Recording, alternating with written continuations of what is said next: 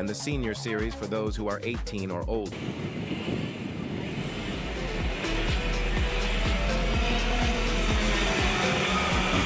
And we are back, already underway. Welcome here behind the paywall at Kart Chasers. We are back underway for heat number 3 of VLR Senior. Things going very quick, and already in the back around, but up front it is Ingrata, DeLeo, Pollock, Lilleberg, and Paglioli, your top 5 running through. And I tell you what, this is going to be real competitive run. Again, this is all the marbles running through. They've had one practice session this morning, and we throw them right into the thick of racing as they come through here for 10 laps of action here with VLR Seniors.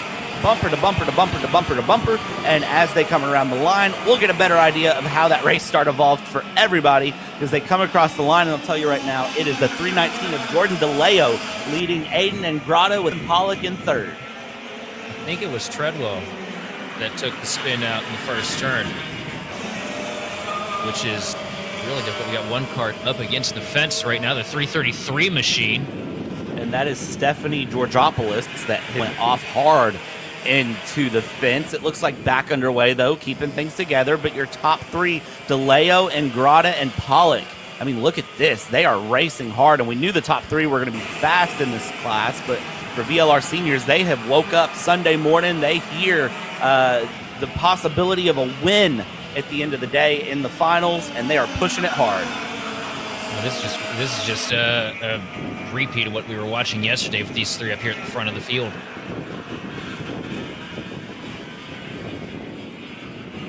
Another kart. Surprised. Ingrata seems to be keeping his tricks, hidden right now as he toes the line behind the 319 machine of DeLeo. I think Ingrata, this is the thing that I noticed with the seniors in the Masters category, much more over juniors and cadet classes.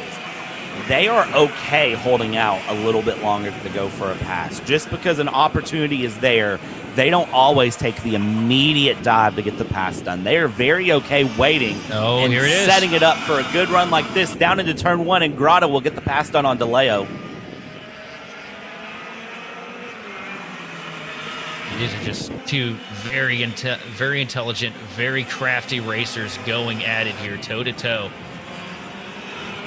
Don't be surprised if you see that lead change about 4 or 5 times when we throw the checkered flag here for the heat. And don't be surprised if Pollock gets in the mix as well, because Ethan Pollock just kind of sitting back there, patient. Again, this is the thing with seniors and masters over juniors and cadets. Patience is being shown here for that 304 of Pollock. How long the patience stays, I don't have an answer, as we're 6 laps to go as they cross the line. First and second trying to run away here. And Grata, DeLeo are really trying to open up a gap, but Pollock will come back in the mix soon. Don't you worry. Down the inside through 4. That is a brave place to make a move. Switch back into 5. He gives him the bumper. Bumper run through, hard hit, and looky there, Pollock just opened the door, runs it through. I mean, how much action can you have as they go? Look at this, and now it all settles through. I think Ingrata back up into the front there with Pollock and DeLeo, first, second, third now. That's impressive. I want to say, wasn't DeLeo in the solid white cart? It is DeLeo in the solid white cart. Yes, you were right. Ingrata down into third, and Pollock, I told you patience pays off, up into second place, but that is, I mean, it's opened up the gap between the top 3 considerably, but do you think it'll close up again? Because I think my obvious answer at the halfway point is yes. And look at how much yaw is in the cart for DeLeo, running this track just about dead sideways through the more technical corners. Man out there trying to get everything he can out of that piece of machinery beneath him, and he's doing a good job of it as he pulls an advantage over second place Ethan Pollock. And as they continue to pull that gap here, let's check the gaps as they cross the line. 0.8 of a second now. The gap between the top 2 of DeLeo and Pollock, and Ingrata there in third, a second back off of Pollock. So that'll open things up and allow the leader a little bit more breathing room, at least for now here, as DeLeo continues to push and try to find the time here and try to just continue to set the momentum, set the pace, and ensure that Pollock does not catch up there in second, because Pollock very clearly is willing to make the move and can make a move stick. It's just a matter of, do you want to let Pollock do that? I think the answer is no.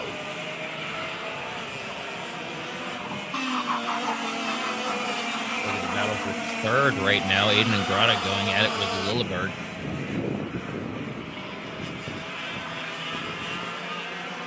Come here. Oh, and Lilleberg, big slide. At the 391. Sorry, that's Don Vito actually in the 391 that had the big slide there. My bad. Win. That position behind. Lilleberg going to lose the position. As Preston Don Vito going to take over the fourth spot.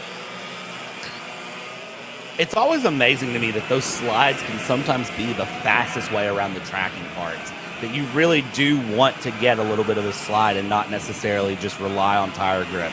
That sliding through can help you find pace and go through, because it's counterintuitive to my brain, at least, for some reason. I know it's not that counterintuitive in the cart, in the seat, because even when I drive carts, the rental carts around, and I'm racing family members and just trying to remind them that, hey, racing is my thing, not theirs.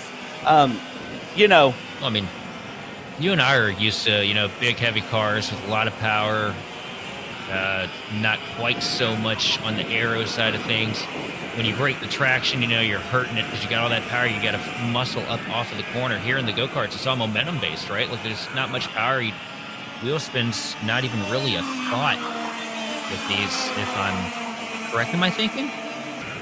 Yeah, I would say it's all about how well you can ship it and launch it. Absolutely that. Final lap here on the track as we go through. Jordan DeLeo is currently in the lead there by a good chunk. Ingrata in second, Pollock in third, Don Vito fourth, and Lilleberg top five as they stand. And as we run through, trying to find just those final times. Jordan DeLeo, just really trying to hold on and run things through. Had a great pass there. Great battle up in the front with Ingrata and Pollock and Don Vito. I tell you what, that's going to continue through, but for Heat 3, DeLeo will get the win. Ingrata in second. Ingrata the fastest car on track by a considerable margin, by the way, so that will be one to keep an eye on in the pre-final and final. Pollock, Don Vito, Lilleberg, Silveria, and Pagliaroli, your top 7. Posick, Mrak, and Shimbashi, your top 10 here in VLR Senior. And next time we see VLR Seniors will be after lunch, after Heat 2. They do not run again until they run their 12-lap pre-final. So they've got plenty of time to relax and get set up as we get ready for the Mini Roks here to run their next Heat session. Say hello to the Mini Roks on track as they get ready for their 10-lap Heat to come up here for the Rok Heat Race 3. Probably the favorite right there, Asher Pavon. Look at that. You can tell, look at that. He's just got ice. There we go. Oh, I thought he was going to give us a wave. He got a high five instead. You can tell there's ice water running through that kid's veins right now, though. You can see there our pole sitter get a little bit of the talk here, get set up. Roks. That is going to be George Ho in the pole position, I believe, going through as everyone is going around. Marshall's getting ready to send them out for their formation lap and get things ready to go. You can see everyone, kind of giving runs there. The Pavons all helping each other out as they go through. They're going to jump on the track quickly. Fist bumps aplenty, and there it is. They're released to go on the track and get ready to run their 10-lap Heat 3 here for the Mini Roks. And yes, this is Heat 3. This is the continuation of yesterday. Yesterday they ran Heat 1 and Heat 2. Today they run Heat 3 pre-finals and finals, so no qualifying for them. This is basically the only time they've gotten on track beyond their warm-up session, as look at that massive slide coming through from the carts behind. It's still feeling like it's 40 degrees out there, so they are sliding. They're getting all of the temperature they can into those tires, so that way they can hit turn 1, lap 1, and take off. Caution flags at Dover. Trying to get all the marbles off the tires. That was some aggressive sliding there out of the that cart. I want to say that was the 130. I believe that was here as we go through. Francisco going through as they cross the line. This will give us a good idea of who's where with what. Pavon, of course, starting in 4th. I believe it is the 130 of Francisco in the lead there as your leaderboard currently showing by number order and not by actual track position. We'll get track positions as they cross the line and get it set up appropriately, but all eyes on that 154 they are in 4th place. That will be one to watch here as they're being told to slow down, come across, and they did not throw the green flag because that cart in the front, I believe that was actually George Ho or Thomas Dew just completely jumping off, so they'll tell him to set it back up and get going again as they jump the tram lines way too early. Yeah, I know somebody that wishes that they could just wave the caution and let it go back how it is. Bond's already found him. Yeah, he already found himself up to the front. Such a great jump there from him, and we'll get things set back up as the caution flag is being waved. Everybody will set it back up for another run there as you can see the field forming up. But then the top two there, the 154, the 130, they were way ahead, and now they're stopping the carts trying to figure out, hey, where did everybody else go? And there they go. They'll get back into position and set things up, and now they've got to figure out where to go. We may get one more formation lap out of this. We'll see how they go coming across down the start-finish line, and they got to get it in the tram lines. Can't jump the tram lines too early, and you can see being given, hey, slow down, slow down, slow down, slow down, slow down there from the marshal. Green flag out. We're underway here around for Mini Rok Heat 3, and it's already hard action. Pavon there into 3rd already off the bat, side by side for the lead between Kishin and George Ho. They'll go and down into turn 4 for the first time. The 154, massive shot to the back there of George Ho. Point right now. Don't want to look behind you just yet, though, because there's a very hungry Asher Vaughn picking up the 2nd place. Now side by side, huge crash in the center of the track here. That is the 149, the 139. That's 4 carts in the mix of that. The 149, the 139, I can tell you, though, Hinku in there. And that is Wyatt Smith, who was running 5th place, that got caught up in that. A couple other carts mixed up, but all eyes back to the front. Top 4 trying to run. Your leader as it stands is going to be coming through, and Aiden Kishin in 2nd place, Pavon in 3rd, George Ho in 4th, currently as it shows, but actually I believe that is 1st, 2nd, 3rd is the 154. We're going to go 3 wide through turn 5, hard hits going through, and now there's the bump, trying to get some extra speed out of that 105 cart of George Ho. George Ho fighting for a win here with the 180 of Kishin and Pavon, your top 3 separated by literally nothing. Was amazing. That 3 wide move down to the middle, to the bottom. It didn't necessarily work out to keep him in the lead, but here we go. Here comes Pavon with a shove to the back of George Ho. That was an incredible move, though.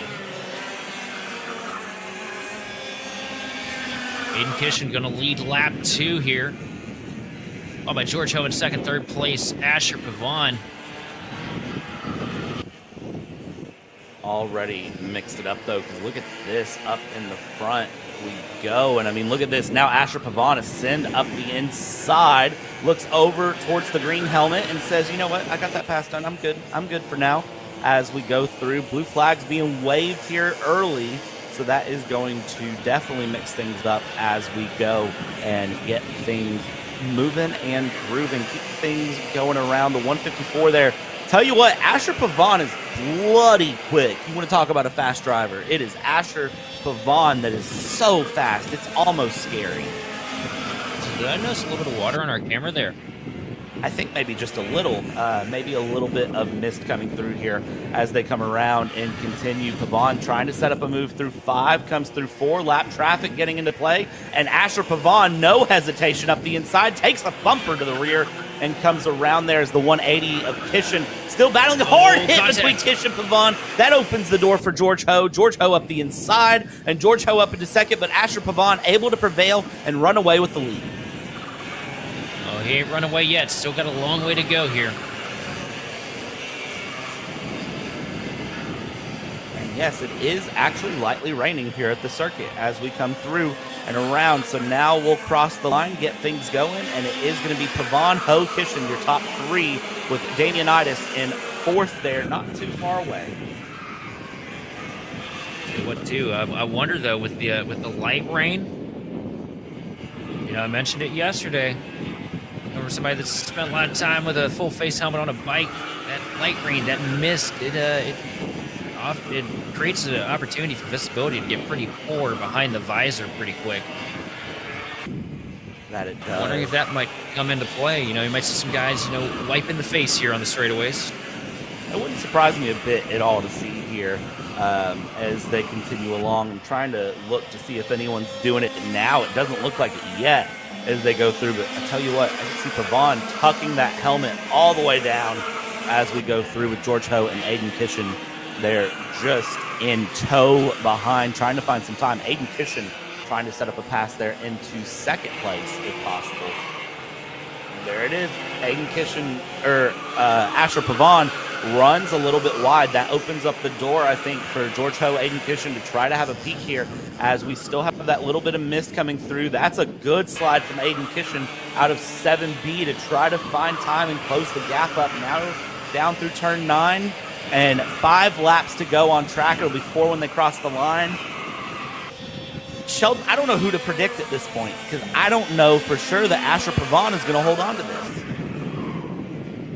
Putting a hurting into Asher Pavon's lead here, getting up to the back bumper, now into the first handful of corners here. He's been closing the past lap and a half. He's getting right there. He's just a card length separating your race leaders here as we work ourselves downhill. Tell you what, that would have me nervous. A little bit of rain coming down. You know the track's going to start getting a little bit more on the free side of things. You're going downhill full send into a corner. It would be too, but I tell you what, it's probably something that honestly these mini rock drivers aren't even really thinking about. They're probably just okay to be going here as they go. Gap now closing between your top 3, separated by 1 second. Your top 3 with the top 2 separated by half a second as they go. Come around and Pavon opening up the lead a little bit more, and you can see George Ho trying to just find a different line here. They ran practice this morning. Now they're on track as we see a fight side by side there coming through, and that is going to be the 109, I believe it was, coming through of DiDonato getting in a battle with Damianitis as they pass through. That is your battle for 5th place as they stand, doing a very good job of holding onto it while they can. The 113 of Katsukis is in the mix as well as they come across the line here. 2 laps to go, Sheldon. Asher Pavon growing that gap a little bit more, 0.4 of a second that time at the line over George Ho in second.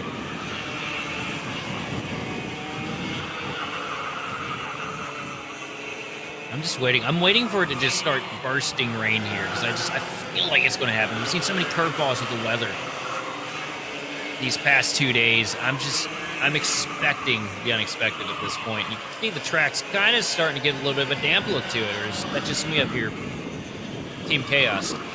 I think it might be getting the lightest of damp looks. I see the hoods have been pulled up by the track officials, so they've decided to pull their hoodies up. So they are, of course, seeing that there is some rain through. It looks like all of the hoods have come up from the family members and friends sitting to the side there as we go through. There's a little bit of a bump here on the last lap. Look at this dive down the inside from the 113 of Katsukis, getting the pass done on DiDonato on the final lap, getting that through, and now needs to survive. Trouble at the front, I think. Something has happened there going through in the Jaden Francisco with a 2.6 second advantage. I don't believe I'm not sure. sure though. I'm not sure. No, that's not. So we definitely had a transponder issue with the 130 of Jaden Francisco. So Asher Pavon still your race leader here. We do believe. And coming through here, crossing the line will be Aiden Pavon as lap traffic is playing in the mix here. And this will be the checkered flag. Everyone waves in and says, yes, checkered flag is here. And coming around, we see everyone finishing it out here around KartStars Canada on this Goodwood circuit. And as it stands, it is showing Jaden Francisco, Asher Pavon, George Ho, Aiden Kishin, your top 4. Christian Damianitis, Max Katsukis, Anthony DiDonato, Yusuf Adi, Luke Bullpit, Thomas Dude, Daniel Hinku, Wyatt Smith, Liam Francisco, and Tristan Francisco, the 14 carts here in Heat 3. We pan back in to the bullpen, as I'm going to call it, if you're a sports fan in any way. Well, in the bullpen, what do we have ready to go right now? KartStars Senior for Heat 1, and they are released before I can even ask for a wave. Not a single wave. Look at the amount of cards, though. Anybody else on the grid wave at us, though? Probably will, and Nope. Not the first one. You know what? See how it is. Look at that. You see the water droplets already starting to build on the camera now. Let's see as they come through. I mean, this is a massive, massive grid here. Heat 3 coming through, slightly changing conditions. We have cloudburst right now coming into turn 1. It's going to be a very unfortunate affair for this entire field. This is going to be an interesting one to watch. And I'll tell you right now, looking at the radar doesn't even tell me it's raining. So I'm going to stop relying on the radar at all. Apparently Canada weather and Virginia weather are one and the same. We had a day last week, man, where it was sunny outside and it was raining. It felt like from the ground up. It's always that fun weather, and I don't know what to think about it. But of course, again, we're just right on the other side of Niagara Falls from the Canadian border, so any sort of lake effect conditions going to make things interesting. KartStars Senior 374, the 376, your top two as they cross the line, being given the whoa up, slow down run, and they didn't like what they saw. No green flag sent. I believe Makovskis crossed the line way too early there on the trams, but it seems like not the only one. It seems like multiple drivers crossing the tram lines there early. Caution flag being waved. Initial start is probably one of the most difficult things to get right. Especially when you have 49 carts on a track. In all of motorsports, that's one of the most difficult things to get right. Like the grown-ups struggle with that, and you know, in major league motorsports, I mean, how often do we see somebody get penalized for restart protocol in the Cup Series on a Sunday? I know we can't. It's taken us 20 years. We still have yet to figure out how to restart properly on iRacing. You're not wrong there. I can't think of the last time a restart went right on iRacing, to be honest with you, going through. Let's see if they get it right this time. The 374, Makovskis has the lead there with Valverde in second. Barnes and Cuesta, Moore, and Rayoff Pierce, your top six as they stand. Keep an eye on that 366 with Jonathan Treadwell. Keep an eye on the 316 to Logan Paxa. If they can get good runs, they'll be very competitive. This 49 cart deep field coming through. You could see very, very clearly indicating, hey, here's your tram line and slow it up. You're in no rush. Green flag's there, green flag's out, and let's see how this start goes into turn one. In a green, a little bit of contact there, but the front 3, 4, almost 4 wide. One cart's through the grass. Seems like they settle it out single file. 3 wide, though, through turn 4, the difficult section. Yellow flag being waved there from the marshal at turn 4. It seems like we've had several carts wrecked. 328, 348 is in that as we continue along up front. Try to hold on for it. Valverde, Makovskis, and Barnes, your top 3 as they go, and several marshals running through because it seems like multiple carts out of the 49 possibly caught up in some lap 1 incidents. Look, the lawn sharing. You got a lawn chair to be fast in this class as we go through. KartStars Seniors here going down into turn 1. Your leader, Major Kavaskis, is there, and Christian Valverde in second. Anthony Cuesta in third. Jonathan Treadwell in fourth. Who has slipped his way up in through the mix, started a little bit further back in the field. Jonathan Treadwell already up into the 4th spot. One that I've been keeping my eyes on all weekend. Because he seems to do that. He seems to just, lurk around there through qualifying and warm-ups. And then once you get into the heats and the actual big show itself, he somehow finds his way there before you can even blink an eye.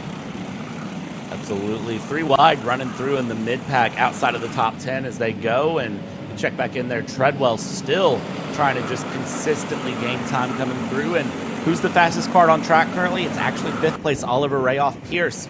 In P5, currently the fastest kart on track is first and second, battling it out, separated by a whole right of nothing. And Treadwell currently has Oliver Rayoff Pierce right on that rear bumper and ready to try to make a move. So top three there have tried to open up a little bit of something of a gap if they can, and then everything from there is just getting absolutely crazy as they go through and, continue through. This KartStars Senior, 49 karts competing today. They've managed to find a little bit of a single file run, at least through the top 20 or so, and they will just push each other while they can. Top three here, keeping the draft of nothing, lawn chairing while they can, and just trying to find time as fourth place through. They're trying to battle it out. Outside of the top 10, there's some battles happening. All eyes go back up front, though, because Makovskis is trying to just run away from Valverde and Quezda if possible. What it's not happening, though, because those two behind him are staying lined up perfect. Using the slipstream, making their life a little bit easier. And just staying in tow, not giving each other too much contention, trying to get to the race leader to make a move on the race leader.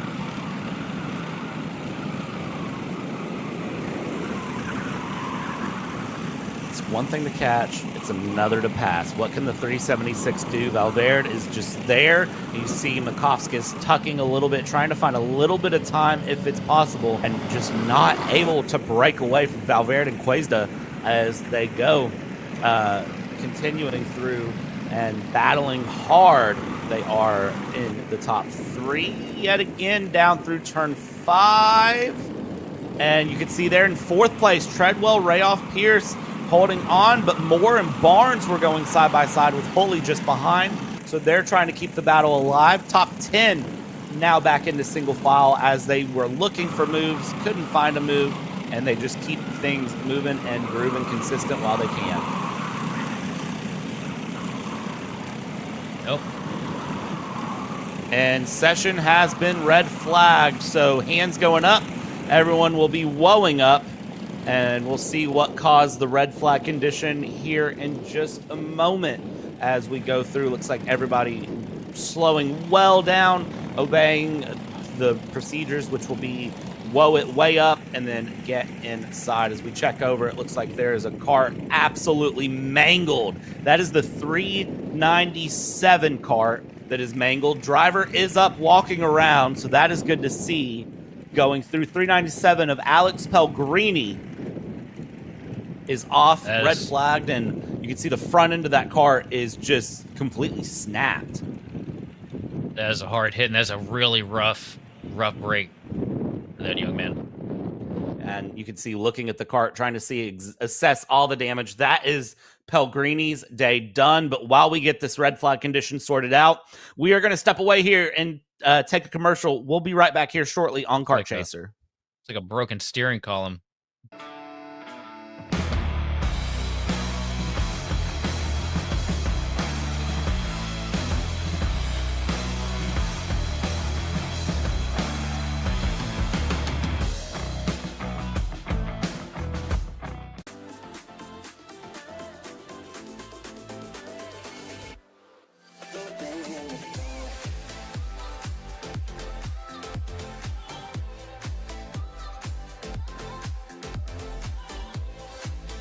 Are you looking to take the next step in your racing journey?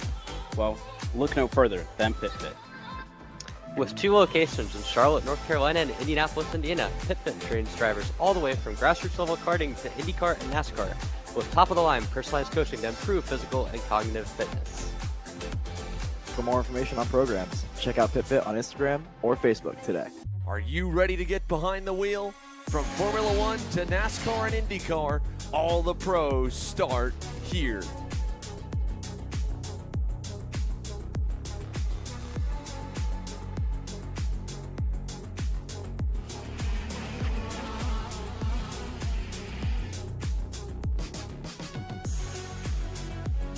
For more information, check us out online at mcckarting.com or call us and go racing today. The K1 Circuit Semi-Pro League. This is a competitive race series with 2 classes. Junior Series for those who are under the age of 18, and the Senior Series for those who are 18 or older. If you think you have what it takes, come out and prove your skills on League Night. Both schedules are live on the K1 Circuit website. Your Kart Chaser live feed will resume shortly.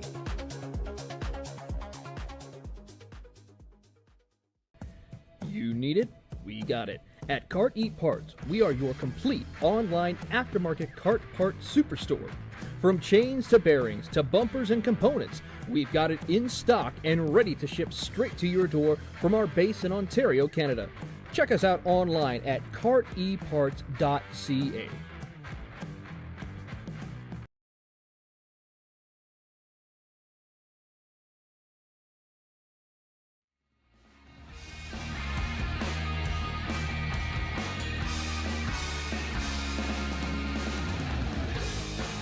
And welcome back, everyone, here to this round one coverage here on Kart Chaser.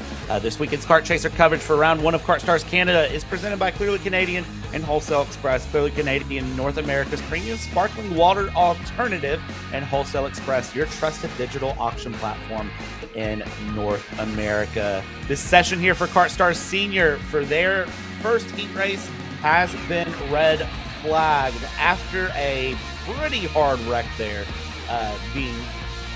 happening early on. It looks like everyone has cleared up. Drivers were all okay, but it did look like that kart had some pretty considerable damage. We saw it before we cut to commercial there. Sheldon, you had the very keen eye, and you saw that it looked like a steering column was broken. And it looked like the rod connecting the steering wheel down to, well, front axle was pretty well bent, so definitely whatever. We didn't get it on camera, but whatever happened had to have been enough for the officials to look and be like, okay, let's make sure everybody's okay here, because that was significant contact. Thankfully, driver able to exit the vehicle, walk under his own power, so everybody's okay.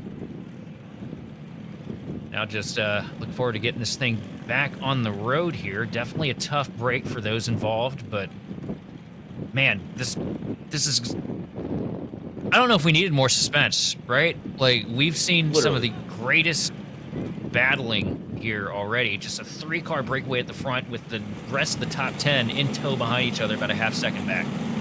Now everybody's got a little bit more track time. Tires heated up a little bit. Engine's warm. And now we have to flip the switch, start back over from square one, and bring it home. That would do. Everybody bunched back up.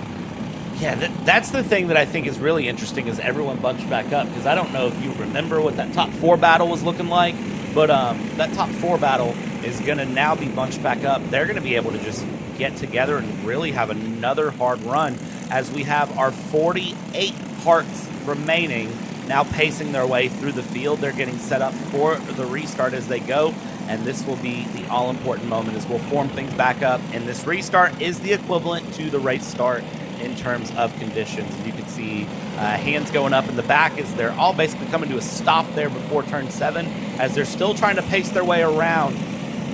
Meanwhile, the front of the field is through turn 9. The back of the field hasn't even made it through turn 7. Track conditions are showing as dry for now, is what we're being reported from the track. So a little bit of possible misting, sprinkling, but it doesn't look like it's affecting the drivers, the grip, anything at the moment as we come through. Race leader Major Makovskis will have the restart control, and we'll get things underway here with 4 laps to go this time by. Lap shootout to close this thing off here. And green flag is out, looks over the shoulder. Everybody underway quickly here. And Sheldon, I got to ask, is this going to be what Christian Valverde needed to try to get this win? You know what? Based on where Valverde was running, how close he was to your race leader, I don't think he really needed the caution. But here he comes with the deep dive down to the inside, using the rumble strips to his advantage. He's going to take the lead with a power move here as he works himself down the hill. Here comes the 3074 back down to the inside, left rear tire, a little bit of contact. And Major's going to fall back in line behind Valverde, and Valverde has the lead for now. And as they come through, looking over the shoulder, out of turn 8, trying to hold on. Battle for 4th opening up now as the 377 gets passed by the 366. Who's in the 366? Jonathan Treadwell. That is a name that we said that you need to watch through the weekend as we go. So just keep your eyes on everything as it happens and comes through. Now they come across the line, battling it out. 376 of Valverde holding on to the lead at the moment from the 374 of Makovskis as they go through, and Quezada in the 377 in third place as they go through. 366 of Treadwell, though, has gotten past and is actually your third place kart. Treadwell might be able to find the win. 2 laps to go, showing currently on the timing scoring page. So it looks like it will be white flag this time by. On the closer, because he's worked his way through this field here in the closing laps up to third place, making moves, trying to get to the back of the 374 machine of Makovskis. But does he have the time to make it happen as they start to battle for the lead? The 374 trying to make a move on Valverde. Not able to make anything happen now as we work downhill into the first hairpin. Up to the back bumper here, and here comes Treadwell looking to the top, trying to set up a switchback. Treadwell now side by side, one kart off into the grass. I believe that was Ethan Moore running off as they go through up front. Valverde, Makovskis, and Treadwell, your top 3. Treadwell trying to find any sort of pace, any sort of momentum in that kart to get something done. Into turn 9, going very defensive is Valverde. Going very defensive is half the field at this point as they run through. But your leader, Valverde, will hold on to it across the line. That 376 kart will win here coming across the line. And Makovskis will be in second. Treadwell able to work up into third here in the KartStars Senior Heat 1 and what's been a chaotic KartStars Senior Heat 1. And Rayoff Pearson fourth. Ethan Moore in fifth. Oh, a 3 wide. Here further in the back of the pack, I couldn't get eyes on who that was. One kart in the grass, but holy, what a battle all the way through the field this entire stint. Insane. It's been crazy battles here all the way through. KartStars Senior really showing up and showing out with this 49 kart field as they will bring it around and come in. Next up on the docket, we go back to the Briggs Junior Lights. So the Junior Lights will now be the next one. Say hello, Junior Lights, as they get ready to go. And, well, they're too cool for us now.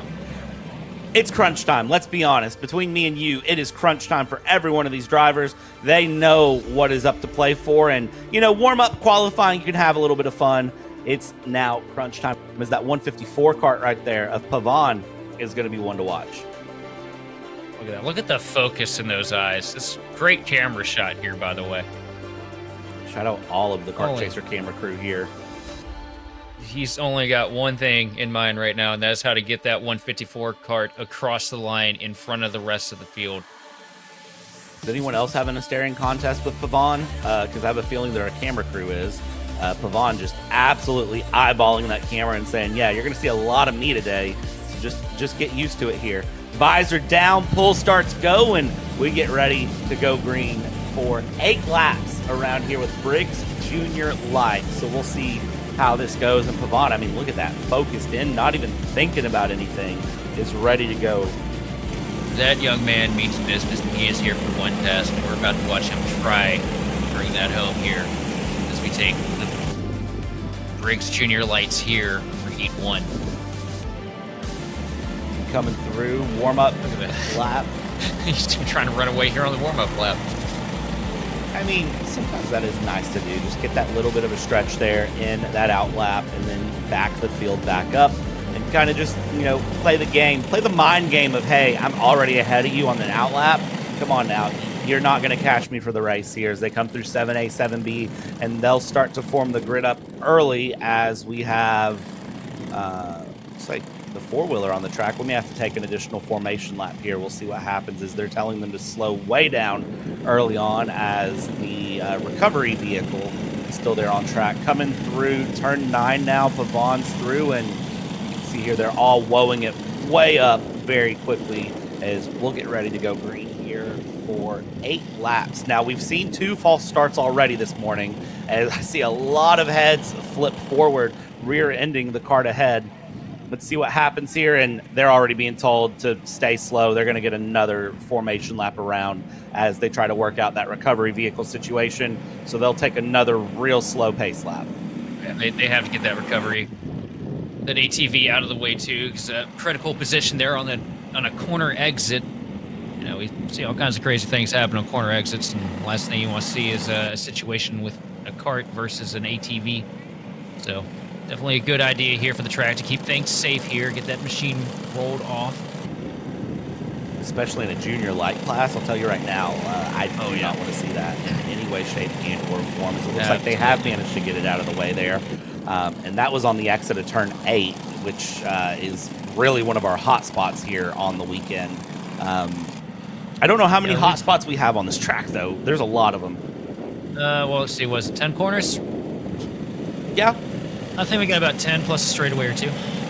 Okay. Glad that we're in agreement on that one there, Sheldon. Coming across. I think we'll get the green flag this time.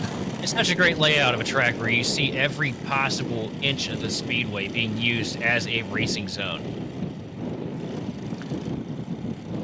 And we're going to see more of it here through the day. We got a good day ahead of us here for this race here around Goodwood Kartways as they come through, being given the motion to whoa up. Green flag is waved. We're underway, and Asher Pavon and Roy Chang very quickly going side by side, but up the inside is going to go Kadimi, getting through very quickly as the top 3 settle it out, but Pavon trying to run away as quick as possible, not able to. 3 wide through turn 4, not ideal back at the back of the pack, but Pavon holding on to a dominating run up front. Vaughn trying to start the day off the way he finished yesterday, up here at the point right now with a kart length advantage over second place Chang.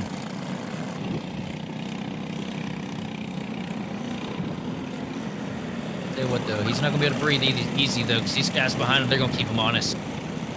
Yes, they are. If they don't get too busy scrapping with each other here, Kadimi and Chang gonna start battling it out here as we come across the line. They'll side by side to the line, and Kadimi, Chang side by side, and a little bit of contact into one, and that 163 to the inside, the 188 to the outside there, and they will settle it back in though, and Pavon will pull a 0.3 of a second gap at the end of the first lap, and they'll just keep things moving real quick for all of them. Pavon trying his hardest to walk away from the field here. Kadimi trying to keep Rich Chang at bay right now. Look a little bit further back in the pack. A battle shaking up right now between the 174 machine and the 177. And this is going to be a good battle to watch as well between them as they go. The 177 of Jacob Creed trying to get in the mix and fight his way forward. Contact out of turn 9. No, they keep it clean. But out of turn 9, we've not seen people able to nail that pass out of turn 9. Because we're going to go 3 wide across the line. They settle it back into single file, though, before they find turn 1. As things sort themselves out here, Pavon, Kadimi, and Chang, your top 3 here, separated by 0.7 of a second.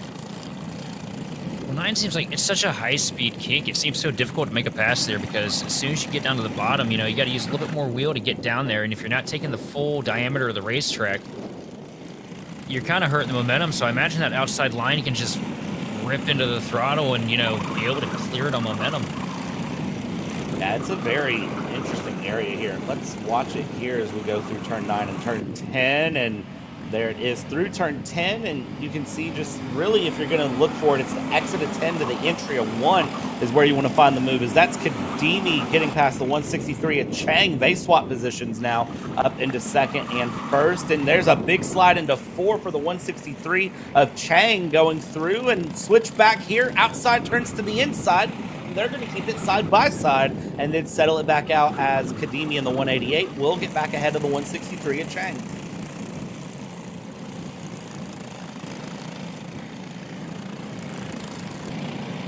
These guys giving it everything they got right now, trying to battle it out for second place. While this is happening, Vaughn is slipping away from the field at a rapid rate. Already up to over a second advantage here at the point, coming to the stripe this time. Right in the telemetry back, it's going to be a 1.6 second advantage as these two are still neck and neck here for second. Going neck to neck, side by side here, sliding the cart using all the grip, all the momentum possible into turn 4. Down the inside at turn 5, but switch it back here in turn 5 we go. That 188, 163, but look what's happened. They're battling, and that's opened up the door. Here comes Chang. That was a smart move on Chang. That was a smart move on Chang's part, though. Did you catch that? I did. He set Kadimi to where he was going to try and outbreak him into the corner, and Chang just went to the outside, gave him all the room to take the dive, and just hit him back with an instant switchback, taking the position. That was a high IQ move out of such a young talent. that one's been practiced once or twice. And look at this. There's the 161 of Conrath getting the move down inside. So now Chang and Kadimi battling has opened it up for Conrath to get a move through and find the position up. And now Conrath will be running forward. So that is going to be an important battle to keep an eye on, as well as they continue to battle and go through this 26 kart field. It's competitive up, down, all the way around as we watch the battles continue. This is the battle for P6, I believe it is. It's just insane. You said these kids are about 7 to 12? Let's see, Briggs Junior Lite, if you are just joining us here, they are 11 to 15, so 11 still to 15. ridiculous. Yeah, that is the level of racing IQ that we're seeing on display here by these young talents is just impressive. Battles right now, continuing along. Vaughn has left the field. 2.6 seconds. 2.6 seconds. And it's probably going to be close to 3 when we come to the stripe this time, based on how fast he's been running away on lap averages. That's crazy that Pavon has just opened that up. But, I mean, you saw the eyes, just one deep focus in them there on the grid. So no surprise to see that open up to where it's at. This 5-kart battle on screen has been really interesting to watch. This is the 111 of Pincerno in the middle of this battle. As we go up, battle for second place, the 161 of Conrath trying to get past the 188 of Kadimi as they go through and not able to make the pass yet. Diving to 4, deep into 4, diving to hard slam. contact there from the 161. That's up into third place, apologies, against Kadimi. He about took Kadimi's bumper with him with that pass, but he's able to make it and take over the third spot here. Amazing there. His last lap is underway, and Asher Pavon is already exiting turn 9. We'll come through turn 10. Asher Pavon showed up with one set of focus in mind and will come across the line to win the Briggs Junior Light Heat 1. Second place will be Chang. Third will be that 161 of Cameron Conrath, and Alessandro Kadimi will be in fourth. So big battles all the way through, but no surprise here. Asher Pavon with a 3.5 second lead for the win. Showed up, showed out. That is definitely going to be one to watch. And it's impressive, too, because it's such a difficult field to get that big of an advantage in. These guys all really close in pace, really close in talent. Warming up the tires before we even start going. We might as well hear Briggs Jr. now going to be the next ones to come up on the track here in the staging area, waiting to be released. We'll see where they go. They're all looking at the official, just saying, hey, can we get on track? Can we run this already? And now they look at the camera. Hello, Briggs Jr. Always reliable for the wave as they come through and go. Now they're released on track here, and we'll see this Briggs Junior category. This is a stacked category as well. A very, very large field of karts. 30 karts coming through. Let's see how they handle this track.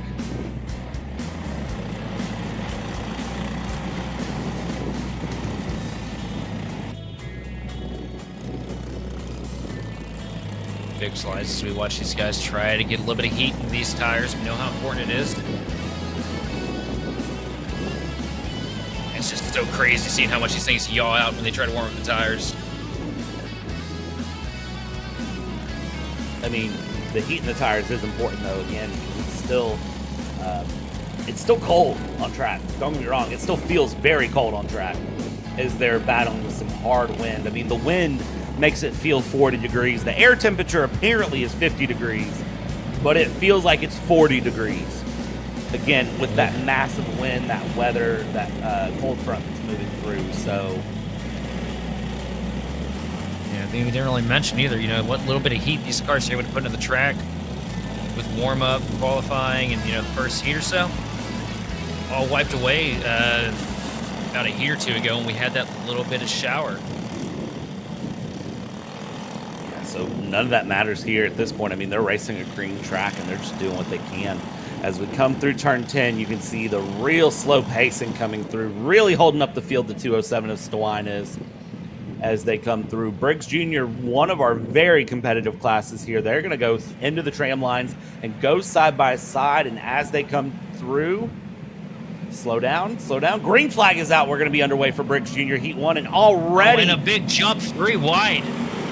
Wow, big jumps coming through, down into turn 1. Everyone holds on. I don't see anything major happening into turn 1 incidents, but turn 4 has been the equivalent of our turn 1 as we see massive dives to the inside already coming through. Up front, though, Stewan trying to run away with it with Seidel in second, and there's your spin. One cut around.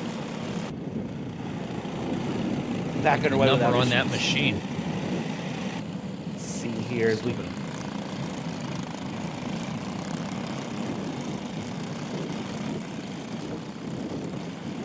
Everybody's through turn 7 and 8 without issue here.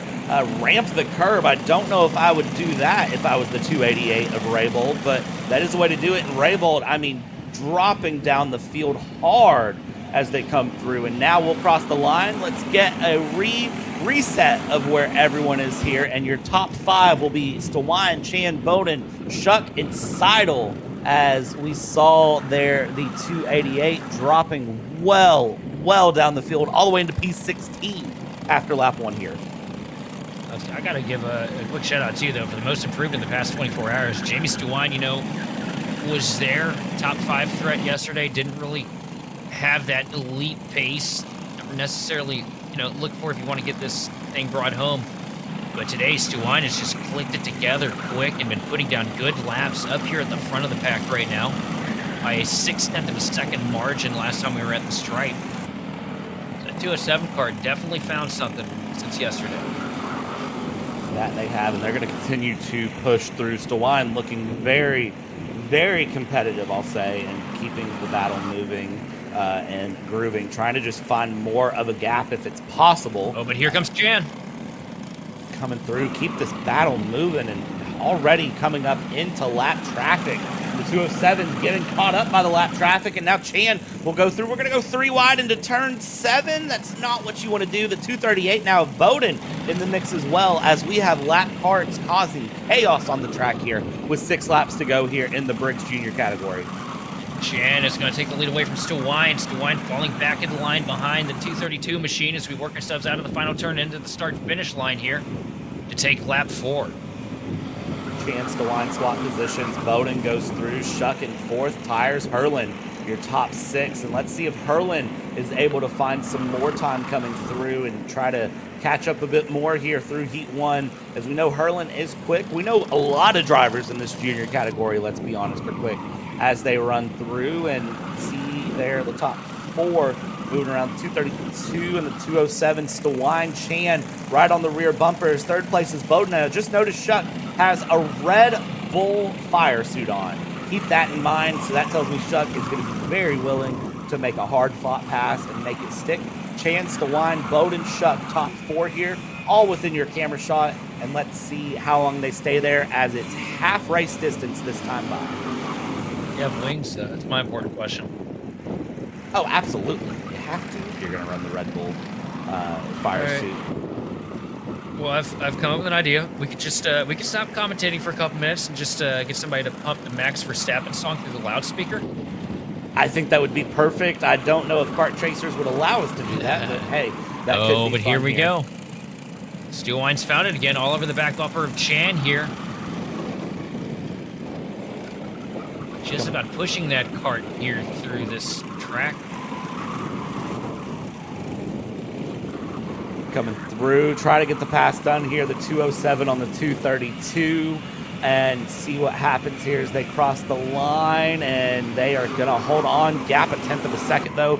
Battles coming through thick and fast. It's setting up turn 4 here, I'd say. Outside to the inside. There's the switch. 207 to the inside, and 232 will switch back out of turn 4 into turn 5. Inside will turn to outside as they come through, and the 207 does get it done. And Stewan will be ahead of Chan into turn 6, but watch that slide into 7. Do we dare go side by side to 7? The answer for now is no. The 232 is still right on the rear bumper there of that 207 cart, but for now, Stewan up in the lead.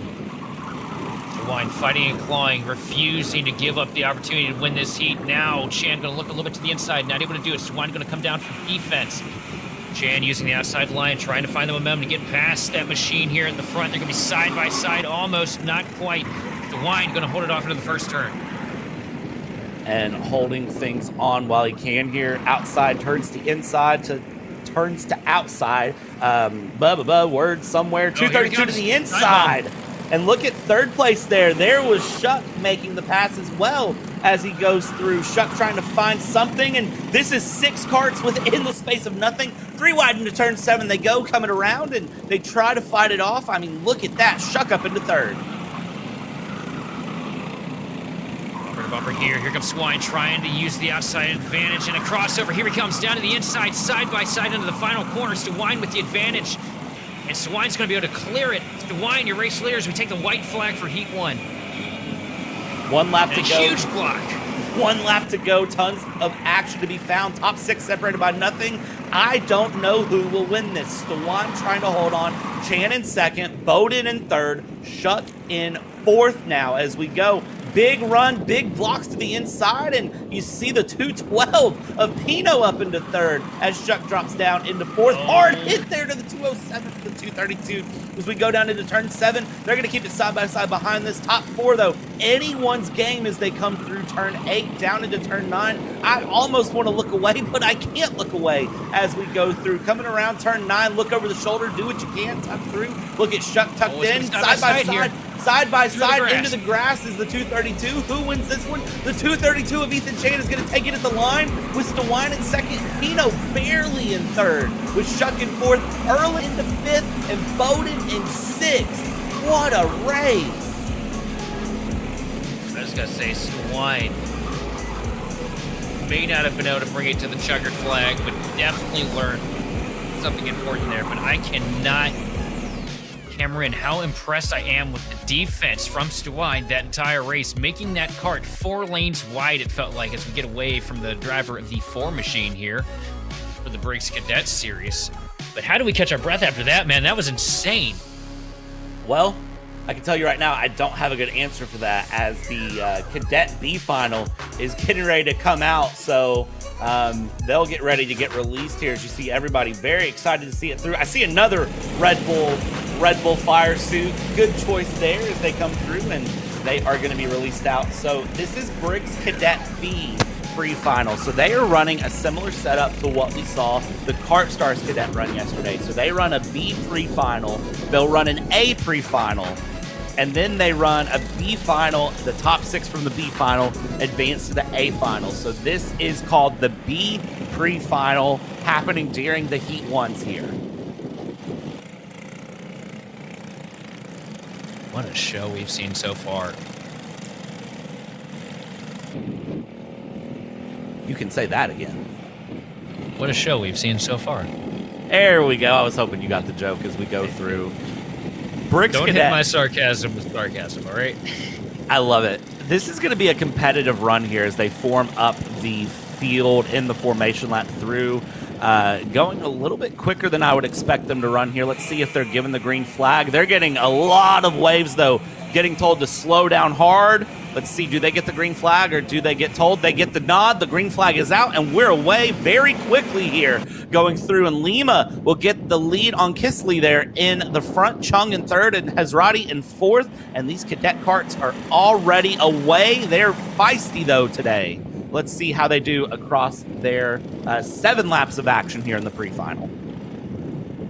Trying to put together the performance that we saw to that 19 kart yesterday. Flawless every time it took to the track. Right now in the lead with the 4 machine of Kisley. Keeping him honest here as he gets to the back bumper. And Kisley And a lot of separation here in the field, though. I'll give him that. Yeah, a lot of separation there, I will say. And I don't know if you noticed that, but Lima's swerving a little bit there with Kisley in second, who's now tucked down, trying to catch up, running through and trying to find something somewhere as we have the number 98 of the track here in a very precarious spot. I think that is Sterling right there. Damian Sterling. That's right underneath one of our camera operators.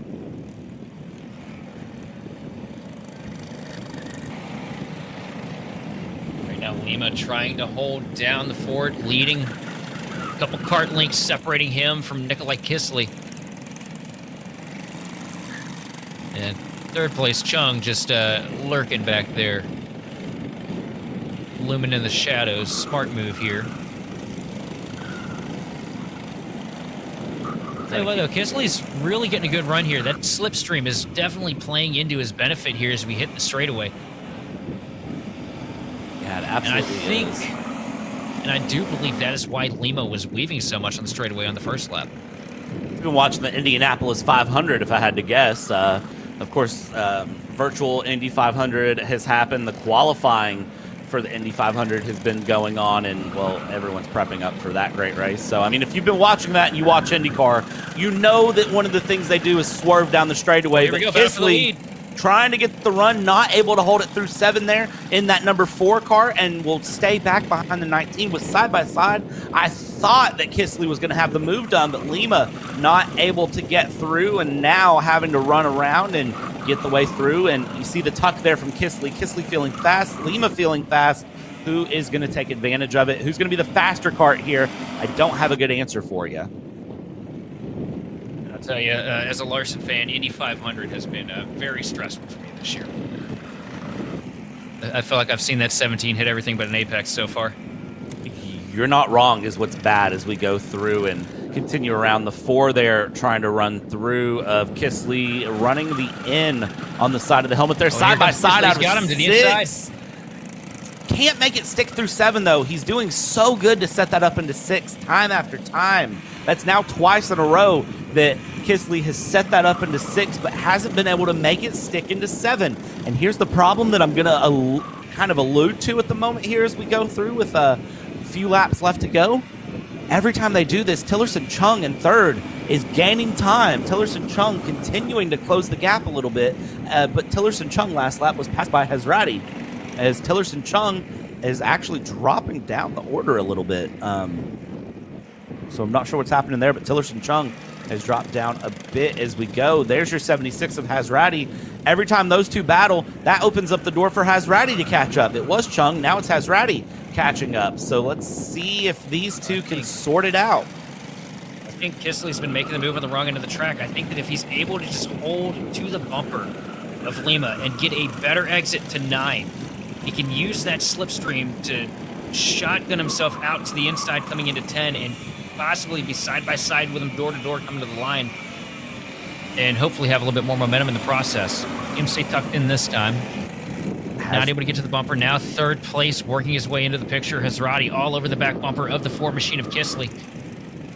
And Hazrati's going to set that one up through 4, looking good. Down into 5. 5 is a good passing opportunity. There's the slide from the 4 of Kisley, trying to get past Lima. Now looking into 6. Going to go to the inside. Again, they go side by side through here. It doesn't stick this time. No, it doesn't. Little bit of wheel contact there, but pushes it back through 7 into 8, side by side into 8, looking beside each other. Now, hold on, you got to get defensive because Hazrati has now got the pass in the 2nd, and Hazrati there with the Lando Norris fire suit on is going to be looking for the run to get past Lima.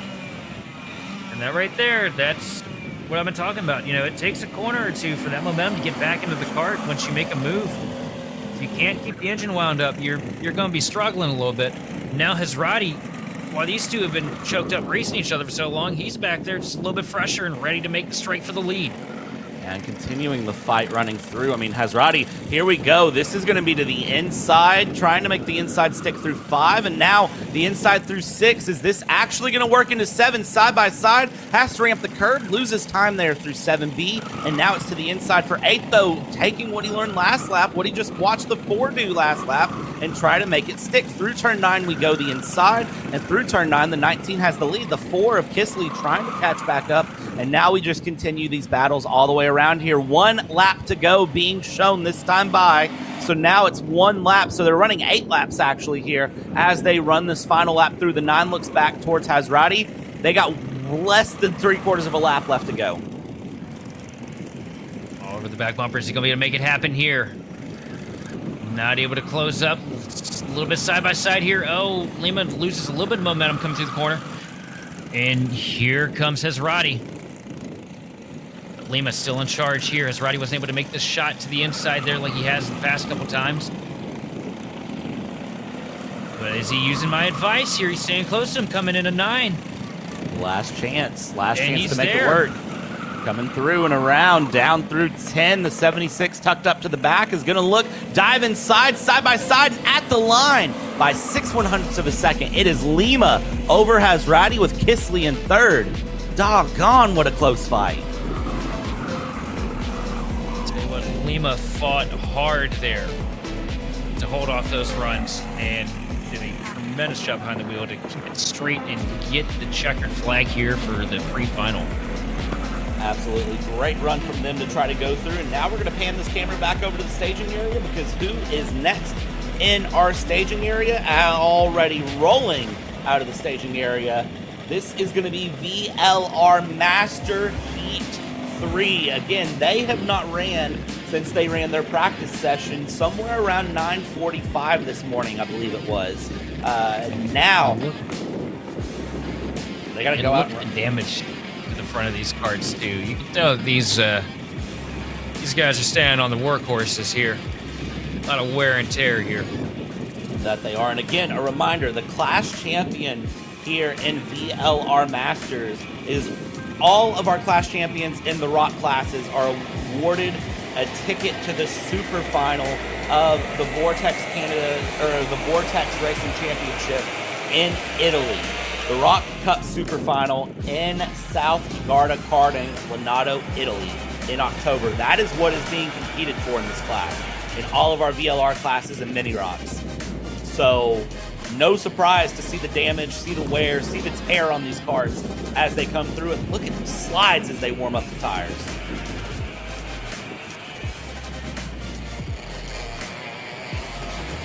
These are trying to find every advantage they can before you even get to the grid here.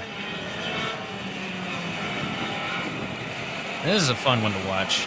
These guys put on one heck of a show. But I feel like I can say that about every series that we've covered here. Goodwood, just something about this place just makes for great racing.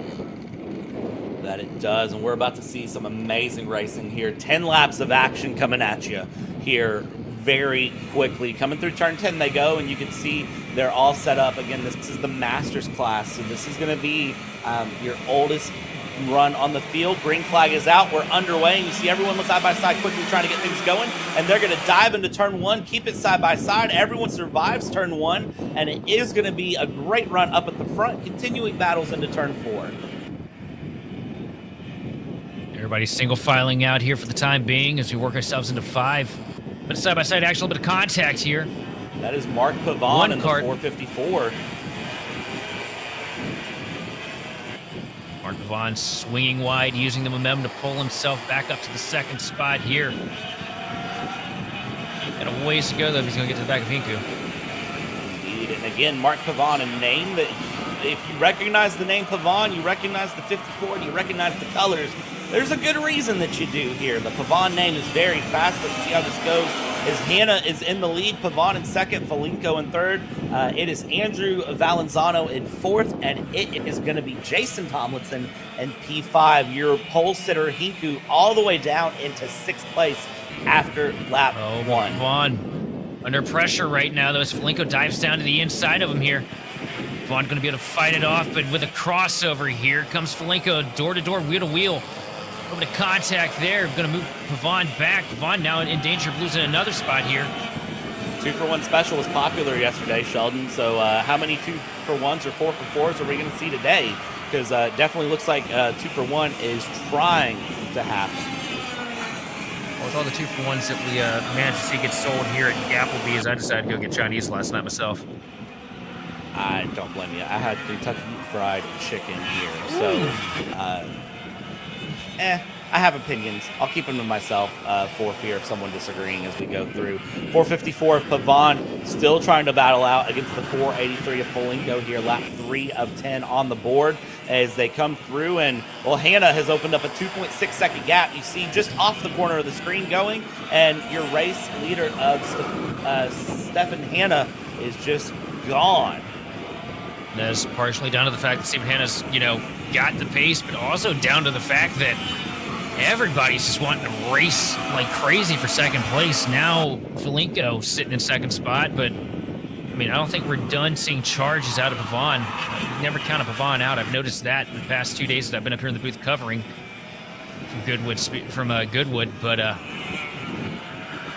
it's just going to make it easier for Hannah to slip away there. Running good times, too. 43-second laps out of your race leader.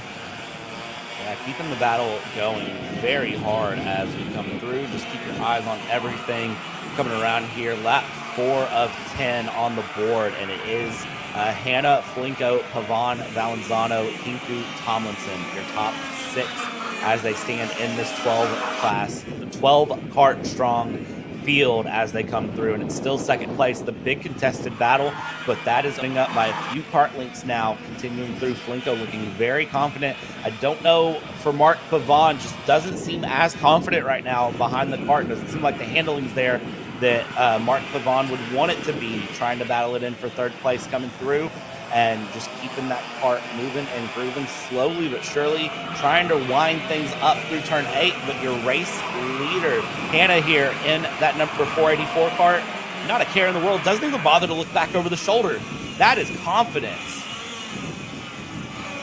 Stephen Hannah definitely has a good piece underneath him here. As you see him walking away now. 1.3 second advantage, just coming back. These guys behind are starting to catch ever so slightly, as it was sitting at 1.8 the last lap.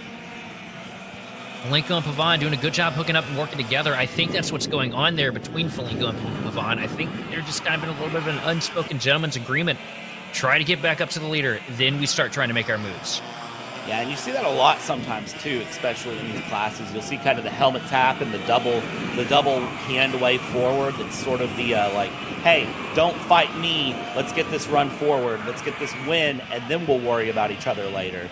And so that definitely is something that could be happening as they go through.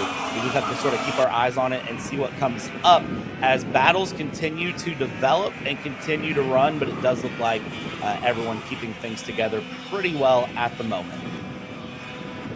And Flinko hit a purple lap there of 42.4.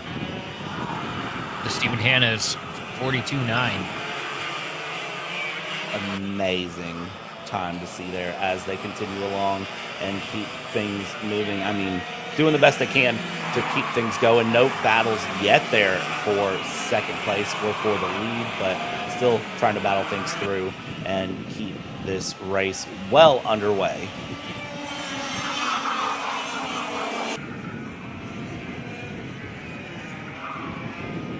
Flinko is there now. Flinko definitely getting there as quickly as possible. Let's see. Flinko up to the back bumper now of your race leader. This race is not over yet. It's nowhere near over here with 3 laps to go as they come through. Bring it around. Flinko looking for a pass here on Hannah. 43-44. Goes to the inside. Defensive run for the 484. Going through. Let's see if there is a pass to be found as they continue along with each other, keeping this battle going. And, well, 2 laps to go. Time's running out. If you're going to go for a pass, I would say you need to do it probably in the next lap and a half. You don't want to get mired there behind Stephen Hannah either for too long, because the longer you stay back there, the more of a likelihood you got of having to deal with Mark Pavan. Flinko all over the back bumper here as he works ourselves through the second half of the facility.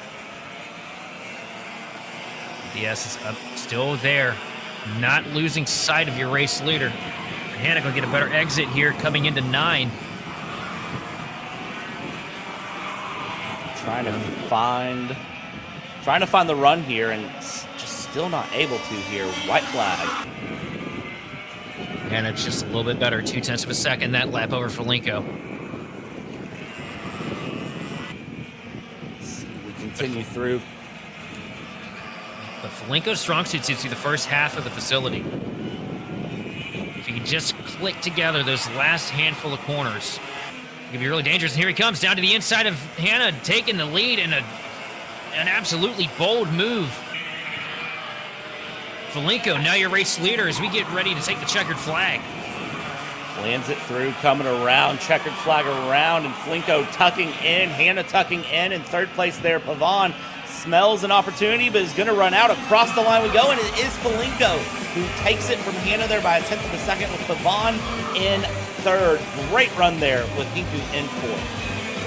Flinko closing a 2-second advantage in the last 4 laps to get that heat win.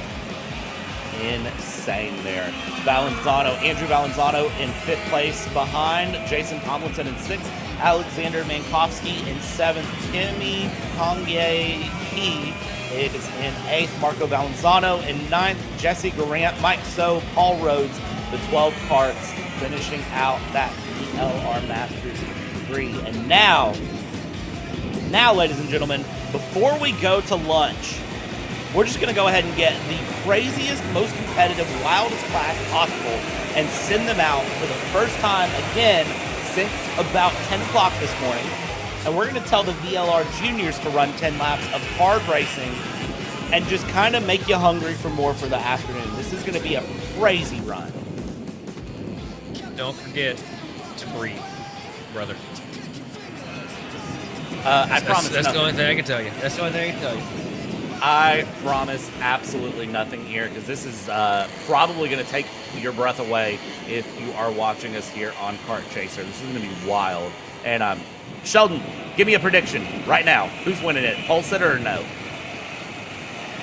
Yeah, I got to look a little bit further in the pack. Look at our list of star-studded names here. I don't know, man. We saw a great pace out of Medeiros yesterday. He's starting 4th. We saw a great pace out of Garrett yesterday, 7th place. Ethan Tyre is also strong, sitting in 9th. I mean, it's anybody's race here. But not taking away anything from your pole sitters, we work into the tram lines. Looks like we're not going green. Oh, huge crash anyway. Yeah, no, they did not let them go green. They were going way too fast for the start. Already multiple karts off, including the 228 there of Moskalenko is off. It looks like all of the karts that were in the front of the field getting sent off there when they tried to slow it down because they knew they were taking another lap. It seems like some karts just didn't realize it. So that puts the 224 of Dionerin in the front with the 207 of Medeiros in 2nd place behind. We'll see how they group things up if they can get it going on the 2nd formation lap. Well, Medeiros being up there in 2nd place right now, that could definitely be pretty dangerous because that kart, we saw it yesterday, a lot of pace behind it, but I got to give it to everybody here in this field because anybody in this, all the way down to the last car in the pack, is a capable enough driver to get the job done.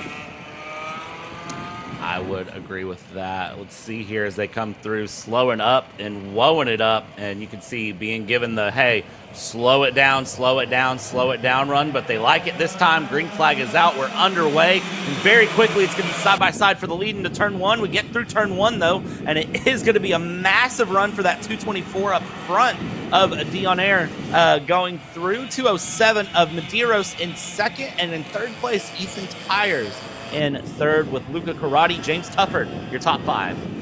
Dionerin with a decent advantage right now. A couple kart links separate him and Medeiros. Medeiros trying to hold off Ethan Tyres here. A little bit of slide out of the 3rd place machine there. Keeping the battles going here. Slides through, trying to find pace, trying to find a battle, and trying to just find their way forward if they can. They want to go for the lead here. Again, this VLR Junior, these are the names that are really trying to cement their legacy here in karting as we go through, and you can see things mixing up quite a bit there in the mid-pack, but up front, it is still Dionerin who is in the lead with Medeiros in 2nd, and Tyres in 3rd, Karate in 4th, and Tufford in 5th, Chang in 6th. Again, this is a class that really anyone in your top 6 have the chance to win here. I would argue anyone in the top 10 are fast enough to win it. It's just a matter of can they get the run through as the gap 9/10 of a second there between the 224 and the 207. Meanwhile, jump back to Karate, who's taking on Ethan Tyres, and they are going very, very close. Keep the run going, and they'll come across the line here. 8 laps to go.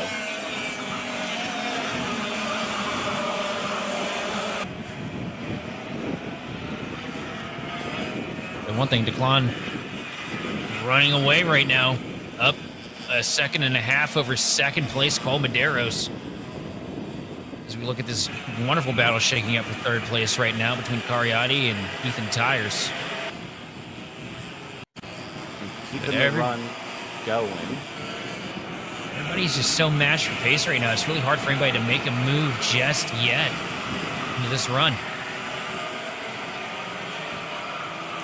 It's so hard fought all the way through this field. Gap up front, though, continuing to open up as they go, as Karate and Tires have swapped position here, and they will keep that going as we look here at the 229, trying to chase down the 207 of Medeiros.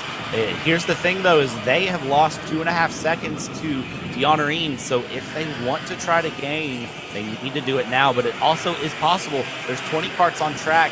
I gotta wonder, is lap kart traffic gonna come into play through? I see a blue flag in hand from an official, so definitely is possible that blue flag and lap traffic are going to become a thing as you see a kart all the way off to the side, getting well out of the way of the pack. They know they're a lap down, not a thing to be done there. I believe that is Lorenzo Pigliero, who is off out of the way. The 229 here of Karate is continuing to battle as Chang and Tufford swap positions there. The 287 of Saraville now in the mix as well.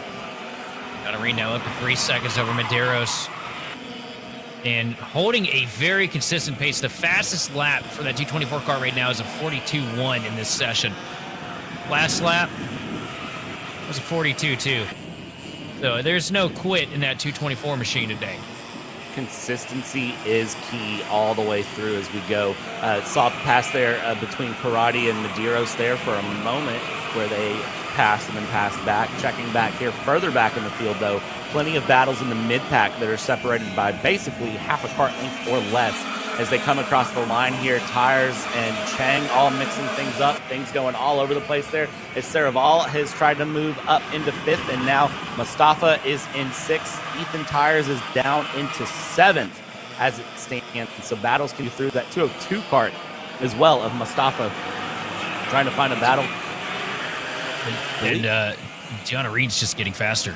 That lap was almost a second quicker than the prior. That is ridiculous. Hitting a 41.693. Declan has checked out at the front of the field. A full second quicker than second. That is insane. Ridiculous here as Karate crosses the line in second now, and still over a second faster. 42.521 last lap was Luca Karate, and a 41.463 for Declan D'Honorine. I mean, I don't know what you can say about that 224, but that 224 has just said, adios, sayonara, see you later.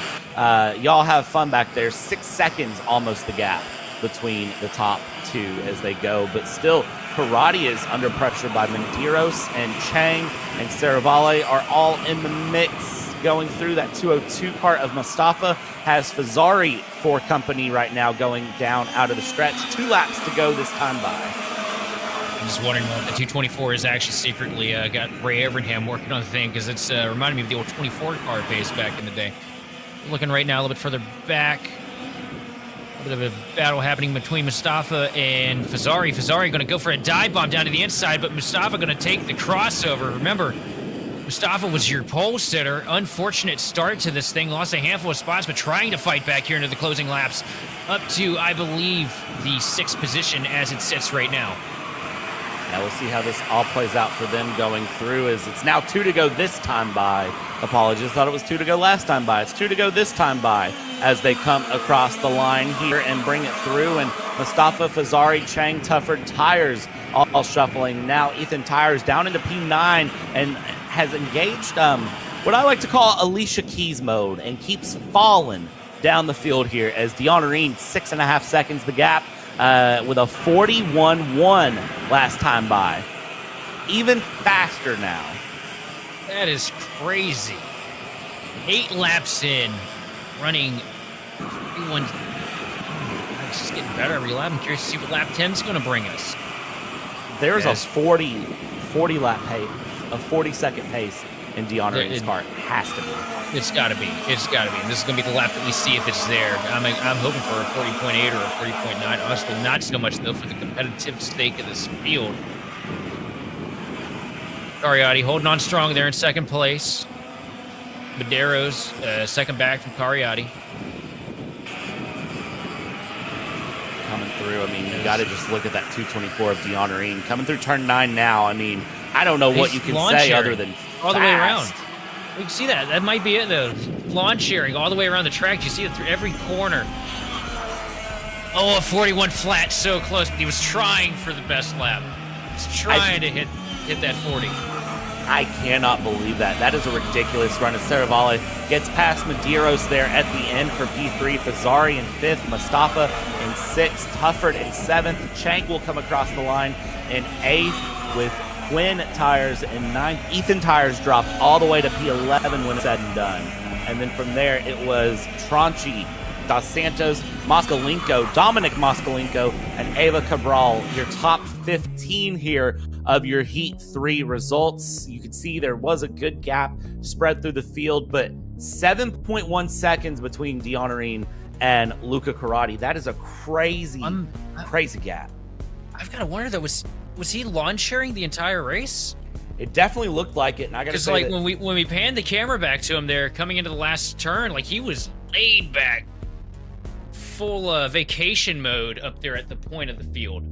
I gotta say it probably was, but we got plenty of action to come up this afternoon. But for now, it's lunchtime. It's time for us to get something to eat, something to drink, and reset the energy levels for the afternoon here. When you join us back, we'll have Heat 2s coming up, and then it's pre-final and final to end this round 1 here today. This round 1 of Kart Chaser coverage for KartStars Canada, presented by Clearly Canadian Wholesale Express. Ladies and gentlemen, we'll see you back here shortly, and when we're back, it's time for more action on Kart Chaser. Don't go anywhere. All the way up to the finish line. Who is it going to be? And it's Sean Perez who wins in Crescent. Ty Fisher wins $1,000 in KA100 Junior. Alex Stanfield played it perfectly here. Told him to wait. Stanfield wins the Duffy in 2024 for TV Karts. Amarillo Kart Complex is now the official distributor for TV Kart in the continental U.S. Become a dealer today.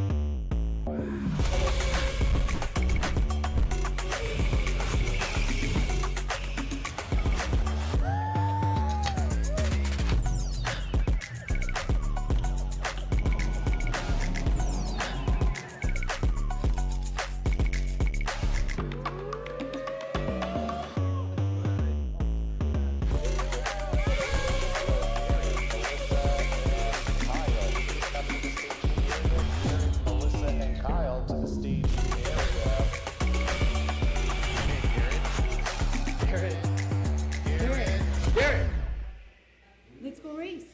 Come on, man.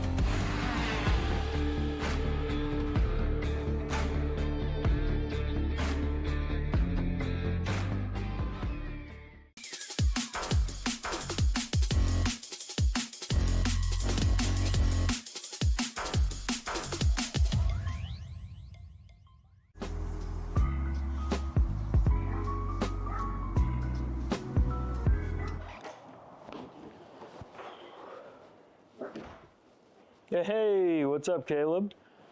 What's up, Brandon? You sound defeated. A long day at the office? Yeah, got stuck at a cat food marketing meeting for like 3 hours. I don't know a thing about cat food, and I don't even work in marketing. And then I got sent on a coffee run like I was some sort of intern. Then at the end of the day, when I want to go get gas, I just realized everything is so darn expensive nowadays, man. Yeah, you got that right. Like, do you have any idea how much we're spending on Netflix? That's like $20 a month. Do you know how much we're spending on cable? That's like $50 a month. But you know what isn't expensive? Tell me. Kart Chaser Premium. For only $9.99 a month, you can watch all the American karting action live from coast to coast. Subscribe and become a member today.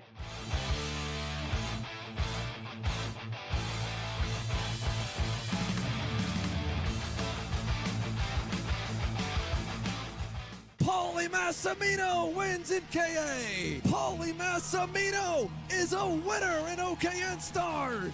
Take your driving to the next level with one-on-one coaching from 2024 OKN Stars champion Paulie Massimino. Kart rental options are available if you'd like to keep yours at home, and drivers in all classes are welcome, from Briggs 206 to Mini to KA100 and X30. With in-depth data analysis, onboard video footage review, and lead follow on-track sessions, each private coaching session will see you end as a more complete driver than when you started.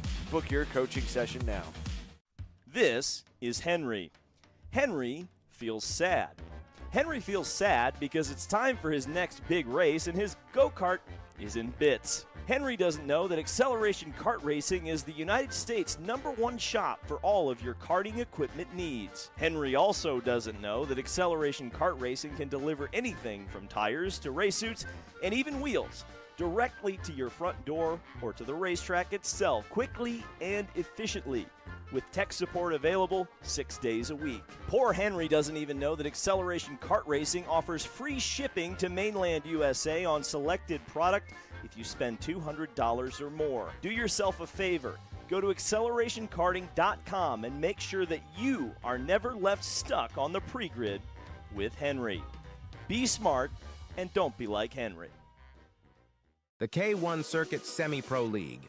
This is a competitive race series with 2 classes. Junior Series for those who are under the age of 18, and the Senior Series for those who are 18 or older. If you think you have what it takes, come out and prove your skills on League Night. Both schedules are live on the K1 Circuit website. Your Kart Chaser live feed will resume shortly.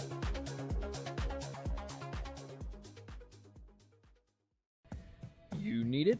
We got it. At Kart Eat Parts, we are your complete online aftermarket kart part superstore. From chains to bearings to bumpers and components, we've got it in stock and ready to ship straight to your door from our base in Ontario, Canada. Check us out online at karteparts.ca.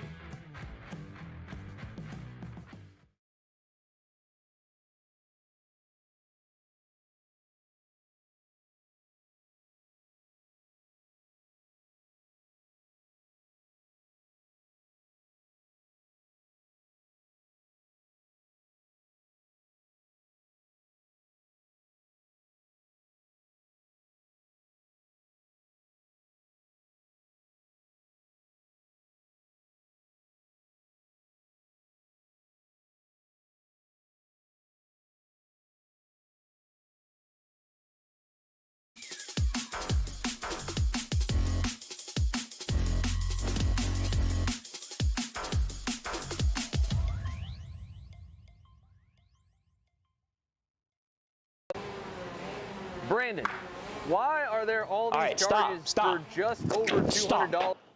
I'm tired of all this Brandon business, okay? Brandon this, Brandon that. Why are there all these expenses on AKR over $200? We know, okay? Take a walk with me. At Shop AKR, they have everything you need to start racing at a very cheap and affordable price. They have MXC rims, they got chains, electrical stands, tilt seats, they got MXCs. And if you didn't know, on top of that, any purchase in the continental US over $200, that's free shipping. Hey, aren't you supposed to be in the AKR Anonymous meeting over there? Dude, I'm doing a commercial. Dude, we have no time. It's about to start. Stop. We all love Shop AKR. Me? More than others.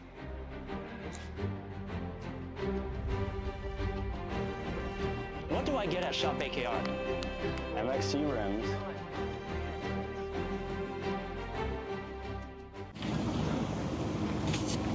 Kyle, what are you doing? It's got my new Greyhound seat. You don't even have a cart.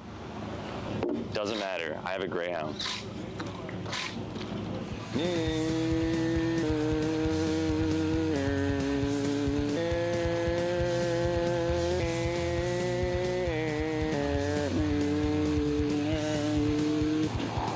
Who the f is Kyle Cuthbertson?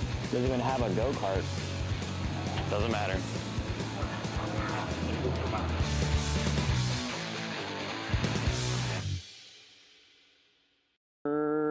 Cuthbertson through on Turney. Turney in the dirt.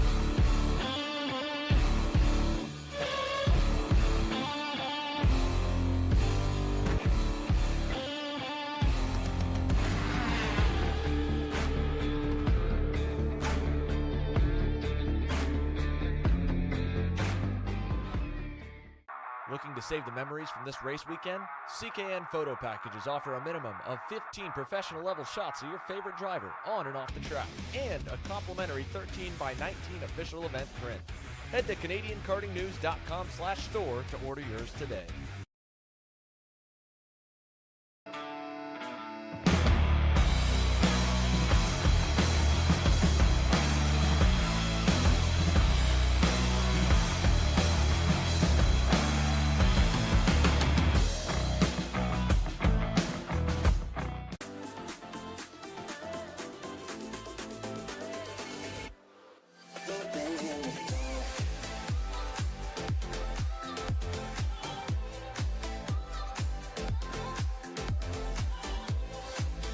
Are you looking to take the next step in your racing journey?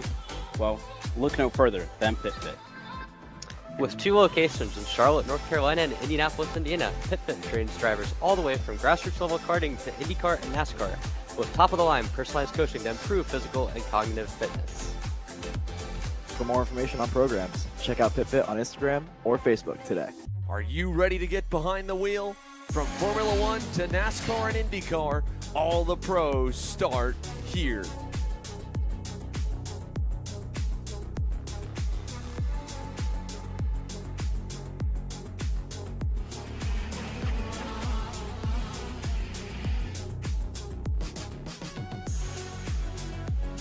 For more information, check us out online at mcckarting.com or call us and go racing today.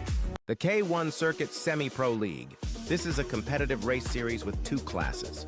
Junior Series for those who are under the age of 18, and the Senior Series for those who are 18 or older. If you think you have what it takes, come out and prove your skills on League Night. Both schedules are live on the K1 Circuit website. Your Kart Chaser live feed will resume shortly.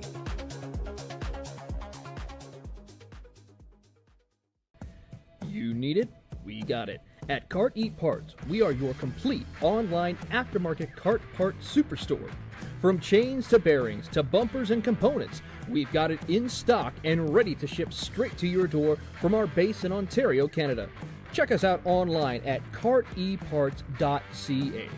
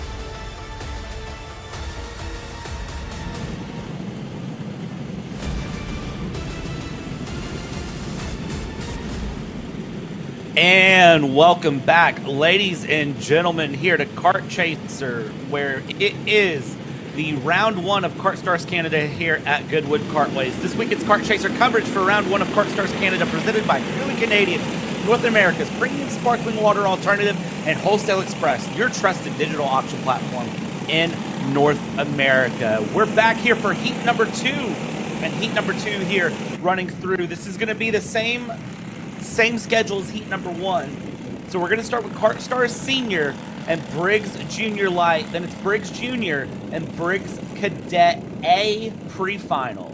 Then from there, we kick off pre-finals and we kick off finals to end an amazing weekend. It's myself, Brad, joined again for the afternoon by Sheldon. Sheldon, I'm excited for some good racing. What about you?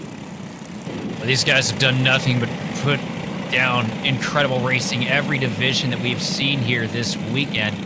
I'm excited to see how we put a bow on this and give her the old finale here as these karts work their way through 9 down the back straightaway, getting ready to roll into the tram lines. We'll see them get the go-ahead to go green here as you see the field checking up here, making sure everybody's getting bunched up nice and tight.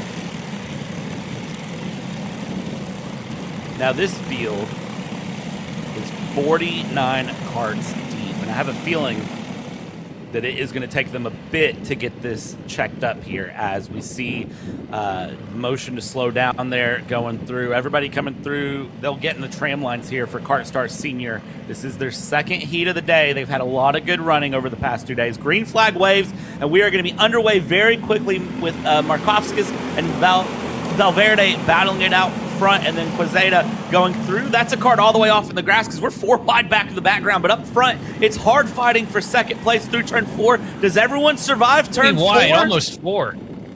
Everyone survived turn 4 out of this 49 kart field. How? We are still 3 wide, too, a little bit further in the pack, but right now up at the front, there's a breakaway as Markovskis is starting to walk away just a little bit from second place Christian Valverde. Quezada also not going to be one that's going to be easy to slip from either, as pass shaking up right now.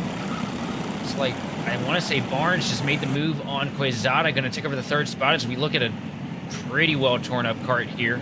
Looks like the 393 machine. That's a big problem there for the 393 as they go through. Pax crossing across, and the 393 will drop down the order. That's Grayson McDonald who is dropped down. It looks like there was another kart possibly involved in that as well, as they are through 7 laps to go now, as they've gotten the first lap under the belt and under the wheels of those go-karts as they go around. And Makovskis is still up in front as Valverde is in second. Barnes, Quezada, and Moore, your top 5 with Rayoff Pierce in 6th. This is a class that, I know we talked about it, Sheldon, but anybody can have a great run and have a great time. It's just all about pulling it off and executing in the end. There's heavy hitters all the way through the star-studded field here for the KartStars Senior class. Look at the battle right here. Out of the inside, the 329 machine making moves. Oh, and around! Oh, that's a hard hit. Backed up into the fence, taking the wall down, but back to the throttle and still going. No harm, no foul, but a lot of time lost there. This will battle for second, or sorry, this is what, 4th, 5th place? This is back a little bit here. We'll double check who this is. I see the 360s in the mix. This is like 4th, 5th, 6th, 7th on your screen here going through. Led off by the 302 of Barnes. So this is 3rd and 4th on the left-hand side, and then 5th place in the center of your screen with 6th, 7th, 8th, and 9th going through as they come around across the line. Everybody holding on. Fastest kart on track was Quezada in 3rd, and now it's Jayden Harry in 9th. So plenty of time to be found here in KartStars Senior as they come through. Continue the battle. 5 laps to go this time by.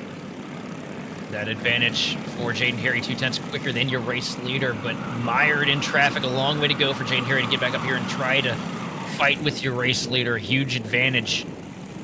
Right now, though, as Makovskis is still pulling away with a 1.5 second advantage over second place Christian Valverde. And Anthony Quezada, 2 seconds behind your race leader. And continuing through, out of turn 9 they go. Look over the shoulder there from the 302 of Barnes, looking back at Hully, trying to see what Hully's going to do. Looks over again as, well, That's not a sight you see every day. That is a driver packing a wheel, as it looks like we've had more carnage here in the KartStars Senior Heat 2. So 49 karts entered. How many will finish? Well, currently at the moment, it looks like only 45 or so. And a last-second dive bomb down to the inside, and one kart off the track a little bit further back. Rayoff Pierce not happy. 360 gathers it back up, gets it back on the track, back in line. Definitely a lot of push to pass being initiated here in the KartStars Senior Division, but not, it's not a button on the dashboard here.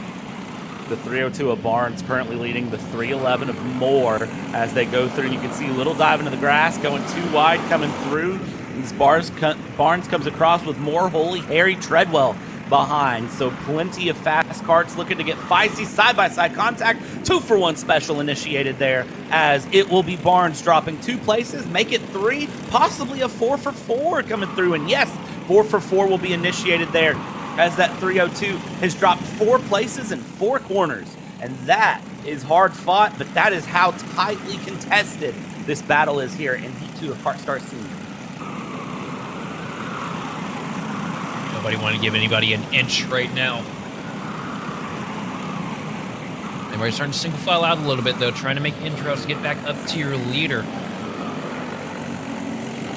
Not quite happening right here as you look at another battle right now. The 399 machine going to toe with the 311. Back a little further up, though. This is the battle for second place starting to heat up. Valverde and Quezada. Quezada all over the back bumper of the 376 machine of Valverde. 376, 377, we'll see how they battle. We watched them battle a lot through Heat 1, though, so I have to imagine this is going to get pretty hard fought pretty fast.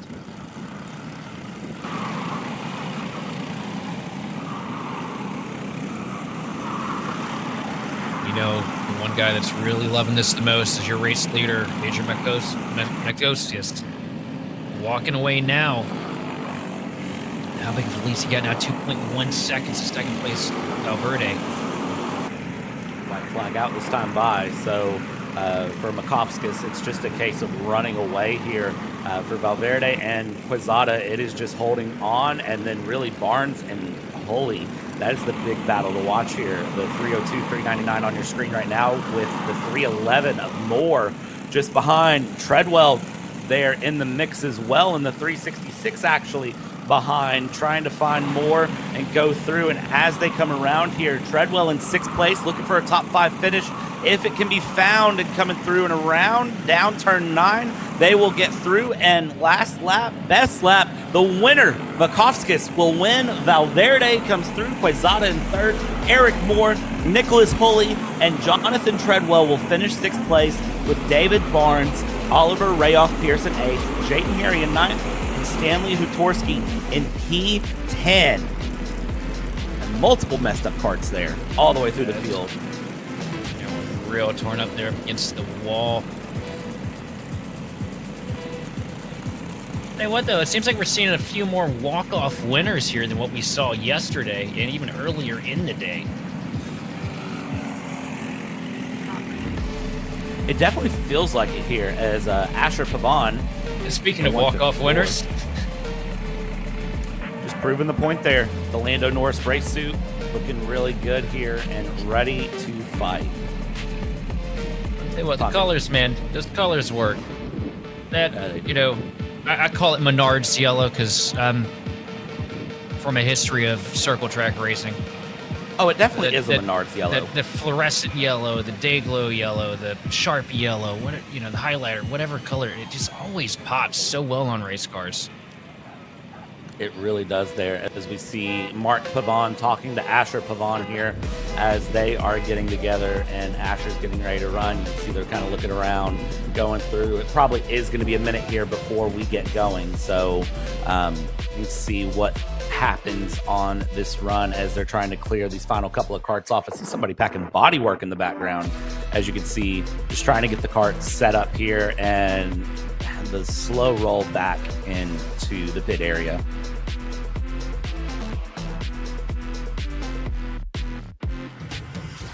I don't think anything works harder than an ATV at either a dirt track or a kart track. You can say that again. Look at him holding his wheel. I mean, they're literally just joking about the wheel as they go through that. I mean, they're talking. Yep. And that right there is how you can tell that even though these guys race each other as cutthroat as possible, there is a lot of... Oh, no. Well... Oh, we got one down. No, go back. That's not ideal.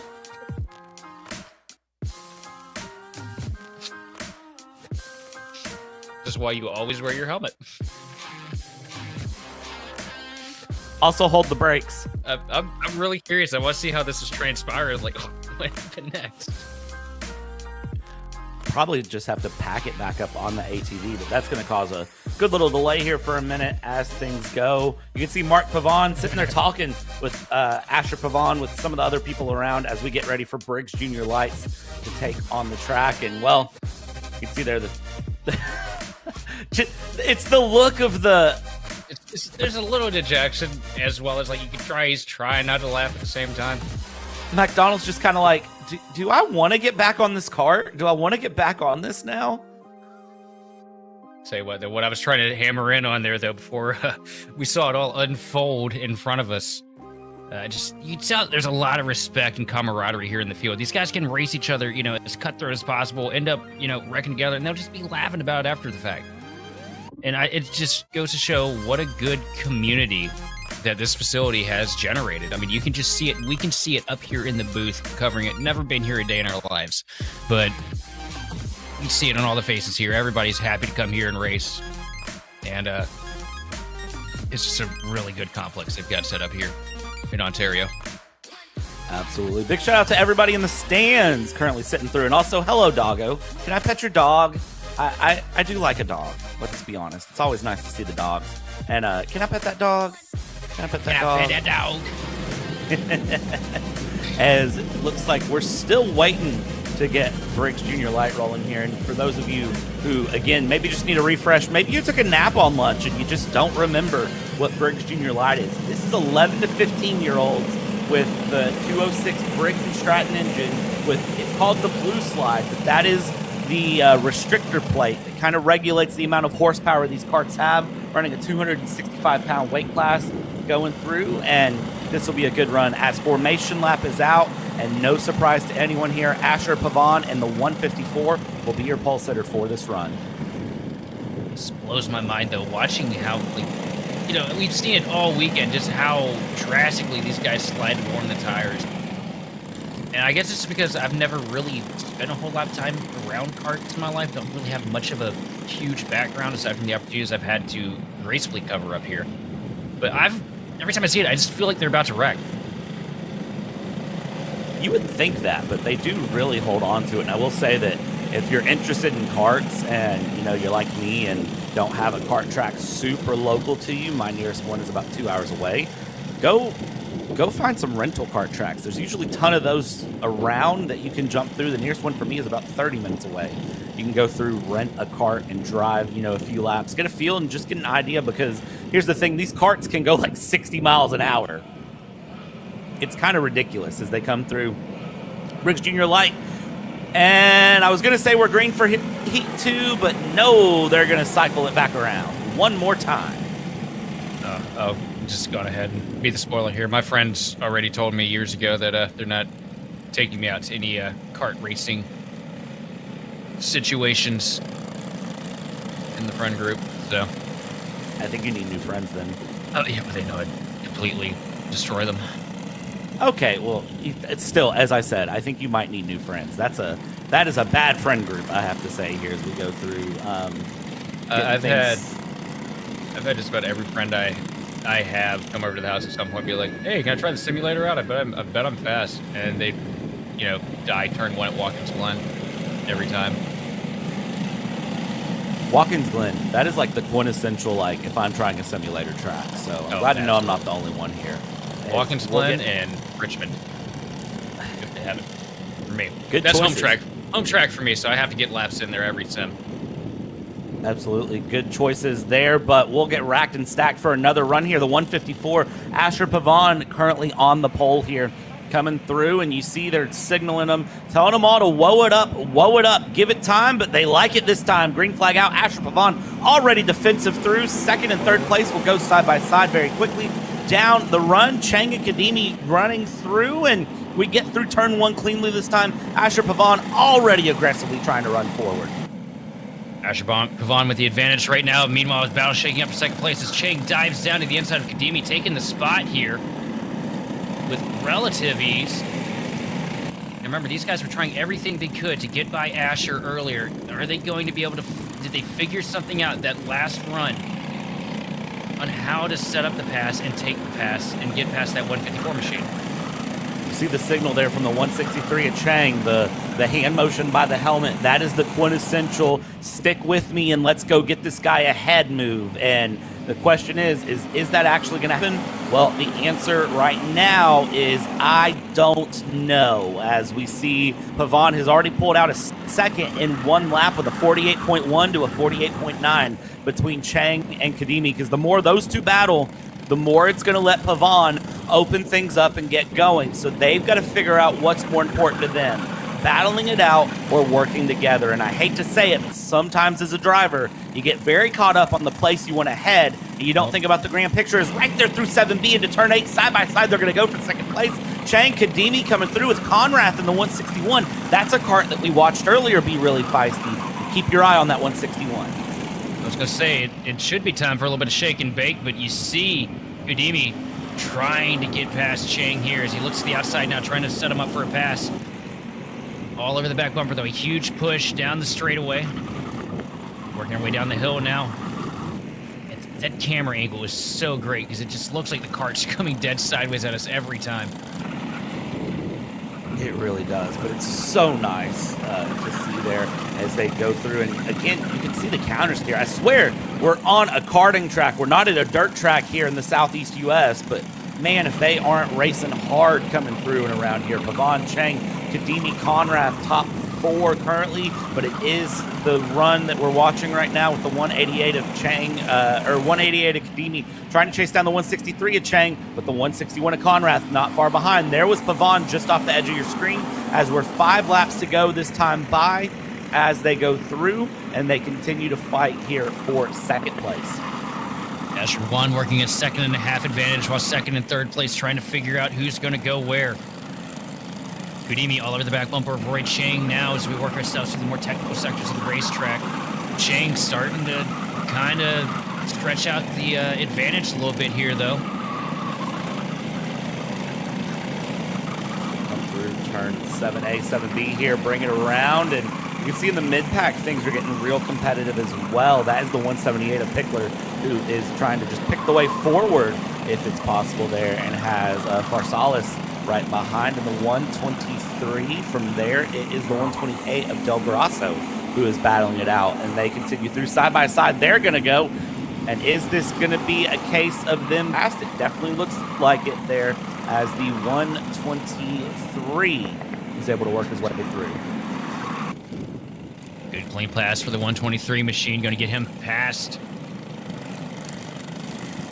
As we look at another battle shaking up a little bit further back.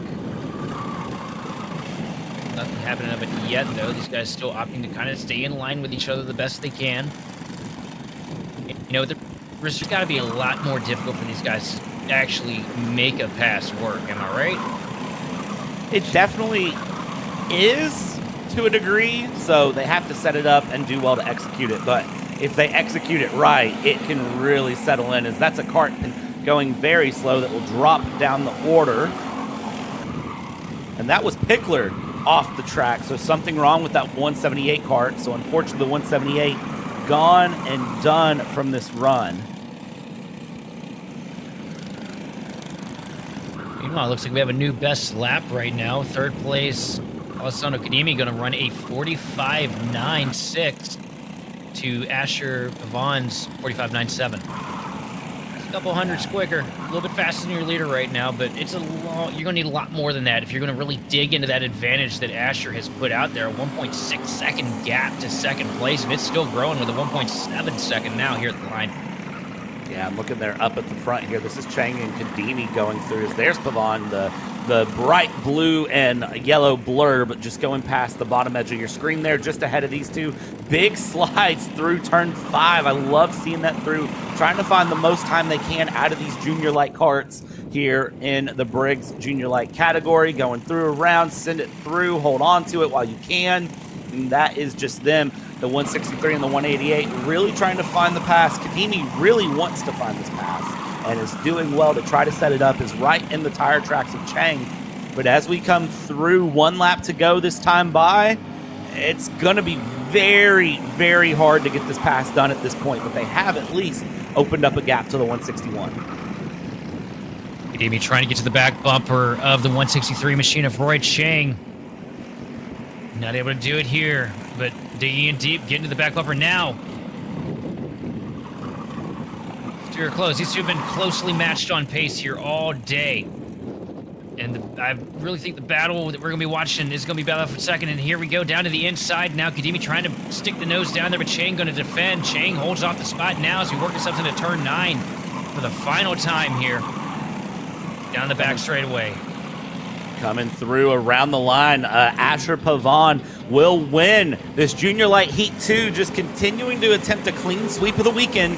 Chang in second, Kadimi in third, Conrath in fourth, and Tranchi in 5th place. Pincero does get past Vifel in P7 and P6 respectively, as Del Grosso will finish 8th, Lonnie 9th, and Jacob Krieg will round out your top 10 here in this Heat 2 for the Junior Lights. And now we go to the Briggs Juniors.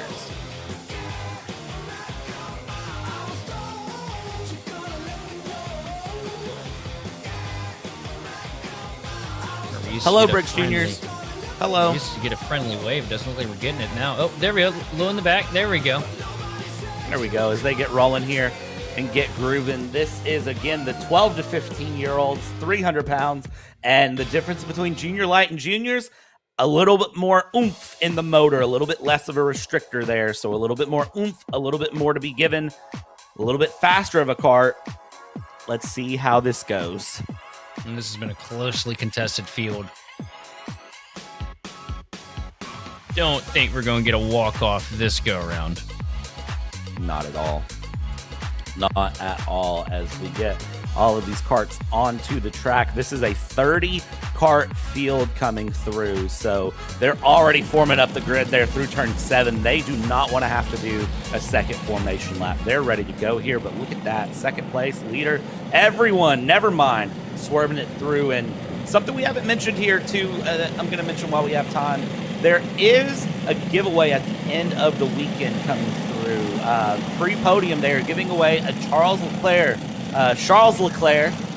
Bell helmet to someone who, not sure who it is at this point, but they are giving it away to someone, and that is coming from Braden Tire, and will be happening pre-podium, so it's a possibility for everybody. That is definitely a cool prize right there. See everybody working themselves slowly creeping themselves up to the tram line here. I like that the Briggs Juniors are really creeping it through, setting things up. They do not want a false start. They want to be able to get this heat underway as quickly as possible. 8 laps here for them will be coming up here shortly as they hit the line. And, I mean, they're not even getting the motion to slow down here. Green flag away. They are underway as they cross the line. And as they cross the line, it's AJ Siddell and Jamie Stewine, your top 2 coming across. But it's a big wiggle on the outside and possibly some contact as your second-place driver, Siddell, drops back and Stewine holds on to the lead. Question is, will everybody make it through the first lap? So far, so good. No incidents there, which is miraculous based on how closely stacked everybody was. We look at a 3-wide deadlock battle here further in the back. A lot of contact happening in the midfield, but everybody making it through, going straight and going forward. Yeah, and as we continue through, it's the 207 of Stewine leading. Let's see if Stewine can get a breakaway. There's battle for second place commences hard.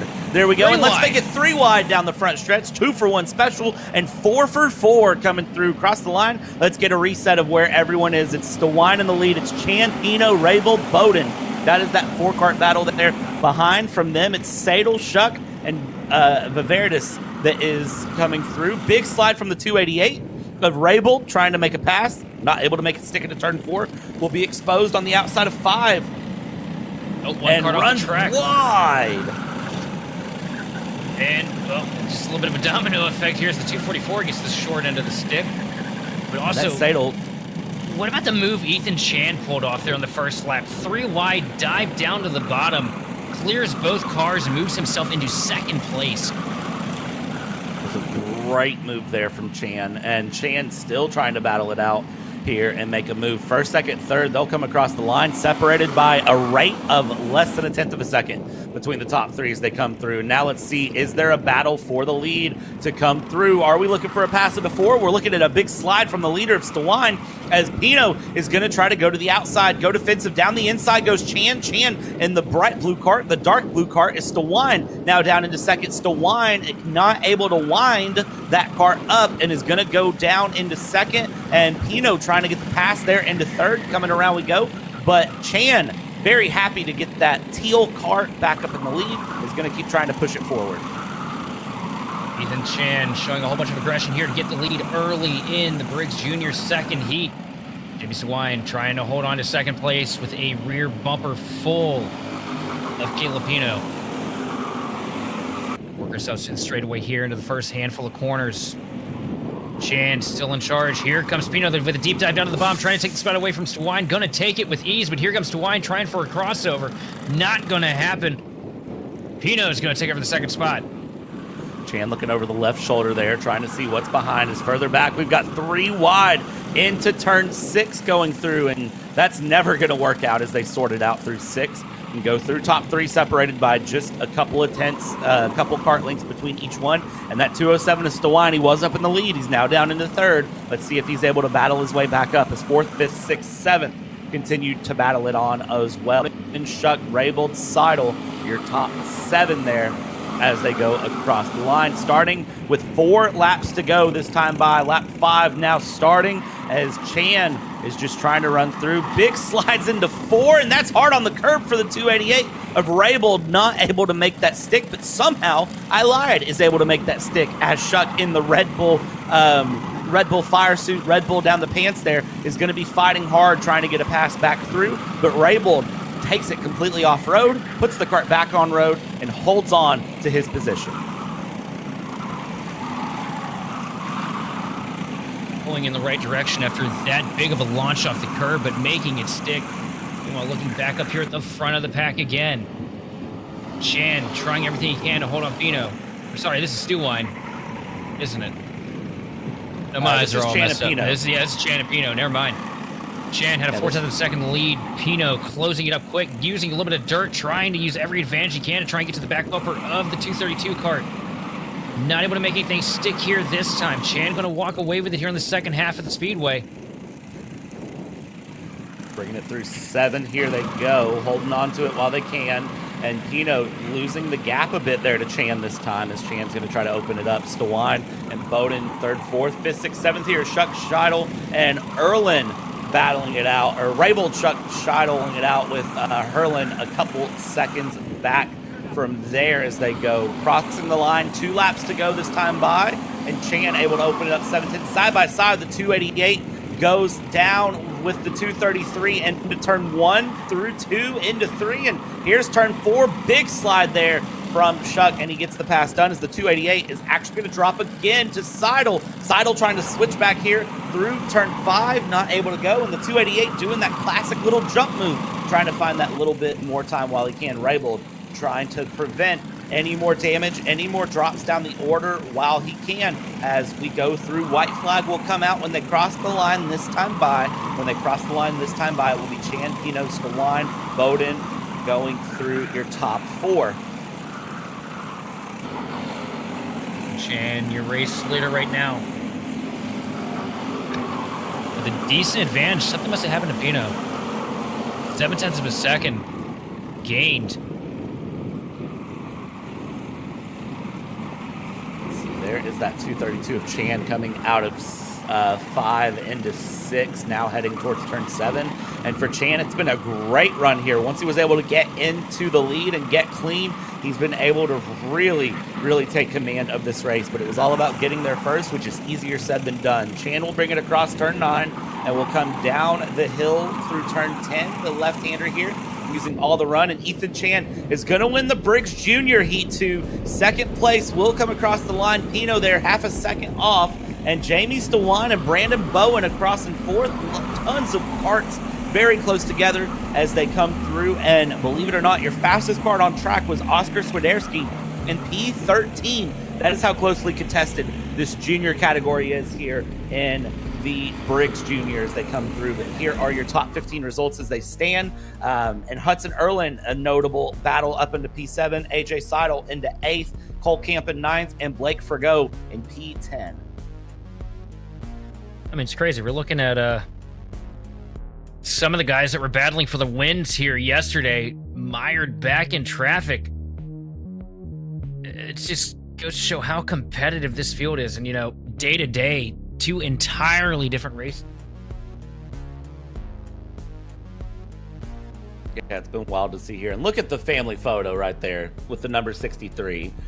You gotta love it. Let's be honest. You gotta love that going through as we are getting set up for Briggs Cadets to come around and run their A pre-final here for 8 laps. They will be running the A pre-final to see what they can find here. But as we wait for them to get going, we're going to step aside for just a moment here at Kart Chaser. We'll be right back.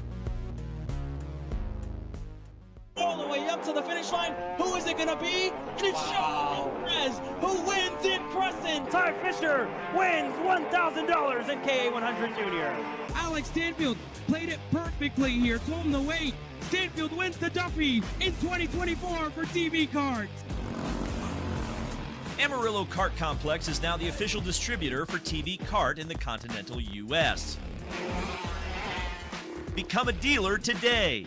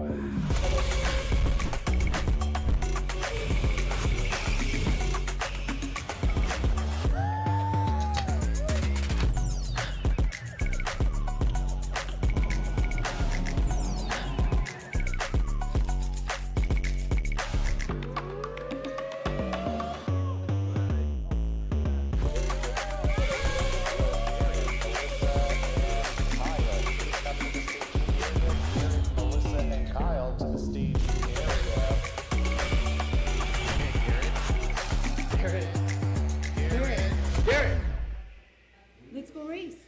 Come on, man.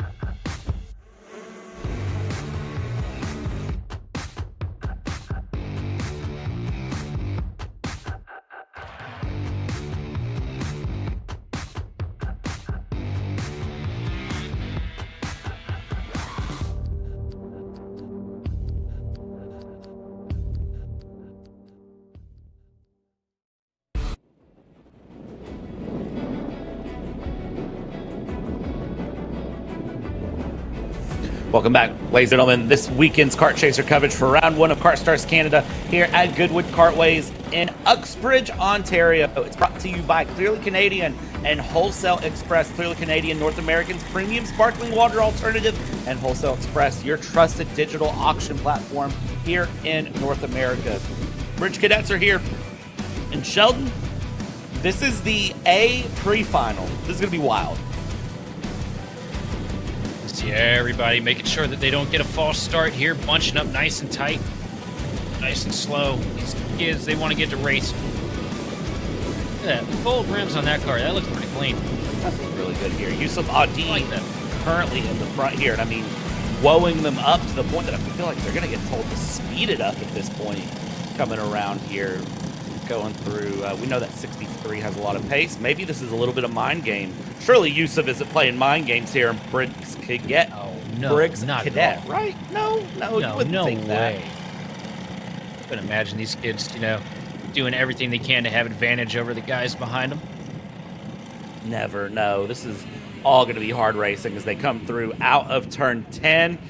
You can see getting ready to run. They're not even really being told to slow down. They're just being told to wait for the line. They get into the tram lines. Green flag, yellow flag ready. And they will not get the green flag this time by. Something wasn't right. They didn't like something with it. So we're going to do another lap around.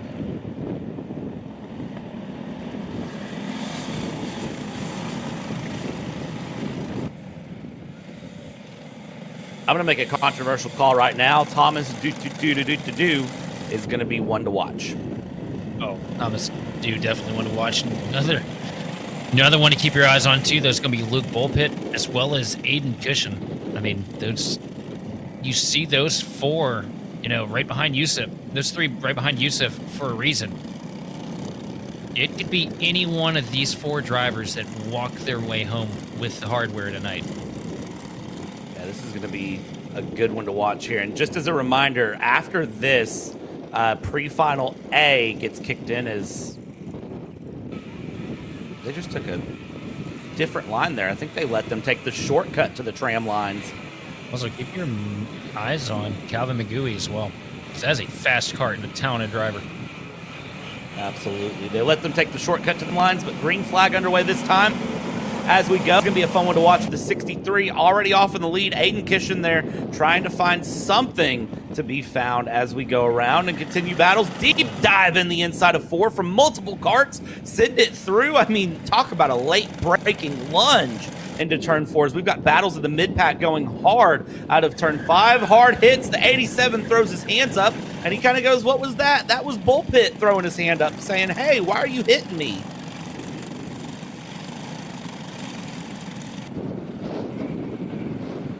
Side-by-side action right here.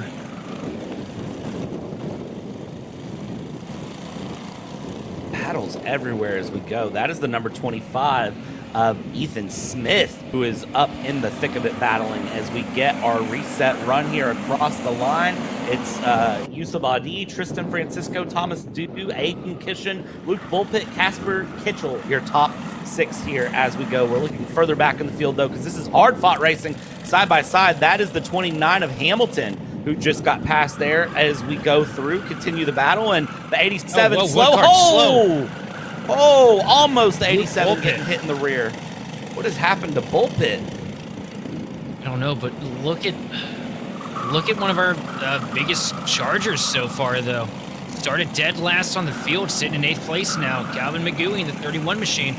Keep your eyes out. Picked up 4 spots in the first lap.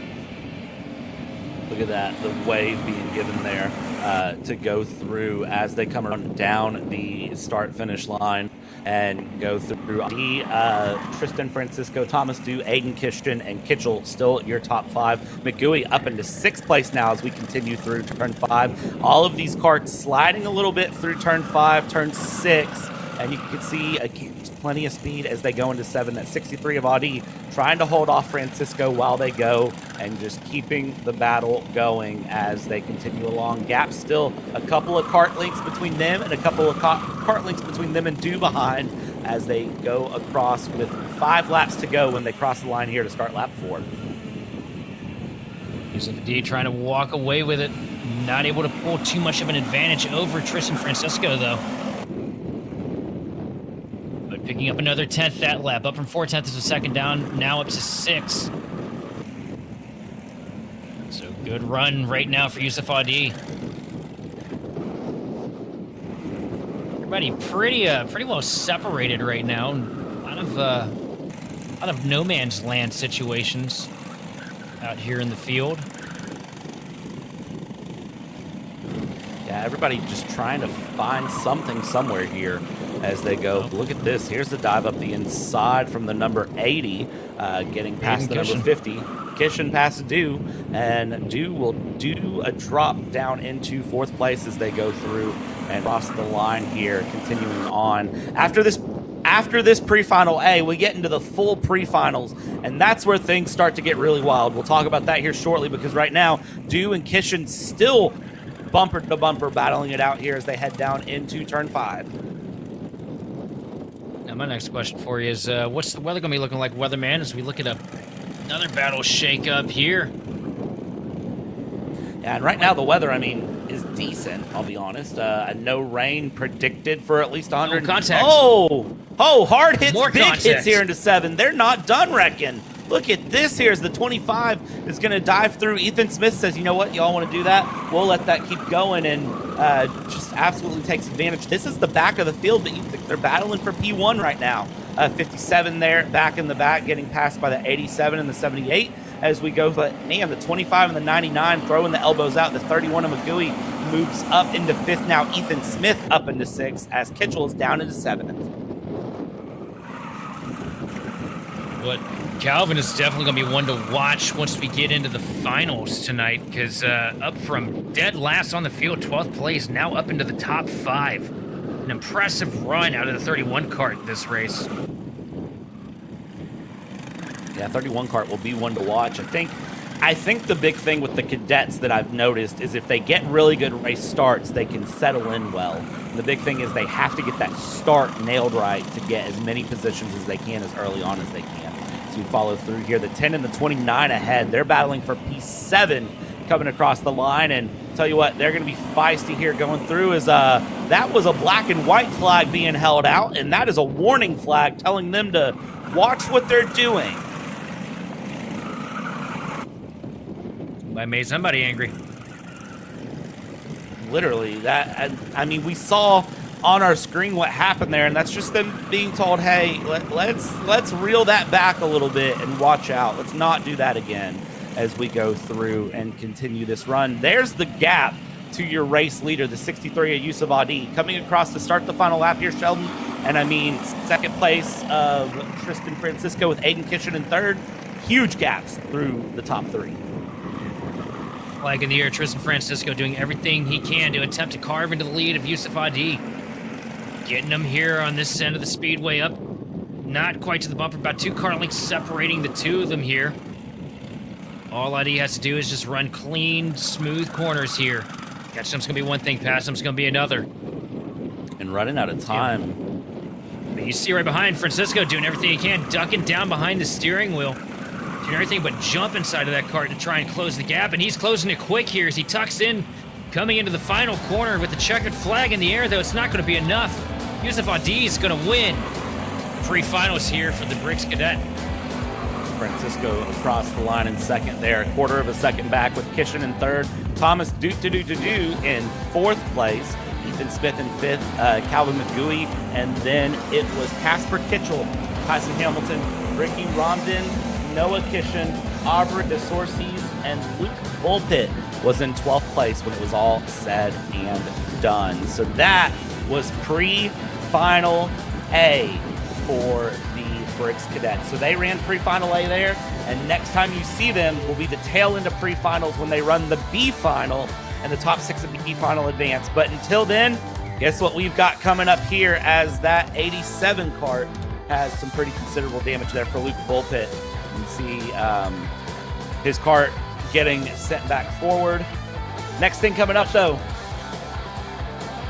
Such a tough break for that young man. Luke Bullpit is so much speed, such a talented driver, and just be taken out by a mechanical failure like that is definitely devastating. It's a heartbreaking turn of events for him, but ready here for the seniors now. Everybody kind of stretching out. This is where things are going to get wild. VLR Senior Pre-Final now beginning. Wave high, everyone. Wave high, everyone. Nobody waving high here as we get going. Yeah. That's fine. The juniors will wave. They're just hoping that they get a different booth next time around, I think. Probably. Hey, I see one wave back there in the background. There we go. There we go. So, let's talk about what they've gotten through to get to this point. Yesterday, practice, qualifying, heat race 1, heat race 2. This morning, practice, heat race 3. Pre-final now, final after. all of these VLR and mini Roks are 12-lap pre-finals. So they've got to get around 12 laps and hold on while they can. The 399 up here in the front with the 319 beside, the 304 behind, and you see them getting the command to start up. They reach down, they get the carts going. Here's my question. How is this going to go? Is it going to be a pole sitter winning? Is it going to be chaos? Well, we've got Ingrata and DeLeo in the field. That's going to be a battle. That's going to be a blast to watch. DeLeo starting outside pole in the 319 machine. And remember what they're fighting for. The winner of this championship at the end of this summer. We got one cart off already. Oh, that's not ideal. They already take off running, going through. Let's see how this goes. Remember that the winner at the end of the summer of the entire VLR championship here of each class gets to go to Italy for the Rok Cup Super. That is what's at stake here. So this is going to be a hard-fought battle here to end the pre-finals and the finals. All the points matter here as we see them get set up here. Everybody slowed up, and they'll get ready to get going here up front. Let's see how this goes. Is they're buckled in. They're real slow. They're real focused. They do not want a false start to be called. As we see somebody trying to get back in their position here, and they do just that. That's Marak, who went off but was able to get caught up. Coming through turn 10, they'll find the tram lines here this time through. Let's see if they like it, if they let them go here. And they are not. They have to sit back around one more time.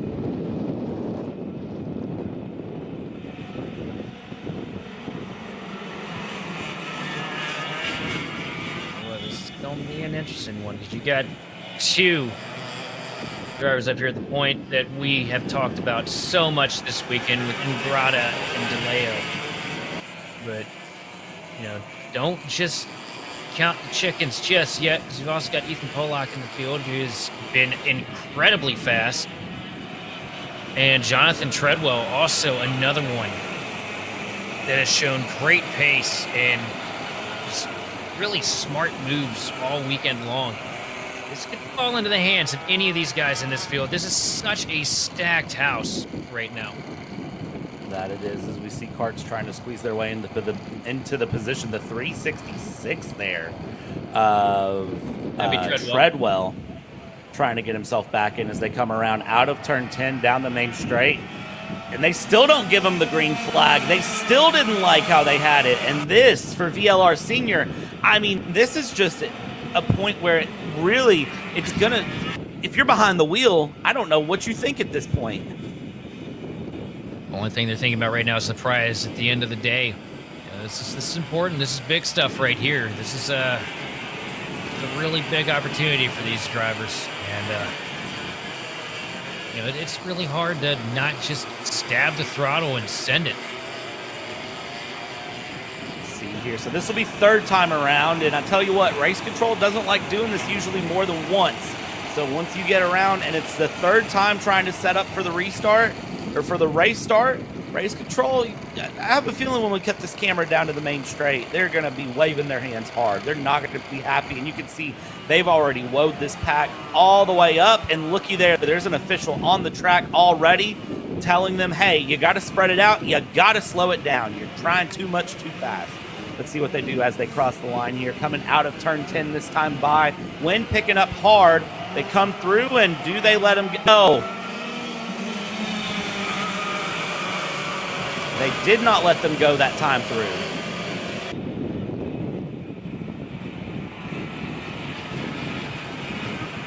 So we'll do it one more time.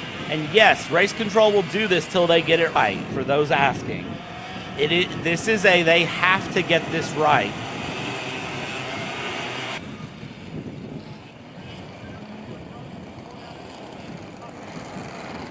Starts right, because you don't want somebody getting an unfair advantage. You also don't want these guys getting set up to where they can go into the first corner pretty much blind and just wad up a whole bunch of carts. this time. You can see they're even slower now, already starting to form the pack out of turn 9, the earliest they've formed it so far. Not the earliest we've seen the pack formed in classes. We've seen the pack form in turn 7 for the cadets and for some of the other classes here. So, but they'll get it formed, and they're going to woe it way up here this time through. Get rolling, and let's see what happens as they come through turn 10. They're going to try to get it going this time by, and they look better through here. Are they going to give them the go? And there it is, finally. They get the go, and you can see there the 399 threw his hand to the right. I'm not sure what that was about for Ingrata. He didn't like something, but Ingrata losing places and now gaining them back as Ingrata goes through, and DeLeo is now going to also be fighting around very quickly up in front. It's a hard battle. It's a pass for fourth for the 366 of Treadwell, trying to find his way forward there. Jonathan Treadwell. Leo got a better start in this one Ingrata had issue with, but Ingrata still in control of the field right now as DeLeo following close behind. Is that Treadwell that's worked his way up into the third place already? I believe it is here. As they cross the line, we'll get the timing tower reset and get you a better idea of where they're Ingrata, DeLeo, Pollock, Treadwell, Suvalis, Paglioli. Your top 6 here as it goes. So tons of drivers still in and around as we watch Ingrata try to fight his way forward and continue to hold off DeLeo if he can here. This is going to be a hard-fought battle between these two to the end, and I'd say Pollock, Treadwell, and Suvalis you need to keep an eye on as well, because they're going to be gaining as this race continues. And these 4 up here at the front of the pack put on the most exciting, exhilarating race start to finish yesterday that we saw, as you see DeLeo ducking down, trying to use every tool in the toolbox and get himself closer to the back bumper of Ingrata. Ingrata trying to run away with it here. That stripe well past the stripe there. I got disoriented. But currently Ingrata holding up the lead, 0.3 of a second at the line last time. DeLeo doing a better job here through the second sector, getting himself closed up a little bit. Ingrata's still trying to run with it though. As we come through, Ingrata trying to hold on, DeLeo coming through, and Pollock there in third. You saw a couple of karts off the track already that have fallen back. I believe that's Lilleberg and Lonnie, the 300 and the 326 that have dropped back here. As we watch these karts continue to battle, big battle in the mid-pack. Look at that as we cut through and come back up front here, because Ingrata and DeLeo are still battling it through, but that battle in the mid-pack, I mean, that is a feisty little battle to come through here as VLR Senior is on 9 to go this time by as they go around and continue through. And I gotta say, that's gotta be heartbreaking whenever your kart breaks or something happens and you just have to sit there on the wall and watch all of your competitors continue around. It's gotta be the worst feeling ever. Oh, big off kart there. Off the track.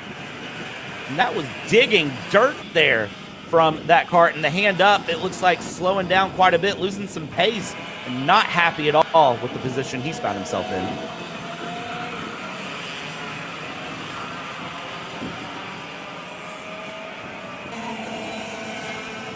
Here at the front of the back though right now, Ingrata still holding on to it. Up to 0.5 of a second advantage over to Leo here as we look a little further back. I think we're looking at...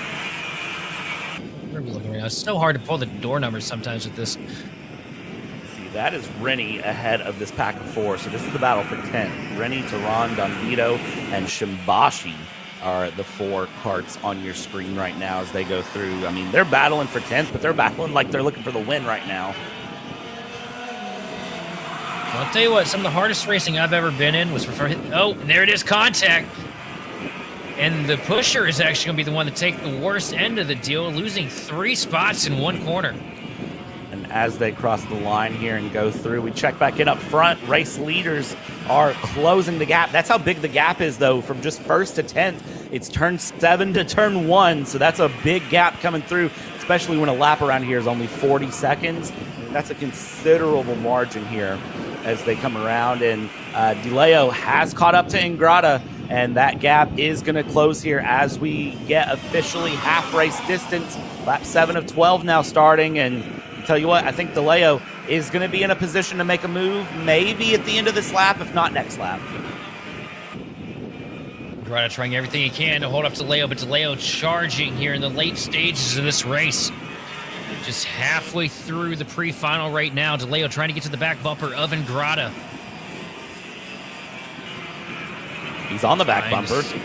He's there. He's trying to set the pass down now with a dive down to the inside. A little bit of contact. Ingrata didn't know he was going to go down just yet. DeLeo going to take the corner in a last-second stab, and he's going to move up to the lead here. Just 5 laps to go in the pre-final. Well, turn 9 is such an unconventional spot to pull a pass like that I'm not surprised he wasn't expecting it here. But as we go into turn 4, you can see the defensive move from DeLeo coming around and trying to hold off and prevent that pass as the 399 of Ingrata is still right there. He's going to send it through 6. Can he make it stick? He runs it wide. He forces Jordan to run wide. And now Ingrata back up into the lead through turn 7. Now coming out of 8, they're going to go. And there they come around towards turn 9. Sets up the defensive on the inside. So now Jordan DeLeo can't go for that pass up the inside of 9 because Ingrata going very defensive, but out of 10, down the stream we go. Let's see how this goes as they come across here for VLR Senior Pre-Final. 4 laps to go this time by. And the intensity starting to ramp up here between your leaders. Ingrata back up here at the point, but DeLeo not going to let him rest on his laurels. He's going to try and fight him for it. Just a handful of laps remaining here. 4 laps left on the board. Here comes DeLeo with another charge. Not able to make it stick, though. Loses a little bit of momentum. Benefit going to Ingrata now. Ingrata starting to pull it out just a little bit here. DeLeo trying to get into the slipstream, trying to get in the wake of the cart in front of him. To pull him back up to the bumper here as we come through the first corner. And down through turn 1 they go, and this is the gap opening up. Quarter of a second now between Ingrata and DeLeo. They have pulled a massive margin to Pollock behind, nearly 2 seconds behind is Pollock. You see him there just off the edge, on the top edge of your screen here, but the top 2 still battling it out, separated by tenths to half a tenth of a second, to a couple tenths on others. It all depends on what happens, but Jordan DeLeo able to find the run. Look over the right shoulder, and Ingrata knows he's there, and he sets up the defense to the inside through turn 9. Not able to really hold things off as we're going to come across the line. It'll be 2 laps to go. What do you do here if you're Ingrata? What do you do if you're DeLeo? Well, Sheldon, I don't know that I'll envy either of these guys' positions right now. If you're Ingrata, you've got to try every opportunity you can to be defensive. Here they go. Oh, and around goes DeLeo. A little bit of contact. Around goes the 319 machine in front of the field. Is he able to get it back going? And Ingrata now going to walk off with ease here. Just has to get around for 2 more laps, no mistakes. And he's got the pre-final in the bag as long as the cart holds up for him. And I do not believe there was any contact there. I think that was DeLeo trying to send it in hard to the inside into 4. I think DeLeo got up on him, and I think it de-wedged the cart and sent him around. Just snapped the load in the tires around a little bit more to the right side, causing it to grip up and causing him to spin. It's a really tricky corner to make contact in because not only are you fighting the corner itself, but you're also fighting the downhill.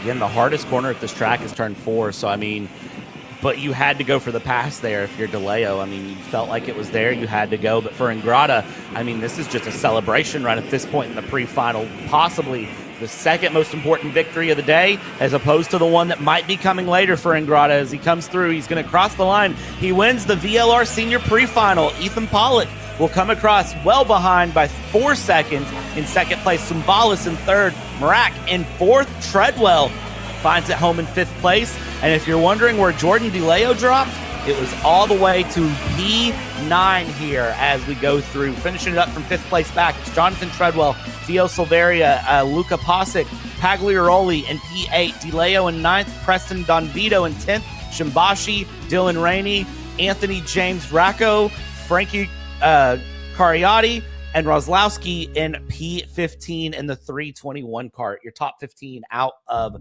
that pre-final. Next, it's Mini Rok pre-final, and this is going to be fun here. Hello, Mini Roks. Welcome back. They were just here. It's been a hot minute. They were here well before lunch. It was probably like, 10:30 or 11 o'clock when they were on track, and now it's almost 2 p.m. And let's see who here. They've got 12 laps of action to be running here. I'll tell you what, though, back to the what I saw unfold on the track. If you're DeLeo, you shouldn't feel bad about it. You tried everything you could to make the move. And unfortunate, just turn of events. I mean, kind of out of his hands, though. You know, it's hard to predict when you make contact with the cart in front of you what your kart's going to do. And from what I saw, it looked like he got to the bumper and it just completely upset the balance of the kart, de-wedged it, snapped all the load onto the right front tire, causing him to snap around.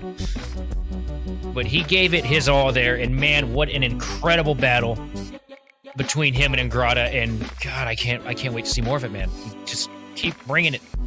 It's going to be great here. And as we wait for the Mini Roks to get ready to go, I got to ask the $1 million question here. As we see more karts being pulled here, and you see them trying to get the karts off track. They're just trying to get things set up here so that way Mini Roks can come run their 12-lap run. As you see, karts now being commanded to start. And these Mini Roks will get things going, moving and grooving and ready. Fist bump there to the 130 up front as they get excited to run here, running the Sunoco 110 fuel in these Mini Roks in this Vortex engine. And we'll see what happens as the 130 is away. And now the whole Mini Rok. What's that $1 million question you're about to ask me, brother? Who wins Mini Rok? Because you got the 154 Basher Pavon on the front row. Yeah. Do we think it's Pavon? Well, I'll be really honest here. I think it's his race to lose. We've seen so much pace out of him today, and I don't think anybody's really been able, and no disrespect to anybody, but sometimes a driver, a track, and a car combo just all work in unison. And it seems like that is happening for Asher right now. Given he's not necessarily on the front row, second row right now, starting behind, I can't quite pull the number on that kart in front of him, sitting there in third, but he's got the ample opportunity to dive it down into the first corner and just blitz past for the lead. Let's see how this goes here as they're coming through. They're being told to whoa it up, whoa it up, whoa it up, and they're not going to be let go this time by. So one more pace lap around, at least one formation lap to try to get them settled in and set through. But you can tell that the Mini Roks are all ready to go here, and they are antsy for this 12-lap race.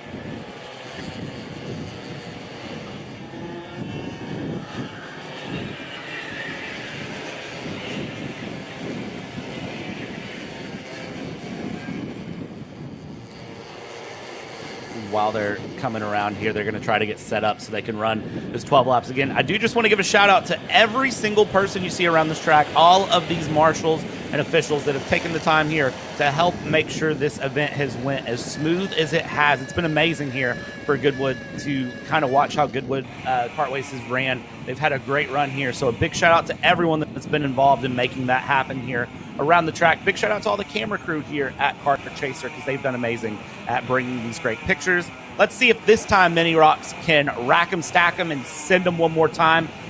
You see the hand motion, the whoa it up, half time. Green flag's out, they're good to go. The advantage right now is Aiden Cushion as he secures the first spot into the first corner. Asher Pavon moving up to second place now, all over the back bumper, the 80 machine of Aiden Cushion. And here comes Asher.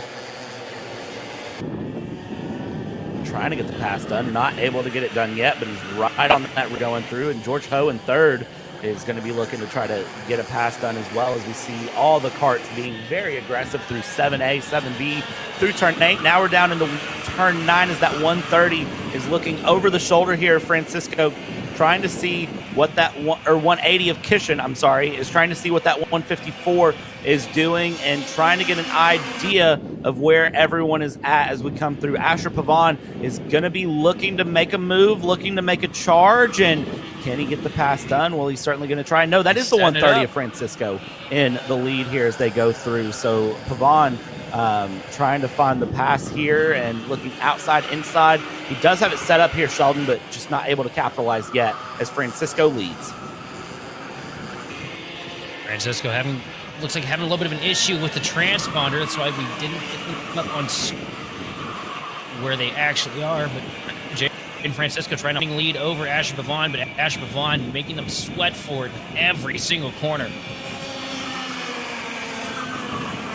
They come across the line here, and Jaden Francisco now showing up in the lead there with Asher Pavon second, Aiden Kishin in third as they go through. And Jaden Francisco currently the fastest kart, but Asher Pavon with a lot of racecraft sends it up the inside through 5, slides it, makes it stick, defense back. Look at this. Jaden now sending it back through. Asher almost running off the track, but with a last second pull of the wheel, sends it back in to continue through, and now is going to continue to push and keep this battle going. Looks over the shoulder there from Jaden Francisco and says, you know what, I'm good with where I'm at. One of the 3 Franciscos now in the lead. Jaden Francisco hearing us over the speakers, I suppose, when we said it was Asher's race to lose. Jaden out here showing, hey, I'm still out here, and I am just every bit as talented as Asher Pavon, now trying to figure out some kind of way to make an attack for the lead. Realize it's not going to be as easy as he was expecting. Now he dives down to the inside with a fake to the right. Asher Pavon back to the lead. Here comes Jaden Francisco trying for a switchback, though, but not able to get the momentum down. Here we go, though. He's got it now to the inside, side by side. And now, Jaden Francisco back up to the point.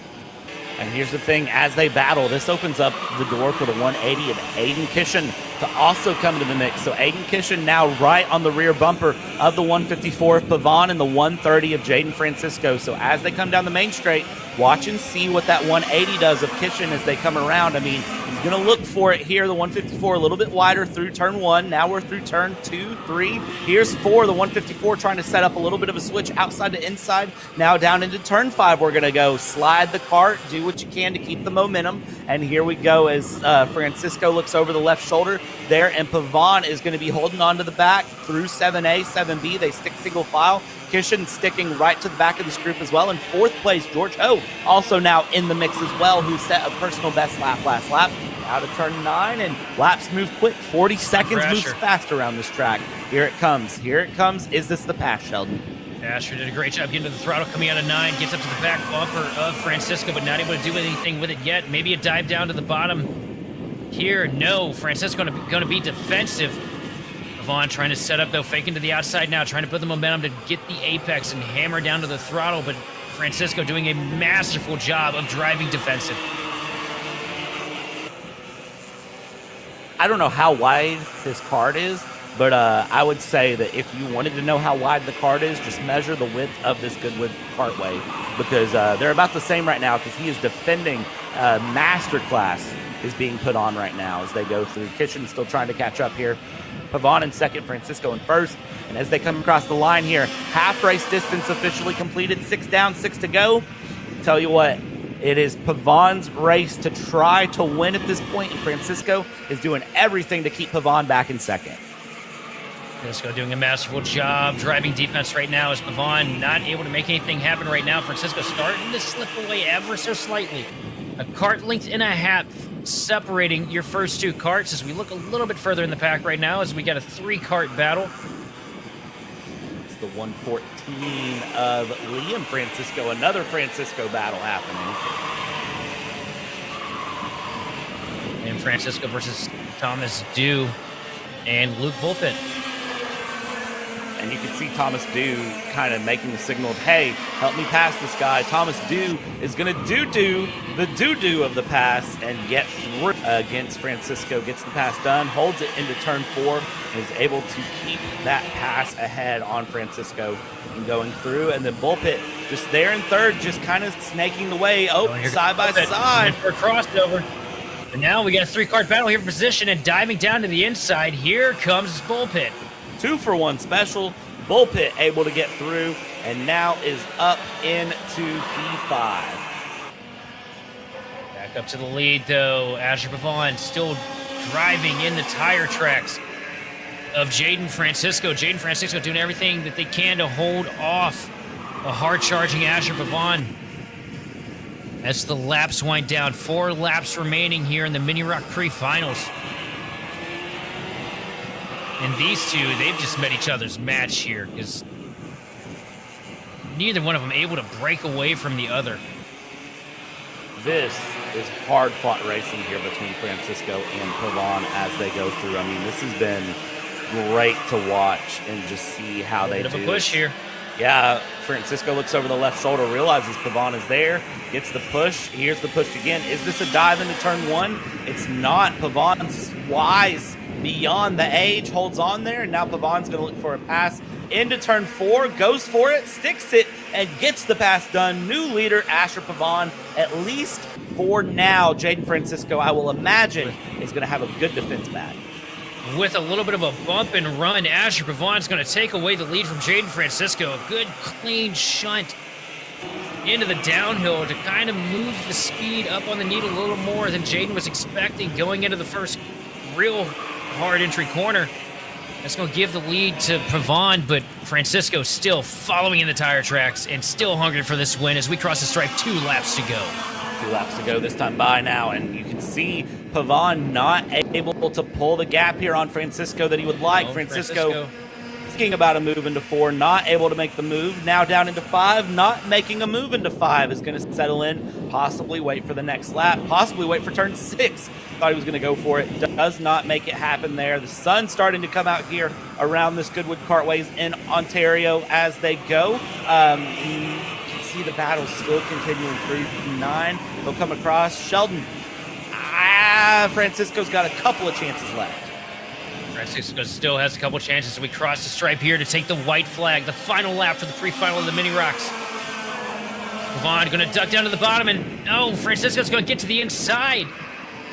Pavon trying to drive defensive, kind of missed the corner a little bit. Now Francisco, your race leader here in the final lap, but here comes Pavon looking up to the outside to try and build momentum.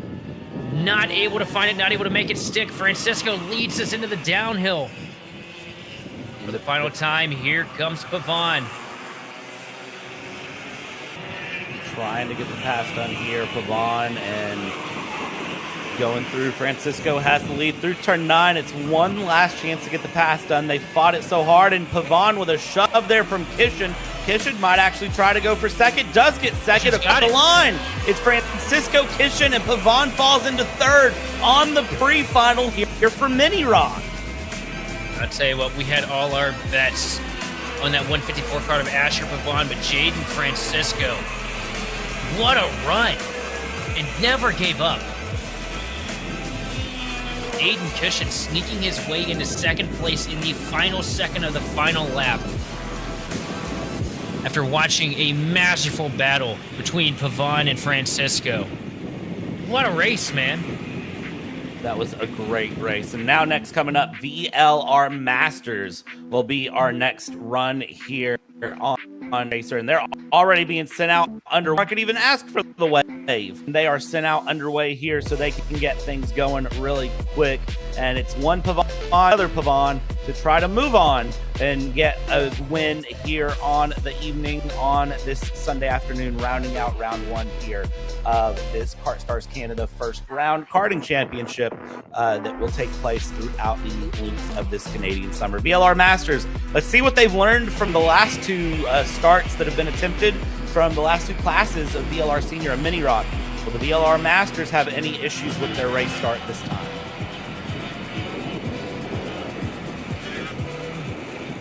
It's pretty well separated here.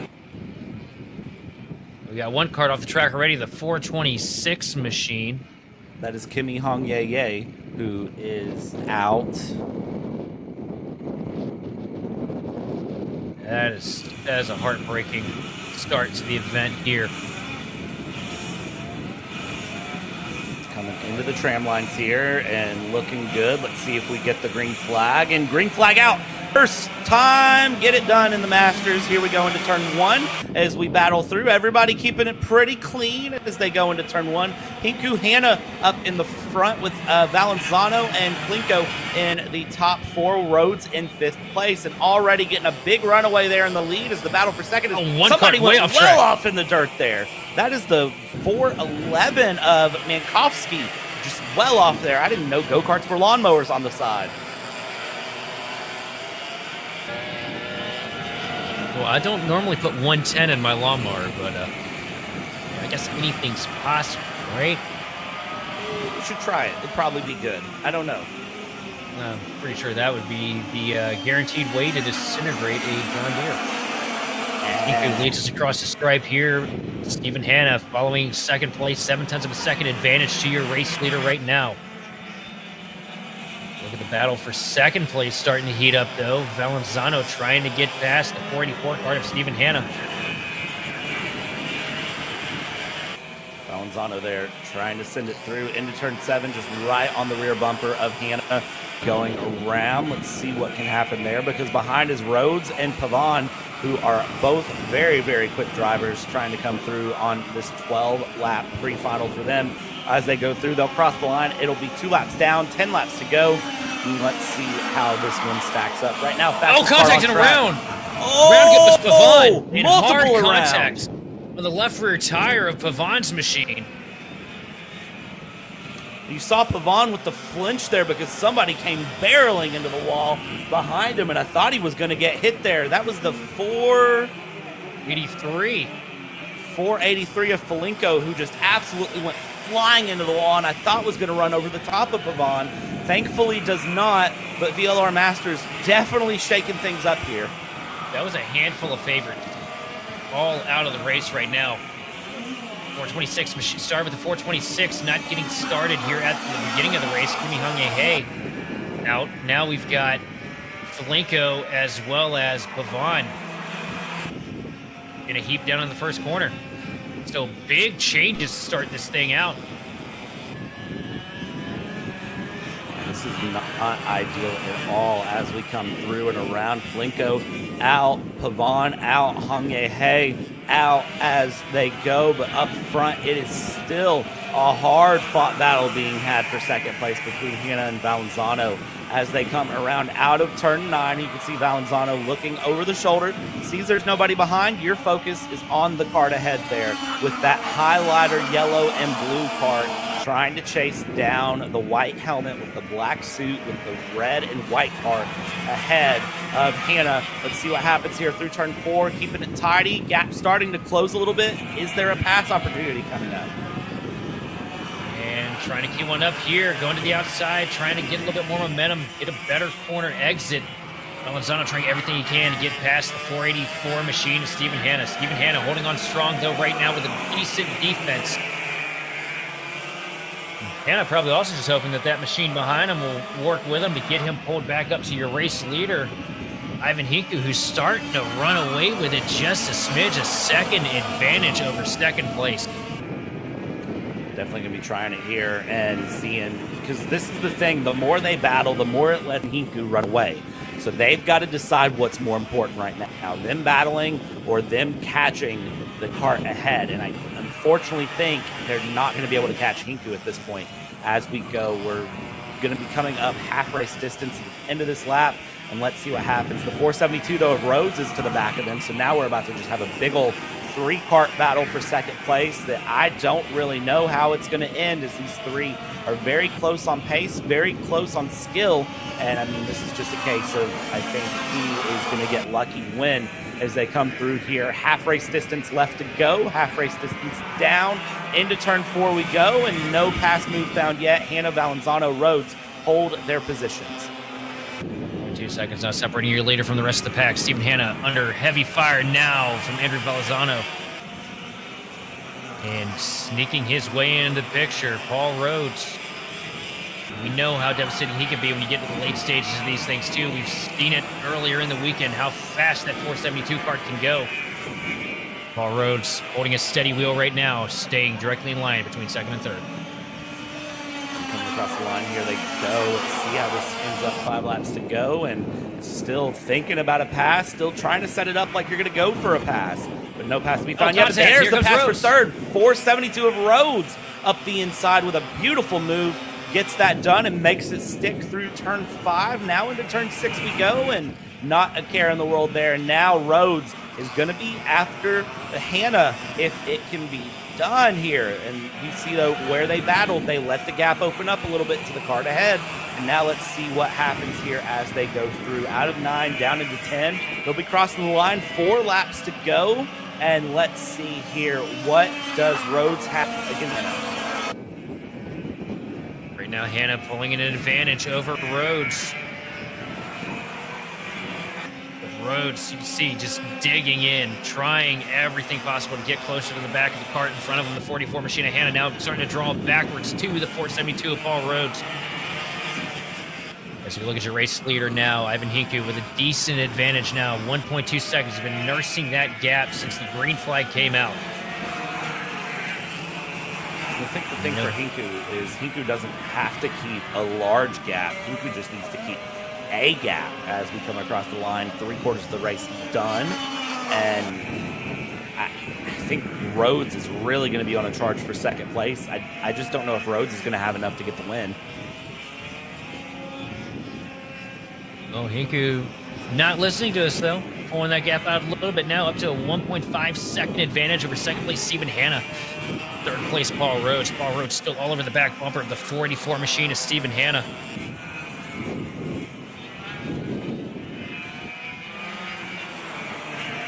We'll watch Hinku out here just on a nice casual Sunday drive right now, nonchalantly working his way past the rest of the field here.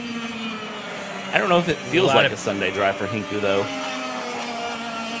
Oh, he's definitely gassing it, but he's looking pretty comfortable in the car at the same time, though. Not seeing too much swatting, you know, not too much counter steer.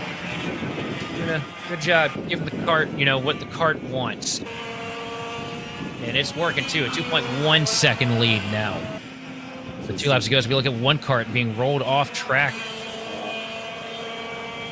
That is the 422 of Tomlinson getting loaded up while we have the action going. Again, everyone here at Goodwood at the Goodwood Karting Circuit here, Goodwood Kartways in Uxbridge, Ontario, working very efficiently to ensure that they can keep this going as quickly and as efficiently as possible for the benefit of all competitors here. Of course, it is a Sunday. Some people have to return to work on Monday, so they want to make sure that everyone gets through and is able to enjoy their time on track and then also get home safely to be ready to start the week's activities as they go around. Hinku, there's your gap for Hinku to Rhodes, Hanna, and Valenzano, as Valenzano is starting to put some pressure on Hanna here on this final lap coming across, but I think it's too little too late, but might look for the move. But nevertheless, Hinku has done a great job up front, getting the gap, holding the gap, and while they come across the line, Ivan Hinku, you see the hand celebration, very happy with that win, as Rhodes, Hanna, Valenzano will cross the line second, third, fourth, and Mark Pavon, what about a recovery drive up into fifth?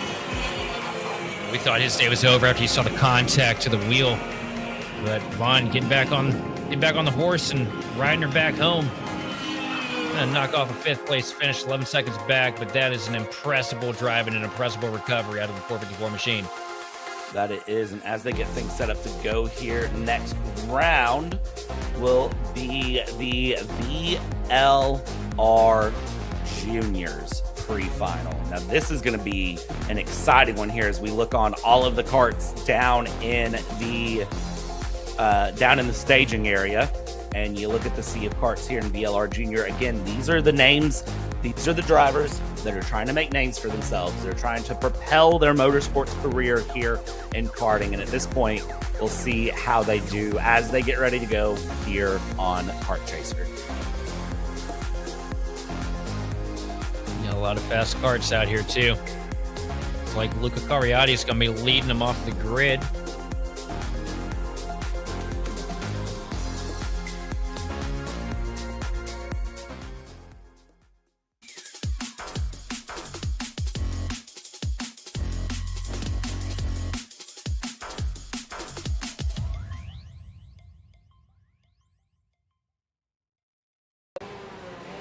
Brandon, why are there all these charges for just over $200?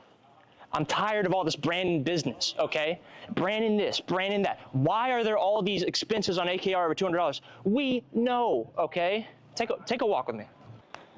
At Shop AKR, they have everything you need to start racing at a very cheap and affordable price. They have MXC rims, they got chains, electrical stands, tilt seats, they got MXCs. And if you didn't know, on top of that, any purchase in the continental US over $200, that's free shipping. Hey, aren't you supposed to be in the AKR Anonymous meeting over there? Dude, I'm doing a commercial. Dude, we have no time. It's about to start. Stop. We all love Shop AKR. Me? More than others.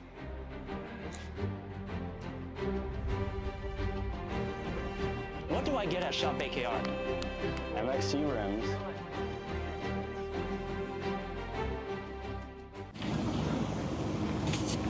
Kyle, what are you doing? It's got my new Greyhound seat. You don't even have a cart.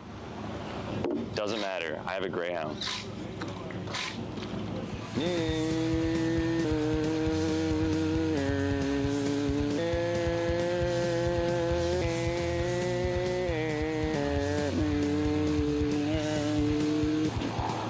the f is Kyle Cuthbertson? Doesn't even have a go-kart. Doesn't matter.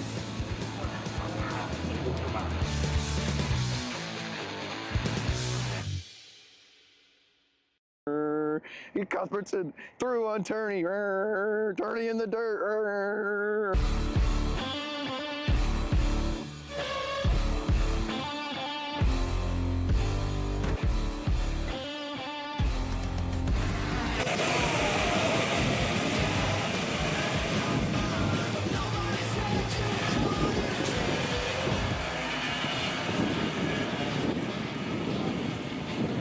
Welcome back, ladies and gentlemen, here to Kart Chaser for this weekend's round one of KartStars Canada coverage here at Goodwood Kartways in Uxbridge, Ontario. Brought to you by Clearly Canadian and Wholesale Express. And big shout out to them for making this production possible as we go through. This is VLR Junior. This is going to be hard fought. This is 12 to 15-year-olds that are fighting it out for a chance to go compete in Italy representing Canada. Let's see how they can do as they come through and get these karts underway. We've seen the race starts here in these pre-finals and finals be a huge issue, Sheldon. Do we think that they're going to get it right this time? Oh, the way they're creeping around the track right now, so far so good, as long as nobody gets a ridiculous jump here on the start. They might have to slow it down a smidge. Yeah. Are we going? It looks like we are. Green flag is out. Green flag is out. This is going to be a hard-fought class. Let's see how it goes. Is Kariotti and Medeiros in second and third, and it is Declan Dianarin in the lead. Going through big spin from second place to 207. Medeiros on his own too. Wonder what happened there. There was no contact. That almost seemed like a kart failure, the way it just sort of snapped in a straightaway. That is heartbreaking through, but that is going to spell disaster, and that opens things up for Kariotti in the 229, who currently leads the 224 of Dianarin going through, and now Medeiros will just drop down the order. I don't know if Medeiros got going again, though, so Masalenko is in third, but 1.3 seconds back from the top two, who are currently trying to get it bumper to bumper, and the 224 showing tons of pace. This right here can be a battle for the ages. Kariotti versus Declan. These two have been so fast here this weekend. Kariotti with the advantage right now. Declan still trying to find the pace to get up to the back bumper of the 229 kart. And it does look like, unfortunately, Medeiros not going to be able to get the thing back. Not going to be able to get the thing back going. Unfortunate to see here. 228 of Masalenko getting passed by Mustafa there for number 4 as they come around. Third place there, kind of in a league of his own. He's got about a second and some change ahead. He's got about a second behind. That is exactly what you want to see in this situation as we go through this pre-final. 10-lap pre-final here in VLR Junior as they go. Actually, sorry, no, it's a 12-lap final here in VLR Junior. So they have 10 laps to go this time by as we go through in the 229, trying to hold off the 224, but you can see getting closer and closer as they go here in the pre-final. Let's see how it is into turn 1. They hold on. Turn 4 going to be a great passing opportunity, though. Oh, absolutely. Up to the back bumper here. Not able to make anything happen, though. Dianarin still following in line behind Kariotti. Really got a good corner there, though. Declan, huge advantage here. Huge run. But it equalizes here as Kariotti gets a little better run through the chicane. Number 9, which one's going to come out on top? Right now, it is going to be Kariotti. Declan using that slipstream, trying to get pulled back up to the back bumper of the 229 kart as we come past the start-finish line here.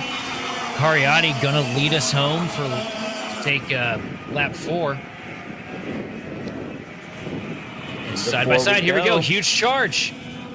Big pass there from the 224 of D'Honorine getting through there, as Kartways will have to hold on there in second place. We'll see if there's a switchback to be found. 8 laps to go as we go. A third race distance now done, and let's see if the 224 can run away of D'Honorine. There's plenty of pace in that cart, so it is possible, but there's a sea of carts behind that would love to see those two get into a little scuffle and let it open up for them to have a chance. As we see up the inside goes the 215 on the 228, and the 217 follows through as well. So that's Dugden, that's Tufford getting past Masalenko very quickly as we all look over the shoulder there to see who's where doing what. Into turn 1 we go, and the 217 now getting passed by the 205 as they come around and through. They keep the battles moving and grooving all the way up and down this field. 7 laps to go this time by as we see side-by-side action continuing into turn 6, heading towards turn 7A, 7B. They'll settle it back out into single file for the moment. I will say, though, that 224 cart up there at the point right now, we saw how fast he was earlier in the heats. Declan D'Honorine with clean track and clean air in front of him could definitely spell disaster for the rest of this field's chances of making it home with the win. As you can race, he's pulling 0.7 of a second out in front of Luca Kartways in second place. Leonardo Saraval doing a great job, though, sitting there in the 3rd spot, just about a second behind P2. And kind of a no man's land, though, because he's got a huge advantage over 4th place Mustafa.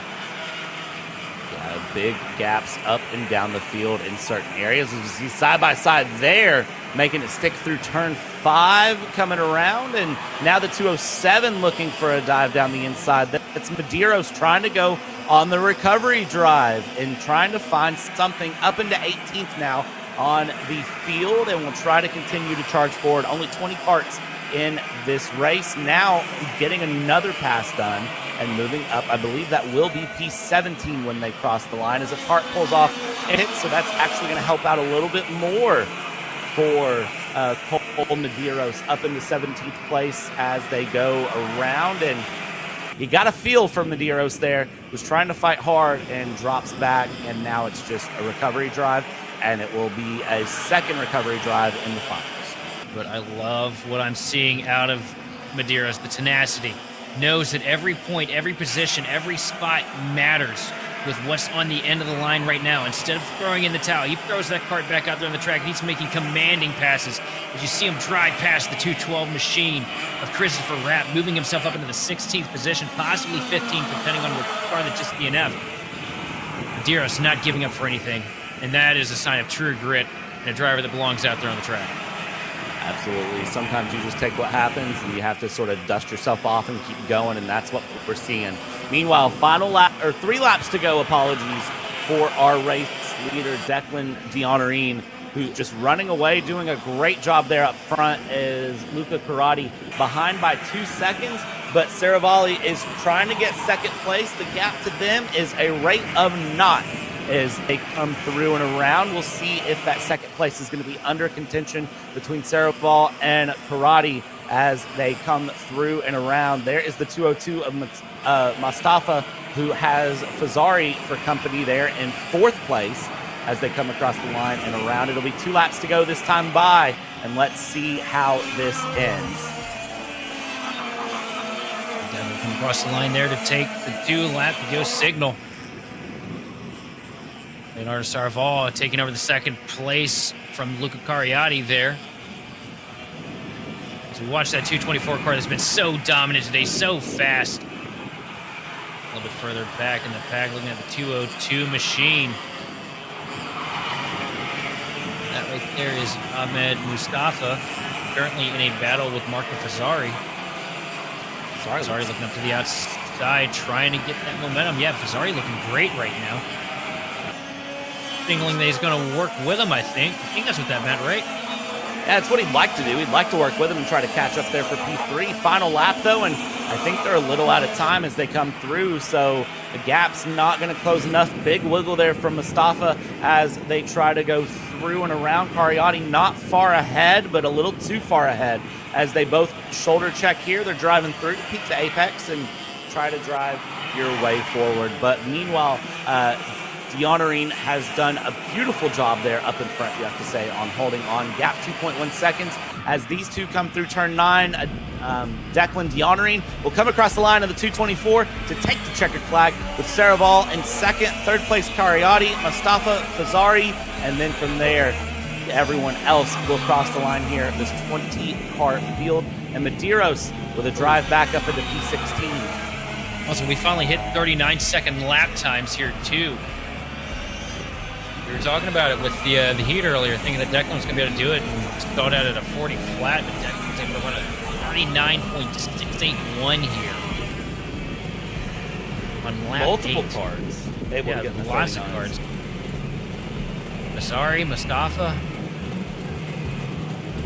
Just a whole bunch of these cards running down in the 39-second bracket. I mean, this track is getting faster and faster as the day goes on.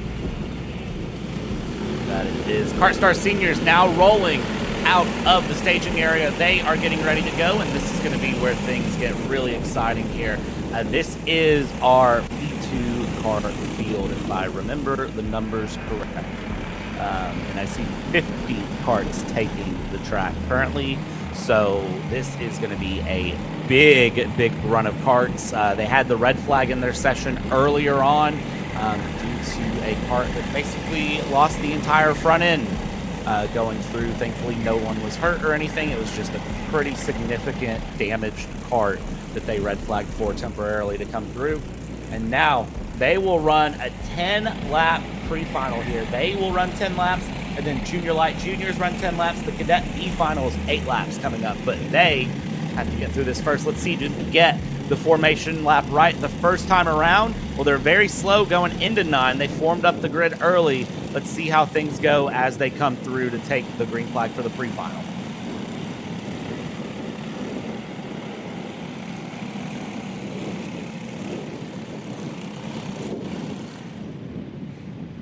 Coming out of turn 10 here. Oh, go ahead, Sheldon. I was just saying, turn 1 for this always makes me nervous as we watch these guys work themselves in the tram line here. See if we got the opportunity to go green here. The flag is in the hand. The green flag is out, and they are underway. Turn 1 going to be all important here. Let's see what happens. And everybody 2x2 into turn 1. They keep it fairly clean. Look, somebody sliding, and that's hard through the curb. Couple of carts off. Cart over a cart. This is massive. Massive wreck into turn 1. There's 10, 15, 20 carts involved as they come around and get back going. Everybody will try to hold on, but that was all areas of the field from top to bottom that got involved with that. I saw a cart wheeling over the top of another cart. I am wholly impressed that wasn't a red flag scenario, because that was a pretty big hit for a couple of those carts. Way through the final turn, though, to getting into the stripe here. Race leader Markovskis has the race lead right now, followed by Eric Moore in second. Jonathan Treadwell also sticking it out in third place, surviving the first turn chaos. Can't believe how crazy that first turn was. They're not done with it. We're going 3 wide through turn 5 as we now head into turn 6, bumping all the bumps there coming through. The 303 now getting past as they run through. I mean, this is a little bit further back in the field, but they are still battling out. That's Declan Black, Jacob Hill, and Elijah Joshi that are battling hard into the grass, trying to give room, trying to give racing room where it can be given. Now going to take the racing room back, looks over the shoulder and says, hey, we need to work forward, but checking back in up front, it is Major Makovskis who is in the lead with Eric Moore in second. Jonathan Treadwell, though, the fastest kart on track in P3. David Barnes, Jaden Harry, your top 5 as they go through, and this field is absolutely shaken up.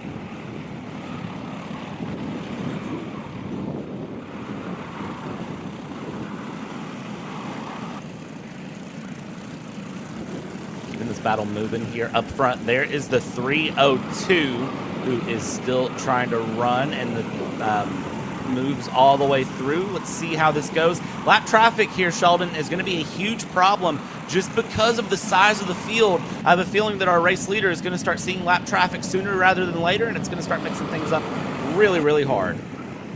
Oh yeah, it's not a matter of if, but a matter of when it comes to lap traffic with the field this big. You see your race leader getting hounded right now by second place.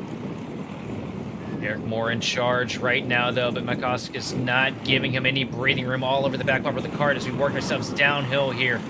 Bumper to bumper, gridlocked for the top 4. And this can only last for so long before one of them has to decide to make a move.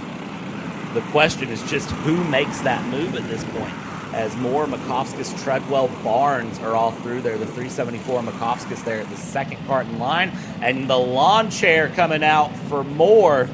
As Moore trying to defend here, Makovskis up the inside into turn 1. And he will get the pass done for the lead. Can he hold on to it into 4? It's going to set it up. And yes, he will hold on to it for now. Big pass for second. One to get by. Yeah, battle's shaking up for second place now. Treadwell trying to make moves. Here, as we look back, it's a gaggle of carts everywhere we look. There's battles happening here on this circuit.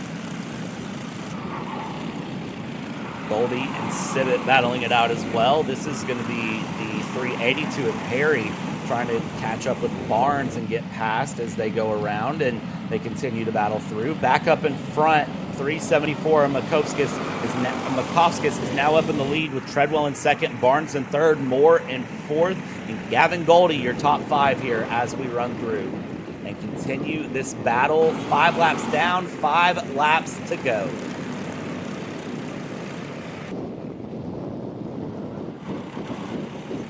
So much action going on track right now. I can't even tell you where to start. It's just impressive. It is insane how much parity is in this series, how close everybody is. You see the 374 machine make a dive down to the inside to take the pass. Goska's trying to get the lead back, and he's going to get it. We got one cart in the grass behind, trying to follow. Treadwell trying to follow through.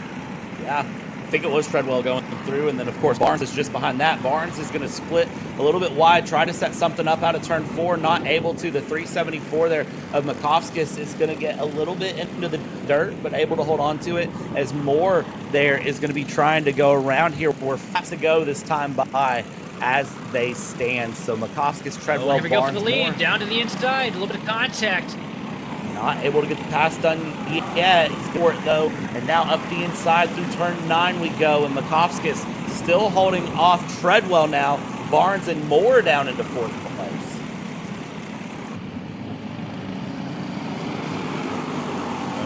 Trying everything he can to get the lead away from the 374 machine, and Makovskis almost had it there a few seconds ago, but falling back into the line behind the 374 Makovskis as he starts to pull away ever so slightly here, but here comes Treadwell, sending it deep into the corner, get back up to the back bumper here.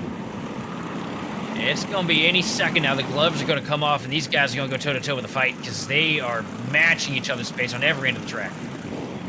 They are, and it's going to be interesting to see how this all settles in when it's said and done as they go through here. So we come around 2 laps to go this time by for this KartStars Senior Pre-Final here around Goodwood Kartways for KartStars Canada Round 1 as they go through. And it is Treadwell, the fastest kart on track of anyone right now, but Makovskis is the one in the lead. Let's see what Treadwell can set up here through turn 4. Nothing to be found this time, but is still looking very good. Through turn 5 we're going to go, and now down the inside through around to the outside, and you see the 374, you see the bodywork on the front really wiggle, and that's just a difference in how it's mounted, I think. I don't really feel like that's going to be affecting anything as we go through, and still Treadwell trying to get past Makovskis here on 2 laps to go.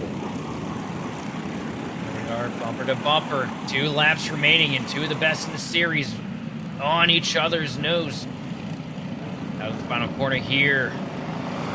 Bring us the white flag waving in the air one more time around the speedway. Treadwell trying to size up Makovskis, trying to force him into making a mistake, trying to find any kind of opportunity, and I think he may have just found it here as he goes to the outside to try and build a charge. Not able to find it, though. Makovsky's going to hold on tight here and work ourselves in side by side now. Side by side through turn 7. 7 off into the grass. Slowly goes Makovskis. Now it's a dogfight into the final corner here, or into turn 9. And it looks like Makovskis is going to hand as Treadwell gets stuck behind him now through the final corner to the stripe. And Major Makovskis is going to win the KartStars Senior Pre-Final in one heck of a battle between himself and Jonathan Treadwell. David Barnes bringing it home third, followed by Gavin Goldie in fourth, and fifth place going to Oliver Rayoff Pierce. Great run from all of them, and remember, we have just one more race left for them, and that is the final race. So it'll be interesting to see kind of how the gloves come off for the finals, because they're going to be feeling real feisty here today on this afternoon to finish things through, as KartStars Senior is now done with their pre-final. Next, that one's beat up. That was a very beat up kart, yes. Next karts here. This is Briggs Junior Lite. Hello, Briggs Junior Lite. And all eyes focus on that young man here in this series. Pavon. Look at it. One. Had a little bit of a struggle in his last race. But here in the Briggs Junior Lights, that 154 kart has been pretty well hooked up. It really has. We'll see if there's anything for Asher Pavon to have to worry about this time through. I don't think there will be, but we'll find out here. I think if Pavon can get the race start nailed, Pavon can really just run away and have a good go of it as it stands. We'll just have to wait and see what happens here for the Briggs Junior Light when they go out.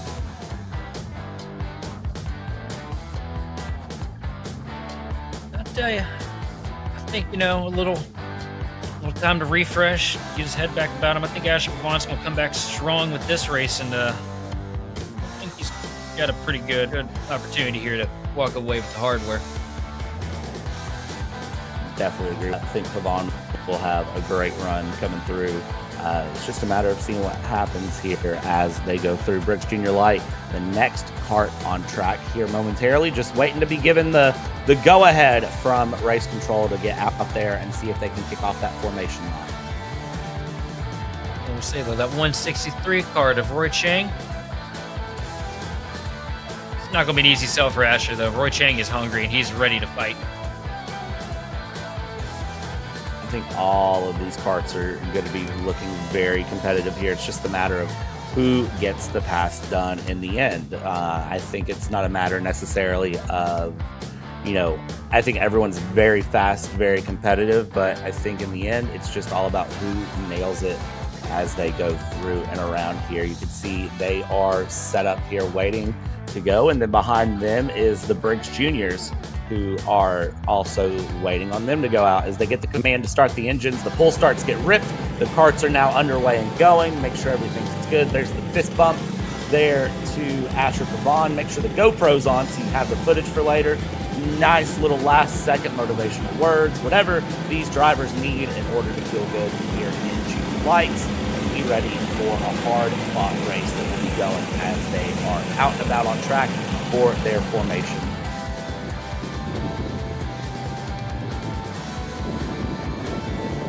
And that is Asher. No. Say it ain't so. A good start here, but still got time to capitalize. And that is just the formation lap for the 154. So now I have to get caught. Crawl back through, but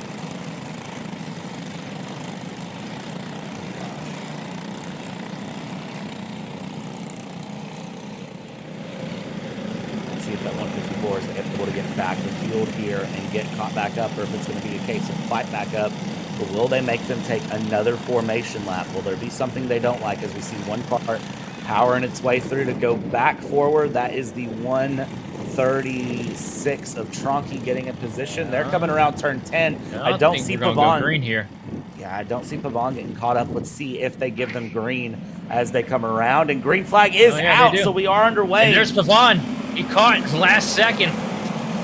He's going to have a huge head of steam into the first corner. He's going to go wide to try and cover up some of them spots in the back. Pavon with a Right last now. to first challenge here. Right now, all eyes on Roy Chang as he's up at the front of this field with Alessandro Cademi behind him. Roy Chang is not going to be an easy one to pass here. Roy Chang very, very quick here in the cart. Let's see what the 188 can bring to the battle as they come through here in the junior lights, coming around here to start their 10-lap pre-final as they go 1 lap down, 9 laps to go this time by, and now first lap through, and we'll get everything going here. And it's Chang, Cameron Conrath, Alessandro Cademi, Nico Pincerno, top 4 as they Vaughn stand. picked up 7 spots in the first lap. That's ridiculous, gaining that many positions that fast. Is going to have to... Sorry, no, 10. He scored 16th right now. He's all the way back to 26 when he spun.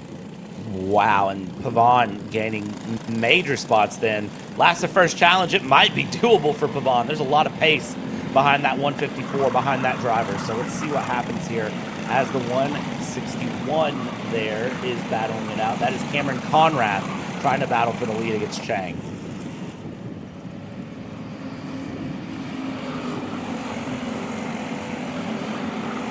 Chang gonna hold it for now.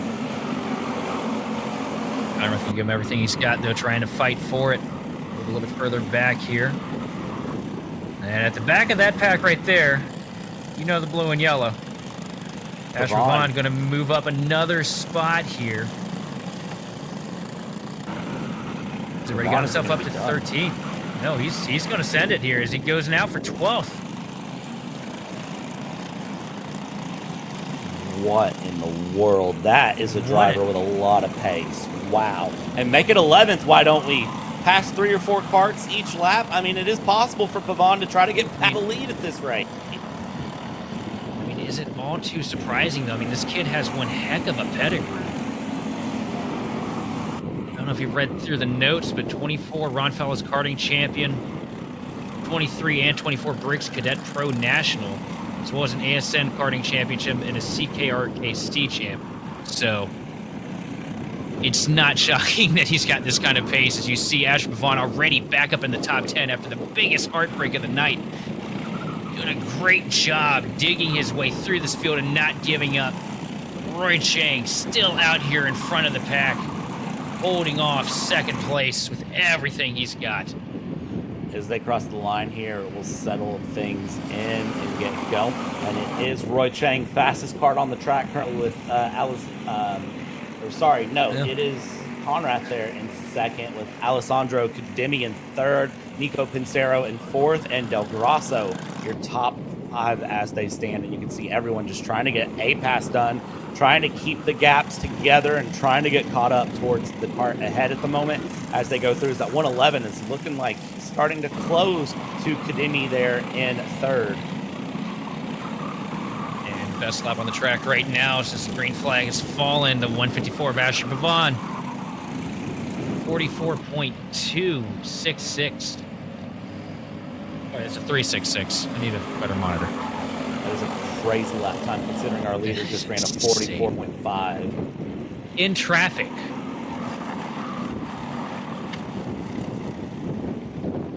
Asher Pavon now up into 9th place, continuing to push and try to find momentum as we continue through this junior light pre-final. Over halfway done, half in, half out. Let's see what happens here as we watch this battle from the top 4. There's 5th and 6th and 7th and 8th. And yes, the blue and yellow kart, that is Asher Pavon up into 9th place after starting 26th.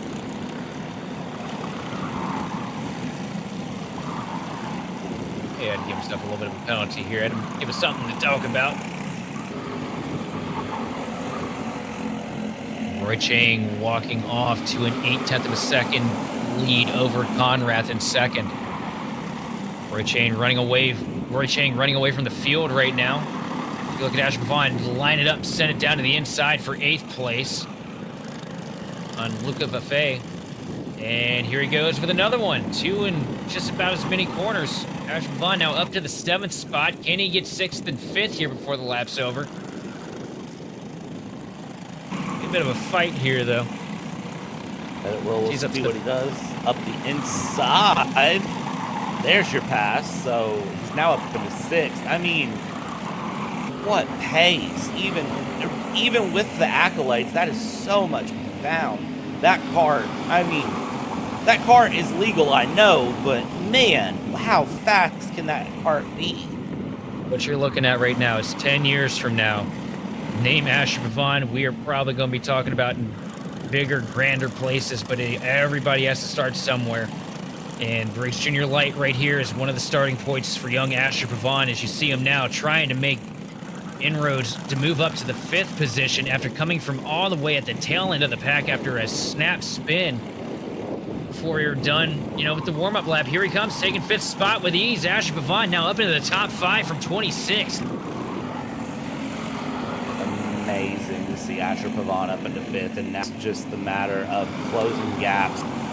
There's a 4-second gap between Pavon and Pincerno, but the issue is there's only 2 laps to go, so Pavon has possibly hit the plateau, and now it's just a matter of defend and drive.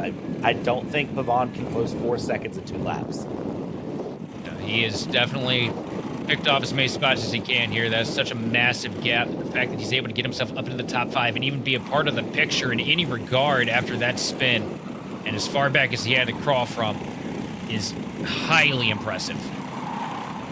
I completely agree with that. As Chang crosses the line to start the final lap, gap 1.6 seconds between with Kadimi in 3rd, Pincerno in 4th, and Pavon, the storyline here for Briggs Junior Lite, up into 5th place with a absolute drive of the ages coming through as we watch coming around now.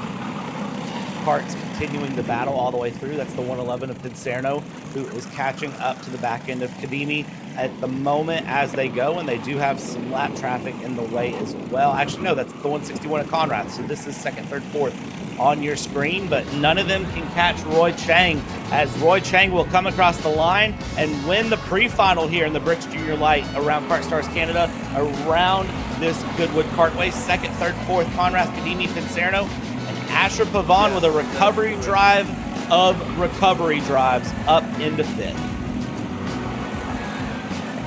That was amazing.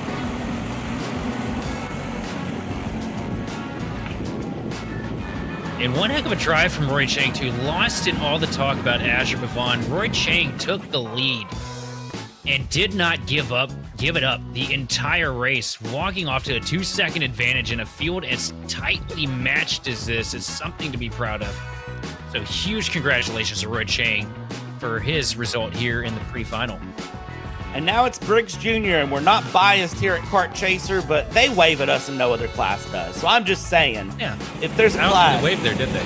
No, they waved. They all waved. Oh, they did? All right, good. Yeah, good. They waved as the results from last round were up. They were waving. So, but they are going to be out for their pre-final now. They get 10 laps around here in Briggs Jr. to run this pre-final, and tons of big names in this run as well. And I don't know what's going to happen other than absolute fireworks. This track and these drivers have been anything to indicate. Let's see how this run ends on pre-finals. 10 laps for them to run, and we'll see who can bring it home in the pre-final. You know what? I'm putting my eyes this one on Jamie Stewine.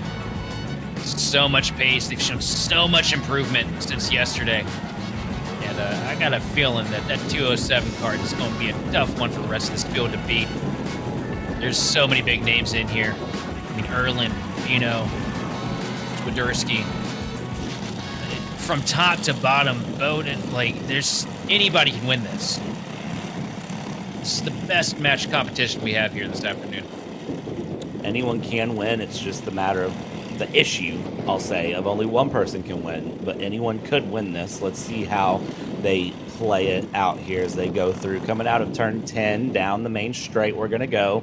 And who will get the best run into one? Will they be allowed to even start this lap as they come through into the formation and coming through? And green flag is given. They are good to go, and they're going to take this race off early here as we go through. Chance to Wine, Pino, Bowden, your top 4 all getting away. Everyone getting away well here in the start of Briggs Jr., getting through the first few corners, but turn 4 is the challenges. That's a big slide from the blue and pink cart coming through. 3 wide coming around, 4 wide coming around into turn 6.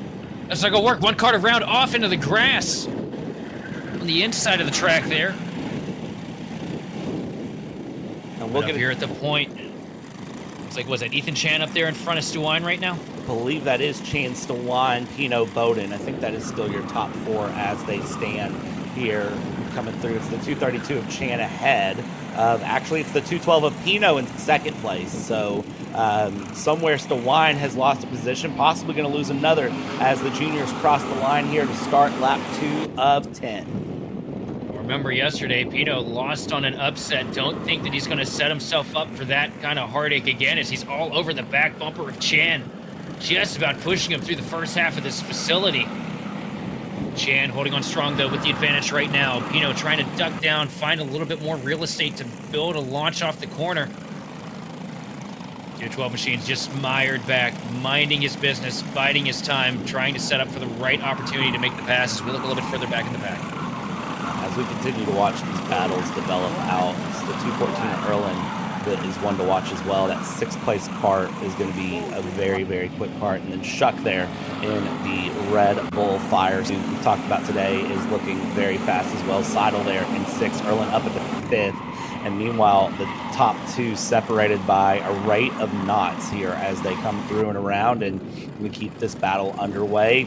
Another cart running off there, plowing into the dirt out of 4, now into 5, and is going to be trying to hold on. I believe that was actually Shuck who ran off, but keeps it going. All carts are continuing to move forward here in the field, and you can see the conga line here moving through and just holding on. It does feel like we're watching Indianapolis at the moment, because all these carts are just in one perfectly straight line trying to chase each other down. Spaderski, you see they're fending off the fight from behind. Homestags go now, they're side by side right behind Oscar.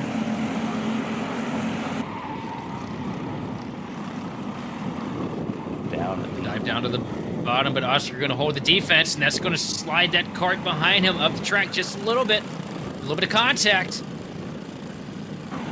Tyler Shuck struggling there right now, trying to hold back a line of hard-charging drivers, but he's going to hold the position for the time being. Coming through out of turn number 8 into turn number 9, holding on here while they can, checking in around on the battles as they go, and they come down. That is the 229 of Campen in the back of the shot there that you see. Look at this hard These drive. are your leaders. This is Chan and Pino. Pino all over the back bumper of Chan, not giving him any breathing room at all, trying to force that machine into making a mistake. But that corner goes to Chan, just a little bit better of a corner exit, better through center, but Pino not giving up all over the back bumper of the 232 cart. And as we go through here, Pino and Chan, I mean, this battle has come from almost nowhere because they were spread out quite a bit, and now they're bumper to bumper trying to go through. Let's see if Pino has enough here to get the pass done on Chan as they come down and around out of the final corner down the straightaway. It will be Chan's lap to lead this time by. Now as we go through half race distance, 5 laps down, 5 laps to go. Chan and Pino battling it out still, with Bowden a second and a half behind these two. So it is just these two currently battling for the win as they go. And you can see Chan really, really wants to find the pace here as they go through. A little bit further back in the pack right now. Gaggle of cars, 4 cars side by side, one off the track. Quickly gets it back on, but losing a little bit of ground here to the carts in front of him. That was Rozalowski who ran off there. You can see kind of the hand just thrown up for a second, just the, but why sort of question coming out is how I look at that, as we have another battle through, and this is still Rozelowski, the 216, battling it out as they run through and continue this battle. Tons of battles in the mid-pack and backpack as they try to figure everything out. And there we go. That's side-by-side through turn 1. That's always going to be dangerous, but able to hold on to it here as they run into turn 4 now. And now through turn 5, the hard right-hander, they keep it going. The 283 there, or the 233 actually, of shot. Oh, a little bit of a hip check. Oh, and up the track wide. Rozelowski, the 216 there, just trying to hold on while he can, trying to do what he can here as we go. It'll be 2 laps to go when our leaders cross the line here momentarily as this battle continues along here. Apologies, it's actually 3 laps to go now that they've crossed the line as they go through and continue to battle and fight. And it's anyone's guess who finishes ahead of who in that mid-pack, but up front, currently it is Ethan Chan and Pino separated by 1/10 of a second, which isn't a lot, but it's just enough at the moment for them to get through as they go. But any little mistake by Chan, Pino will be able to capitalize as they'll come around turn 9 across the line here. Sheldon, 2 to go at the line. What this has been about for the ages. What move is Pino going to pull out here? 2 laps left on the board. Plenty of separation between these two in the pack behind. 2 seconds back to Bowden. But I think Pino's just waiting. You know, he had that move pulled on him in the last corner of the last lap yesterday. And I feel like he's trying to set up for the same thing. So I think there was a valuable lesson learned yesterday. You see him give a shot to the back bumper of your race leader, Chan. Falls back in line, though. They work their way past some lap traffic. Now down into turn 9. This is where you're going to see the move happen when the move does happen. Not this lap. Ride it out now into 10. These two are going to take the white flag here. The Briggs Junior semifinal, or pre-final. Big defensive move there from Chan on Pino as they're going to go Here side he goes. by Pino's side. at the bottom. Chan to the outside, Pino the inside, switch back through though. Can you hold on to it? No contact found. And there it is. Pino has the pass on Chan, but can he hold on to it is the million-dollar question as they come through and around and out. They're going to go up through turn 6 now, and it's still going to be Chan behind Pino through 7A, through 7B. Second verse, same as the first, through turn 8. Now, it is that 212 leading the 232. 232 looks over his shoulder. Here's the turn 9 move you were talking about. Going for it, going for it. Might get it side by side. It's going to be a drag race to the line. Down through turn 10 we go, side by side. Where they stop. Well, it is going to be Chan coming through with the win in the Briggs Junior Pre-Final against Pino. What happened there? What happened there is Pino just learned. That he did. Almost recovered from the upset of yesterday. Just barely misses out. But when we get to the final, if you see Pino stick that nose out before we go to turn 9 on the last lap, he's going to be smacking his wrist for doing it. I think Pino is definitely primed and hands down my favorite for the final here tonight. They'll be interesting. One more pre-final left to go here, and this is Briggs Cadet. And again, for those of you not familiar with Briggs Cadet, this is going to be your 7 to 11-year-olds running the Briggs 206 engines with, it's called the Red Slide. So it'll give them the least amount of horsepower, but they are also the lightest class at 235 pounds. So it all kind of balances out in the end. Let's see how this goes. As the 19 and the 4 will be up in the front. They're waiting for the release to go. The carts are started. Everyone's out of the way. This is going to be, very exciting.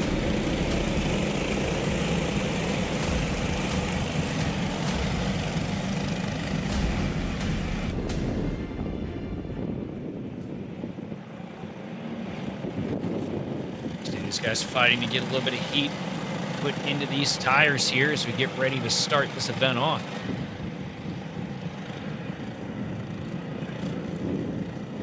Look at the big slide from the 19 there. Everybody really willing to kick the cart sideways and catch it. And that's also just great cart control, I have to say. Whenever you can kick that cart sideways and catch it, I love it. Tell you what, driver behind the wheel of that 19 car, that's another future superstar in the making. Just had nothing but pace, been a dominant factor here all weekend long. what happens here as Briggs Cadet B Final. Top 6 will transfer into the A Final, and they are way too fast here on the run. Doesn't look like they're going to let him go here. They're going to sound another time. And you can see the flag man. He saw just how fast they were going. They were all motioning to slow way down. These Cadet drivers, they are ready to get this party on the road. So much anticipation for these guys. You know, they got a lot on the line here, a lot of bragging rights. And anytime that there is a checkered flag being thrown, you want to be the first one to be there. And they're all going to have to go through that 19 machine of Lincoln Lima.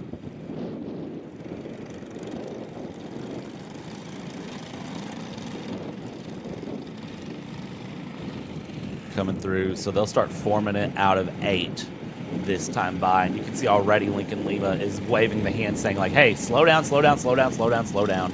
I want to get this race underway as we go, but the number 4 of Kisley is going to be very quick as well. So let's just see how they go as they're going so fast yet again. I don't think this is going to work either. Let's see if they slow it down. You can see the hand motions. They're being told slow it down, and green flag is out. We're underway, and let's see if Lima can hold on against Kisley. Kisley to the outside is going to lose multiple positions quickly.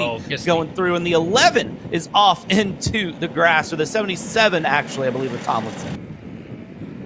Kisley, huge struggle. They're getting to the power, losing a handful of spots for even getting to turn number 1. Lincoln Lima now trying to hold off 2 hard chargers behind him.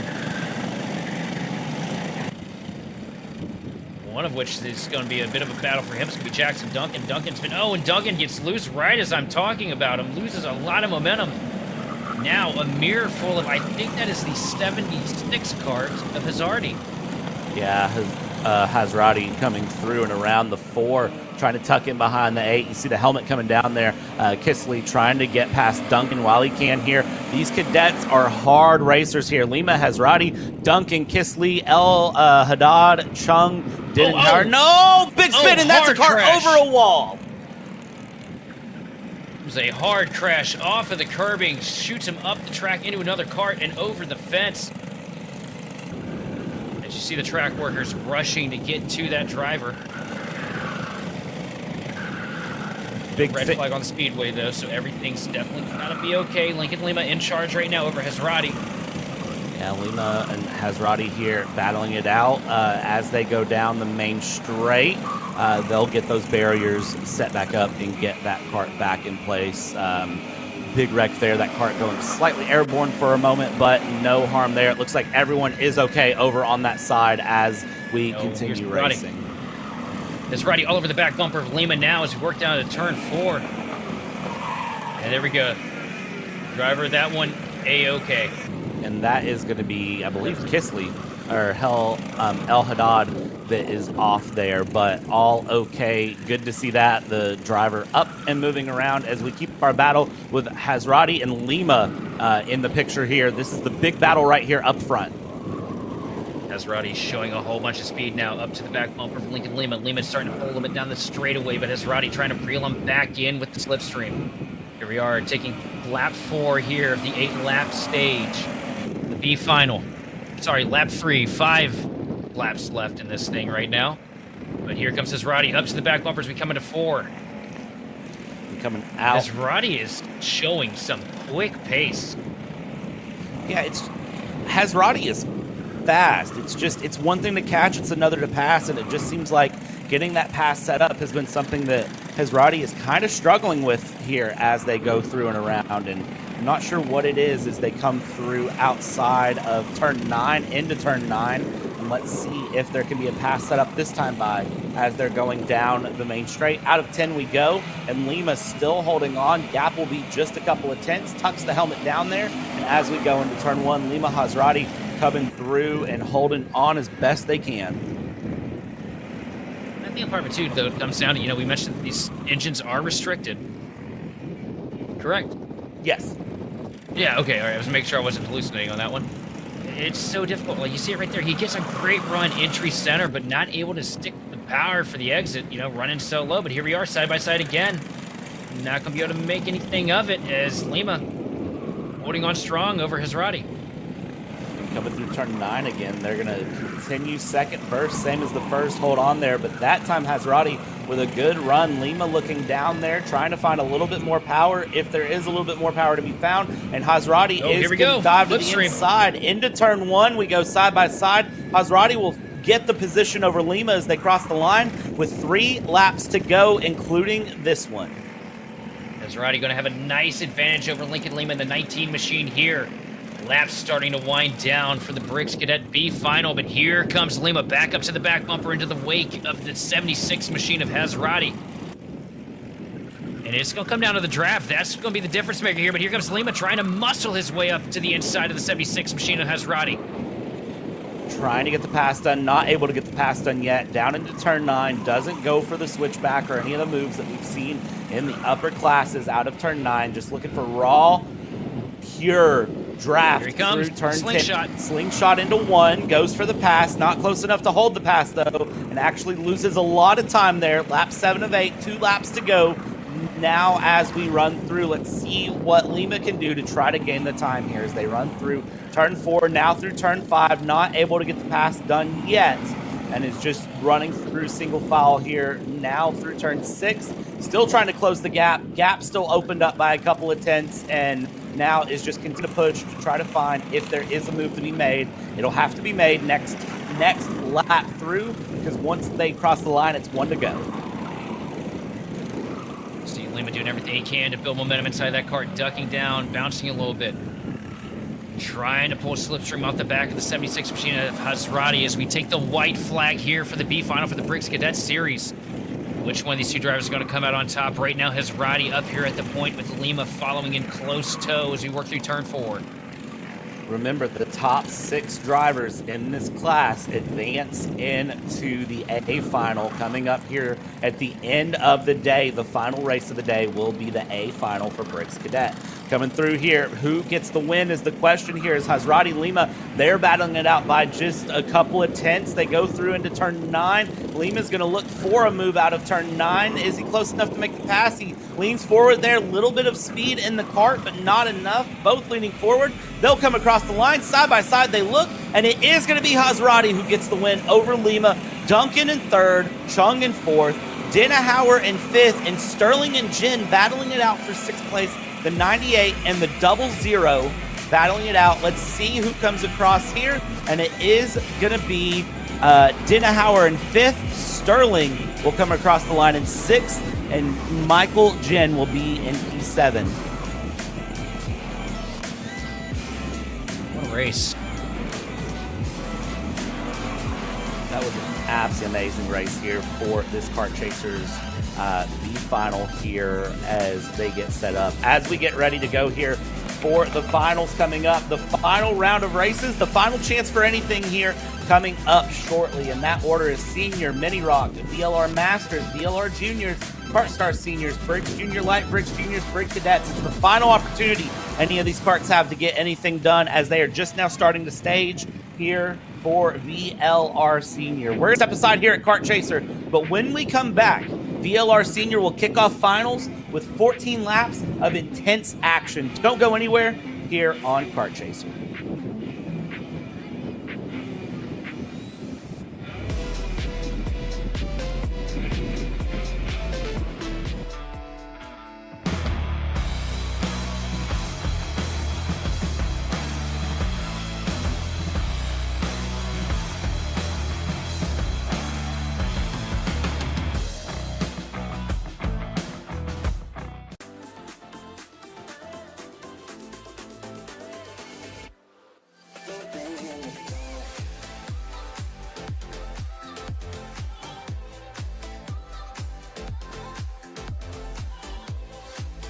Are you looking to take the next step in your racing journey? Well, look no further than PitFit. With 2 locations in Charlotte, North Carolina, and Indianapolis, Indiana, PitFit trains drivers all the way from grassroots level karting to IndyCar and NASCAR, with top-of-the-line personalized coaching to improve physical and cognitive fitness. For more information on programs, check out PitFit on Instagram or Facebook today. Are you ready to get behind the wheel?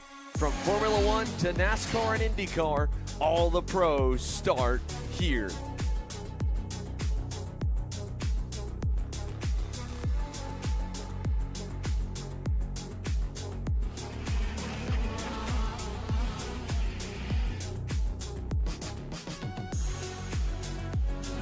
more information, check us out online at mcckarting.com or call us and go racing today. The K1 Circuit Semi-Pro League. This is a competitive race series with two classes. Junior Series for those who are under the age of 18, and the Senior Series for those who are 18 or older. If you think you have what it takes, come out and prove your skills on League Night. Both schedules are live on the K1 Circuit website. Your Kart Chaser live feed will resume shortly.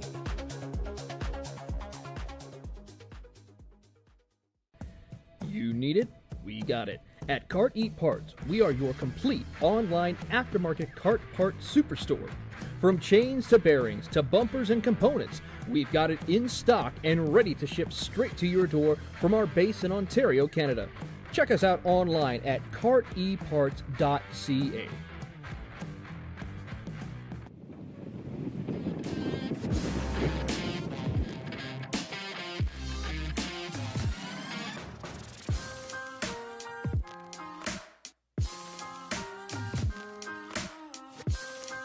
And welcome back to Kart Chaser for round one, the final set of finals here, the conclusion of what's been 2 days of amazing racing here around KartStars Canada Karting Championship, the Goodwood Kartways here in Uxbridge, Ontario.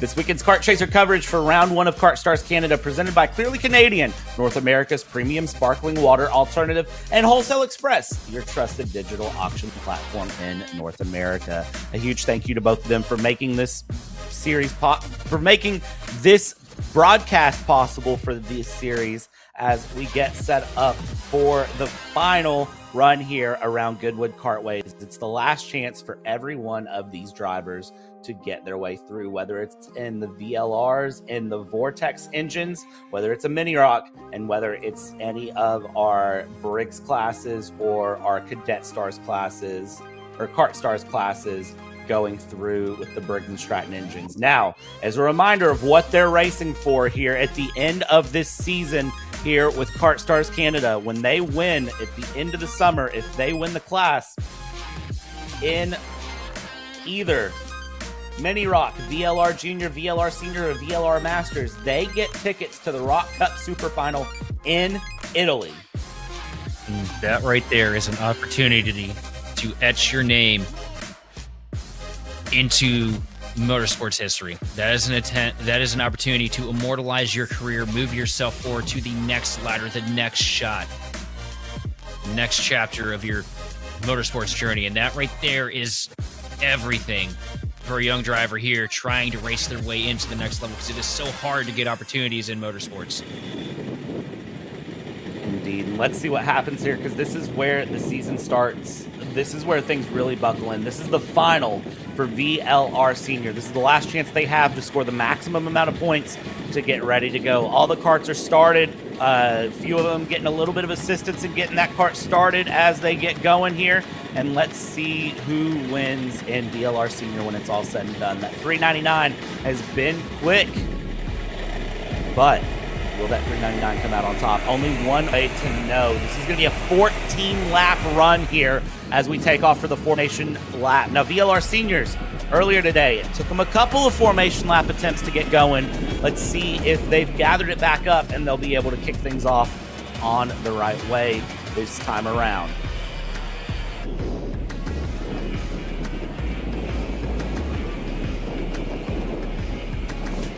I swear they look like they're coming around every time they warm the tires like that, man. I'm really surprised they don't sometimes, to be honest with you, as I watch them come through. Fully expect them to come around half of the time. And I'm just like you, it's just, I'm used to it, but it's just my brain does not expect it as they come through here. We get the formation lap set, and this looks like a much better formation lap than what we've seen. And Grata up in the front here, and you can see many different parts. Pollock there in second place. How is this going to end? Well, only one way to find out. Stick with us for 14 laps of action here for VLR Senior, and we'll be able to tell you in about 14 laps time here. Coming through, they'll hit the tram lines. Do they get given the green flag? Yes, they do. It looks good. We're underway now. Pollock and Grata, Silverama and Silvamnus, the top four as they come through. Already battling for the lead. Hard over the curb, and there's a big wreck in the background. We keep things moving. Nobody looks like they hit anything, though. Everybody going to be able to go back here. Yeah, the battle between Pollock and Ingrata. Ingrata has the advantage right now over Pollock. Pollock riding second, trying to find an advantage to get past the 399 machine. Ingrata been so fast here this week, but also keep your eyes a little bit further back at DeLio. He has been so quick as well. Back a handful of spots right now, though. 8th position as of the last time these guys were scored. We'll see where it shakes out here as we come across the line. Ingrata leading over Pollock.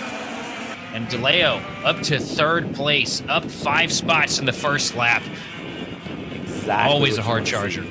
Exactly what you want to see if you're DeLeo going through. Let's see how this battle continues. Ingrata, Pollock, DeLeo, Symbolis, and Reddy, the top 5 with Marak in P6. That's also a very fast driver to watch out for. So we'll see what happens here as Kariotti is in last place here in the class. 19 karts taking on this VLR Senior Final. Let's see how this goes, as that's a tuck if I've ever seen one. Look at that, putting the helmet completely flat, trying to get all the pace out of that kart that can be found coming through. That's a hard charge. Going across the line now, up in towards turn 4 we go. Where they stop? Well, they got to stop eventually, and that is Jordan DeLeo. I've never seen a driver completely get as flat as their kart is going down, but I mean, that's what we call dedication, trying to get the pace there. Wants to get the pass done on Ethan Pollock as quickly as possible as they come through turn 8. Top 4 separated by basically nothing. I mean, you mentioned yesterday, too, this is a home game for Jordan DeLeo, correct? Yes, it is. You want to do everything you can to win at home in front of everybody, especially when you have so much on the line right here. I mean, an opportunity to go out there and make your name known to the world. Exactly what DeLeo's going for. He dives down to the inside into 4, and he's going to clear Pollock for 2nd place. Now he's going to focus his eyes on Ingrata, and I swear this is the battle that we've been talking about all weekend, and we get another opportunity to call it here. DeLeo and Ingrata in the pre-final were bumper to bumper, and a mistake made, a little bit of contact coming down into 4 is what cost DeLeo the opportunity to win the pre-final, but now it is him with a 2nd chance here as you see him tuck in as tight as he possibly can to try and get to the back bumper of the 399 machine of Ingrata, and this is going to be a fun one to cover. Pollock dropped into 4th that lap because Symbolis got passed into 3rd, so now we just have to keep our eyes on this battle as it goes. Pollock has pace. Pollock will try to get a pass done as we look at 5th here. Shimbashi and Silvera going through the 372 and the 311, the 356 there of Rennie, really trying to hold on as Shimbashi has gotten past as we watch them continue along and battle through. There's battles all up and down this field. The big question is, who are you rooting for? And that is who I would say you need to take a look at as they run through and continue to battle along here. And Grotto will cross the line. Fastest kart on track and is currently in the lead. Very good position to be in if you're in Grotto, but DeLeo is still going to be looking for a layup to get the win. You know DeLeo is just biding his time right now. Knows there's a lot of laps on the board. Don't want to get out here and scorch your equipment too early. You want to strike when it matters most. 0.5 of a second. We've seen DeLeo close that gap multiple times here this weekend. Would not be a surprise at all to see him mount a late-stage charge here to try and get it all. But it's going to be a hard one, though, because Ingrata is such a scrappy driver, so we look a little bit further back in the pack. A little bit of a little single-file Congo line going on right now. A lot of separation happening through the field here, just different talent levels at work. It's so hard to find an advantage in a group as stacked as this. I mean, as we crossed the line last time, the entire field within 0.4 of a second up to, what is that, about the top 10? Everybody close right now. Yeah, everybody's on a very similar pace level. So, I mean, if you want to get any advantage, you've got to do right as we go through. 8 laps left to go. This lap will be half race distance as they come around across the line. Lap 8 of 14 has officially started here as Symbolis has dropped into 4th. Pollock has made the pass back up into 3rd. DeLeo and Ingrata separated by half a second currently as they go. This is the question that I have, is that 319 needs to close that half a second on that 399, and where will that gap be closed is the question I really want to see answered, because it's going to be hard, but it is doable. Well, he's slowly been chipping away into it. I mean, given it's only hundredths at a time, but every bit counts. Every bit matters. And if there's a late stage fall off from Ingrata, it's going to be huge. But this lap by, though, Ingrata going to run a little bit quicker, going to pull an extra 10th on DeLeo. DeLeo now 0.6 of a second back, with Pollock about 2 seconds behind DeLeo.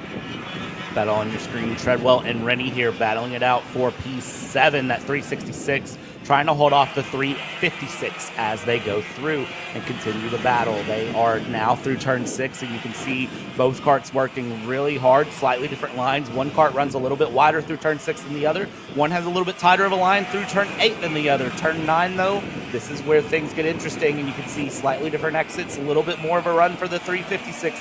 Rennie holding onto the back here through turn 10. Will come down the main straight, looking for turn 1, and not going to go for a pass through turn 1. So Treadwell will hold on to the position against Rennie. Up front, Ingrata has pulled out a second lead on DeLeo, and Pollock has lost 2 seconds to DeLeo. So those top 3 have just absolutely split apart here with 5 laps to go. Ingrata out here flexing his muscles, showing that he belongs at the top of the charts, and he belongs on the next step of the ladder. Trying to run away with it, but DeLeo still trying to dig deep, find that extra little bit to pull him back up to the back bumper of the 399 machine, but the time is running out. 4 laps remaining here. And I don't know. It's going to, DeLeo losing another 0.4 of a second there. That lap, Ingrata is just on a different plane right now. Ingrata clearly enjoying that the sun's out, things have cleared up a little bit. It may not feel near as cold as it has, and I think the track and the kart has just come to him at this point as we go through 4 laps to go this time by for this 14-lap final for VLR Senior to see who will take into the next round a massive points advantage to try to run through in the competition to compete in Italy or in Vegas. Let's see what happens here as we go through 3 laps to go this time by. Ingrata 1.6 up on DeLeo, and it's a 4-second gap between Ingrata and Pollock as they continue through. The field really starting to work things out here as we get to the end of the weekend. This is the final chance they get on track to run these karts, get in position, and let's see what happens. Ingrata up to nearly 2 seconds now over second place, DeLeo. Everybody else just kind of separated, you know, a lot of, as closely matched as these guys are on pace, one little mistake can be a huge detriment because it all just adds up. It's not like these guys have the opportunity of restricted motor or something like that to, you know, use slipstream to pull themselves back up. Once you lose that little bit, it's gone. It's not coming back. You need to wait for the guy in front of you to make a mistake. You need to be perfect. And right now, the guy that's been most perfect so far has been Aiden Ingrata, pulling away a massive lead and a walk-off. A mic drop moment here to start out the VLR Senior Championship as he comes across the line to take the white flag. 1 more lap to go here at Goodwood. Ingrata with the final lap here. 2.8 seconds the gap to DeLeo, and that is amazing because DeLeo has 2 seconds on Pollock, even though they're all running fairly good and similar-ish lap times through, and all have very good pace. Ingrata has been very strong throughout all of yesterday and all of today. Even 40 degrees this morning, and the wind was absolutely whipping around. Ingrata has been consistent, and Ingrata is going to win the VLR Senior Final here for round 1 of KartStars Canada to start things off strong. DeLeo, the hometown hero, will be in second place with Ethan Pollock in third, Sumbalis in fourth, and Simbashi rounds out P5 here as we run through this round. That is what I call great racing from VLR Senior. Theo Severo going to bring it home P6 with Jonathan Treadwell bringing it home 7th. Rennie going to bring it home P8, and running at your top 10 is going to be Joseph Leone and Oliver Mrack. What a race. I mean, what a statement, though, put down by Aiden Ingrata. We saw how close him and DeLeo were the past couple of days. We saw how close this field was, but when it came down to crunch time, when it mattered most, Aiden Ingrata with a mic drop moment just lays down heater after heater to run away with a massive advantage and walk off the win.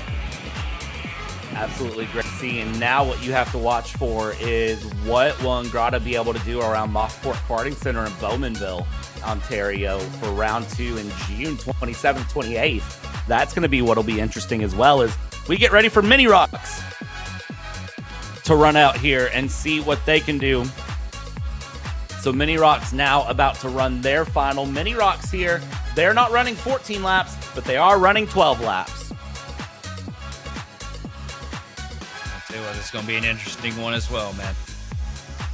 As you see, Ingrata getting the victory lap in, checkered flag in hand, well-deserved, well-earned. It's been a weekend of hard work to get that $399 machine to where he thinks it belongs, and the place where that thing belongs is victory lane.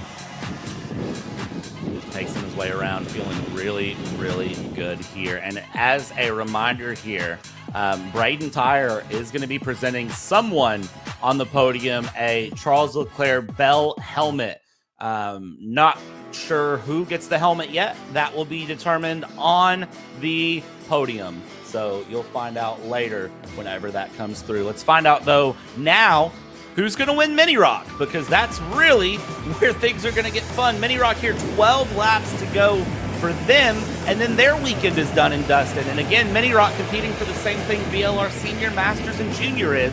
They want the chance to go to Italy, and that would be amazing for them if they could get that here, as they are looking to make a name early in their career as they run through here formation lap time.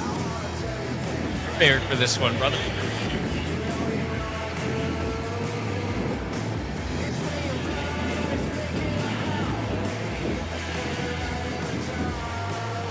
Man, I left you speechless on that one. No, I just had to cough really hard. Oh, okay. Okay, that makes sense. Pretty stout field here right now, though. This is a stout field. We got one kart stopped on track there, I saw. I'm not sure who that was, and possibly another kart stopping there on the exit of 9. That's the 187 of Bullpit, who is now trying to catch back up to the field here and getting ready to get going. So formation lap coming out of 10. Let's see if the Mini Roks can get this formation lap right the first time through here. They've got 12 laps of action to go on the weekend. They're being given the woe down command. Come through, green flag in the air, and we are underway here for Mini Roks, and it's really anyone's game is going to turn 1 here. Already up to second place, Azure Pavon with all the confidence in the world after his run earlier. We got one kart backed up against the fence, though can't quite hit the number on the side of that machine because it's blocked off by the wall. And that Looks is like the the 187. Going through. So that's Bullpit again, stalled out on the formation lap and then slammed it into the wall in turn 1. So I think, unfortunately for Luke Bullpit, going to be starting on the back foot going into round 2, and we'll just be looking for the recovery drive here today as we go through. Up front, it's the 130 of Jaden Francisco on Asher Pavon, George Ho, and Aiden Kishin. Your top 4. Those are names we've said a lot this weekend, and those are names that are really going to be competing hard here. 1 lap down, 11 laps to go this time by. Down the inside, the 154 Pavon gets the pass done on Francisco. We go side by side. Francisco having to fend off a fight from Asher Pavon. Pavon all over the back bumper now as we work ourselves through the corner here. Everybody tucked in tight. Congo line, single foul lane all the way around the track right now. All these guys trying to find somewhere to make an advantage happen, a big move. All eyes right now on the 130 machine of Jaden Francisco as they lead here, lap 3 out of 12 on the boards. And do you notice Aiden Kishin there trying to bounce the kart a little bit, trying to get a little bit more speed out of it if he can find anything here. 10 laps to go as they run through, and let's see what happens here for Francisco. Francisco has been so great on getting the switch back, getting past and then repassing. So really what the problem right now is for Asher Pavon is Asher Pavon needs to get the pass and make the pass stick. He can't let the fight back come through. He's got to defend once he gets the pass through. They cross the line here. 9 laps to go. A quarter of this race distance done for Francisco. Oh, you got to watch it there. into 4? Is there a pass into 4? There's not here. But man, I tell you what, Pavon looks quick. But here we go. And deep dive down to the corner. That's going to go to Asher Pavon, but here comes Jaden Francisco with the switchback down to the inside of the track. Jaden Francisco going to take the lead back. As quick as he lost it, regains the point. Jaden Francisco back to the front. But here comes Asher Pavon diving down into 9. Side by side, a little bit of wheel lock between the two, but Ash is going to take the spot. Now Jaden Francisco has to go door to door with George Ho. And George Ho is going to take the spot here at the line. 2-for-1 special there. Francisco drops 2 places, and George Ho, a little bit of a swing there out of turn 1, coming down into turn 4, and there's the pass back. So Francisco very quickly muscles it back forward. And Francisco, with dominating fashion, takes the spot back with ease. George Ho goes a little bit wide. I think got caught up in the grade, just a little bit into the marbles, pushing him back a spot. Loses a lot of momentum. Now here comes Jaden Francisco trying to get back to the rear bumper of Asher Pavon. And Pavon here going to try to hold on to it while he can. Francisco needs to close. And then Damianitis and Kishin have started battling it out for 4th place. Damianitis gave a big shot into turn 5 earlier, but has dropped off. So the top 4 really kind of sticking together here. And let's see what happens, because it's the top 3 more than the top 4s. There's a few tenths of a gap there. Down the inside, Francisco, come on with it. Trying to get the pass done into 4, doesn't get it. Looks for a switch into 5, still doesn't get it. It's going to go into 6. Stay single file. Will there be an attempt into 7? It's hard to go side by side through 7A and B, but if any class can do it the best, it is the mini Rok. Pavon's off. Pavon goes off. Huge mistake.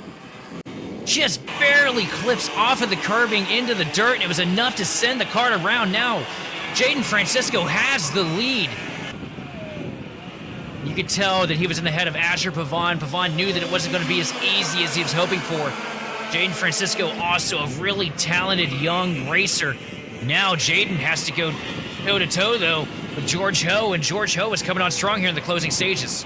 George Ho, also a very quick driver. Half race distance completed, half race distance to go. Asher Pavon has gotten back going and is currently scored in P9. So Asher Pavon, unfortunately, it's going to be a weekend of what could have been as we go through. And Francisco trying to hold off George Ho. Looks over the left shoulder going into 9, looking to see if there's a pass attempt coming into turn 9. There's not. And now tuck that helmet all the way down here as we go down through turn 10, down the main straight. 5 laps to go this time through, and it's all over the rear bumper for George Ho. Watch Aiden Kishin, though, in 3rd place. May try to take advantage of anything that happens between these two if they have a moment. They go through, they keep it single file for now, through turn 5, now into turn 6. They go single file towards turn 7, down the inside, looking the 180 of Kishin, because 131 of Damianitis got past, and Kishin wanted that spot back, isn't able to get it. Kishin might lose 2 spots in 1 lap, but no, he's up the inside of 8. He gets the pass done.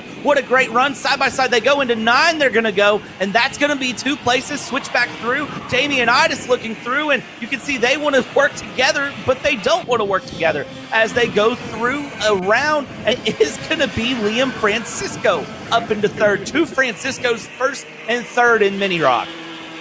It was a great day to be a part of the Francisco lineage right now, as Jaden Francisco is pulling ever so slightly over George Ho in 2nd place, but bumper to bumper Ho is not giving up just yet. A little bit further back here. I believe that is Liam we're looking at right there. That is Liam Francisco, the 114, trying to hold off Kishin and Damianitis at the moment, and it looks like able to for now as we see them come around down the main straight. Let's see what happens there. Kishin going to look for the move. Defense from the 114.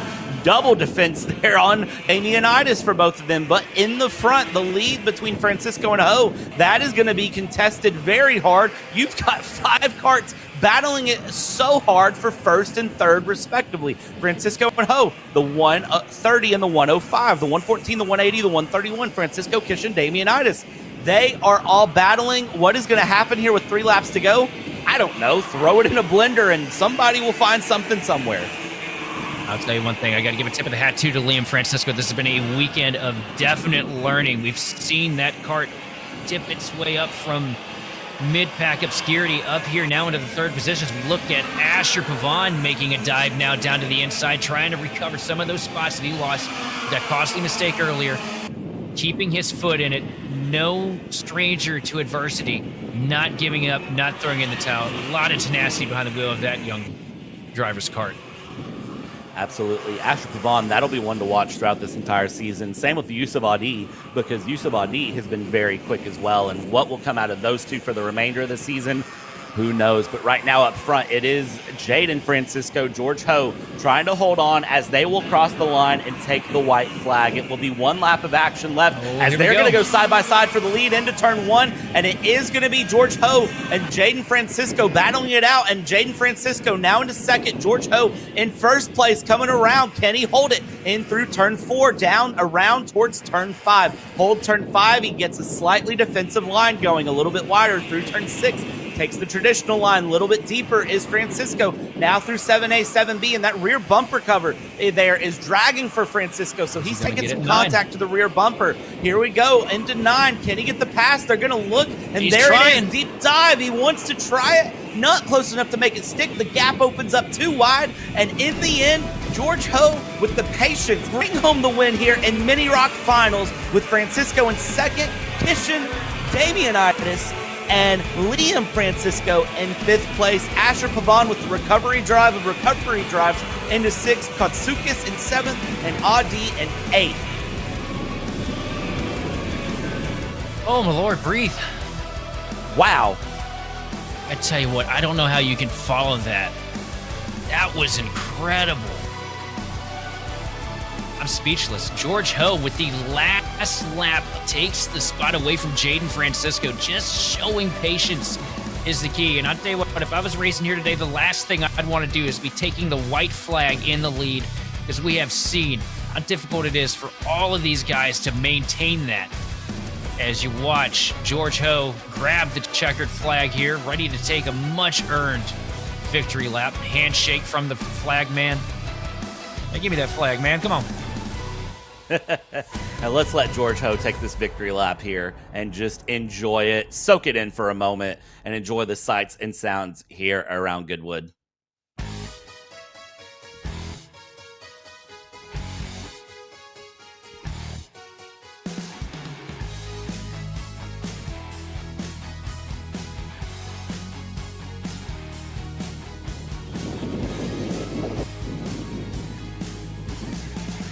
One thing, man, what a way to kick off the Mini Rok season, huh?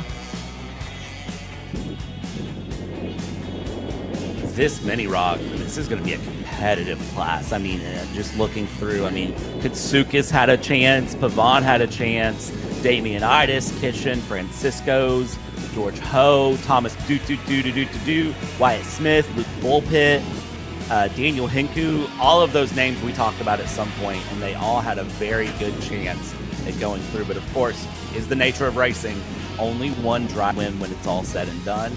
But man, that was a good one. Say hello now as we shift gears. VLR Masters, 14 laps of racing coming up. Hello, VLR Masters. Not a single wave. You should be ashamed of yourselves. There we go. There we go. There we go. A lot of appreciation here. Great run. I can't wait to see what these guys put on the track here. There have been great performances out of this field. I mean, everything. This has probably been one of the best weeks of karting I've ever had the opportunity to cover. I haven't had the opportunity to cover a whole lot of them, but the few that I have, it's always been great. But this is definitely taking the top of the list for me. I don't know about you. This has been an amazing weekend here, so we'll see what happens as they go through. And of course, here with the VLR Masters, just to refresh everyone's mind here, they are, of course, running the Vortex engines. They are 28 and older, 200 pounds or more with a class weight of 390 pounds. These engines ran on Sunoco 110 with Motul 2T oil. So this is going to be very quick, as the 426 unable to get going, but now thankfully able to get going, a little bit delayed, but is going to be able to get up into the field. Let's see what happens as they run through the VLR Masters. So we're getting a little bit of shade for saying y'all a lot. What I just read in the WhatsApp? Oh, no, I'm saying that. Yeah, apparently just for the record, you got 2 southeastern U.S. people in the booth, and we said y'all enough that our Canadian camera crew has questioned us about it. So if you hear a lot of y'all, I would apologize, but I'm not sorry. So we'll see what happens here for VLR Masters going back to on-track action as it comes through. 14 laps here coming through on the formation lap, and let's see, they get the green flag. So great start here for VLR Masters as Hinku, Hannah, Rhodes, Pavon are your top 4 as Pavon is trying to fight, already getting up into 3rd, getting the pass done into turn 4. Somebody runs a little off, but all of the karts able to keep it moving and grooving nonetheless. Looks like Rhodes had a little bit of a slide there with the pass from Pavon. Pavon now up to the back bumper of Hannah. What's Pavon going to do here? And we saw how fast Hinku was earlier. Is he able to maintain the pace that he brought into the pre-finals? Gonna have to try to, but let's see here if Mark Pavon can get a good run. We just saw what happened with Asher Pavon, and Mark Pavon is gonna be trying to get a run here in 3rd place. Now, gonna be trying to fight for the lead here for this VLR Master Final as they come through out of turn 3, down towards turn 4 we go. Hinku, Hannah gonna hold on. Pavon gets passed by Rhodes. Rhodes with a great dive into turn 4. Rhodes out here hitting hard as we got a couple karts off the track a little bit further in the back of the field. Couldn't quite get a door number on them, so can't give you necessarily more details aside from the fact that there's a couple karts around. Currently, Hinku trying to run away with it, trying to spoil the show up here as Hannah is doing everything he can to try and pull in that advantage. And he gets a really good run out of 9. He's going to bring him a little bit closer, but not enough to make a move. Hinku is going to lead us across the line for lap 3. And as we come through here, Rhodes, Pavon swapping positions on the timing tables as they come through. Tomlinson up into 9th place there as we have somebody running very off. That was Paul Rhodes way off the track there in the 472 machine, and it looks like it might be done for the day.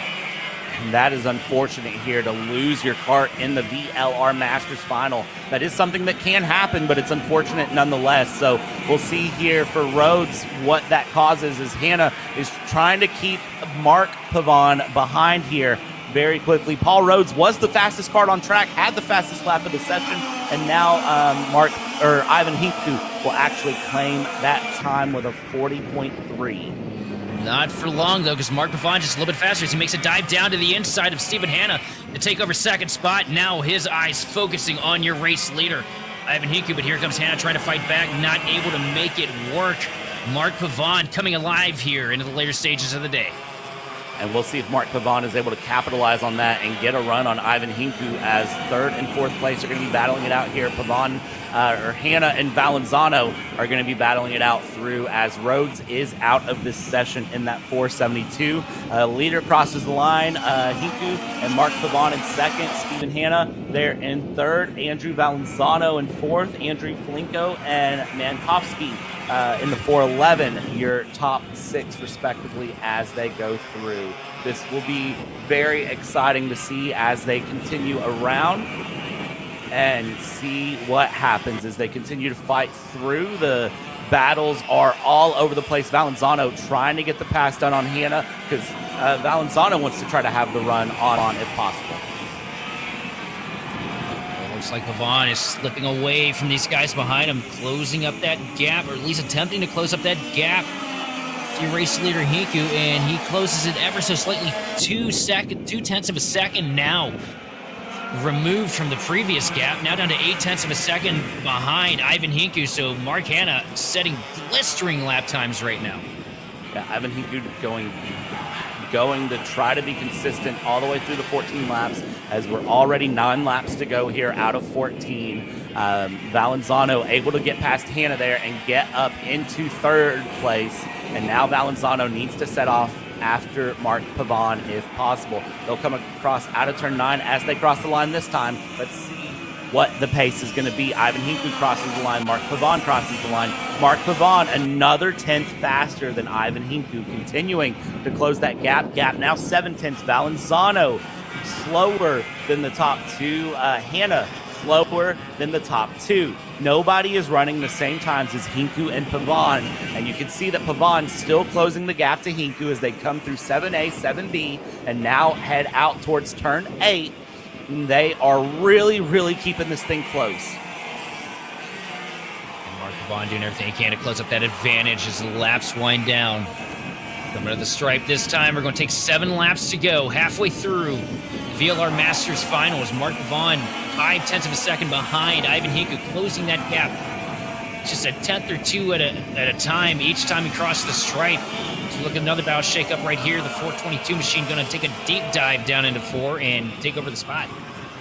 And the 422 there, of course, is going to be Jason Tomlinson getting that pass done very, very clean there on Minkowski in the 411. And now trying to run away with it here as you see these karts continue to battle, continue to push here, and keep their way through, around, out, and down. Back in the background there, coming across the main straight, Hinku and Pavon, they will cross the line. Gap check, 0.3 of a second, 0.38. is the current gap between Hinku and Pavon. Pavon with 6 laps to go. Looks like he paced to try to get this lead through, but it's one thing to catch, it's another thing to pass. So I don't want to speak too soon and say that it's guaranteed, because you never know what's going to happen here around this track. Well, Mark's been consistently 0.2 of a second faster. Now he's closed up to the back bumper of your race leader, Ivan Hiku, as the laps wind down, and as we see our roads kart getting put away from the track here on the flatbed. Mark Pavon, though, all over the back bumper again as we work ourselves down into turn 4. Pavon, yeah. He's there. Yeah.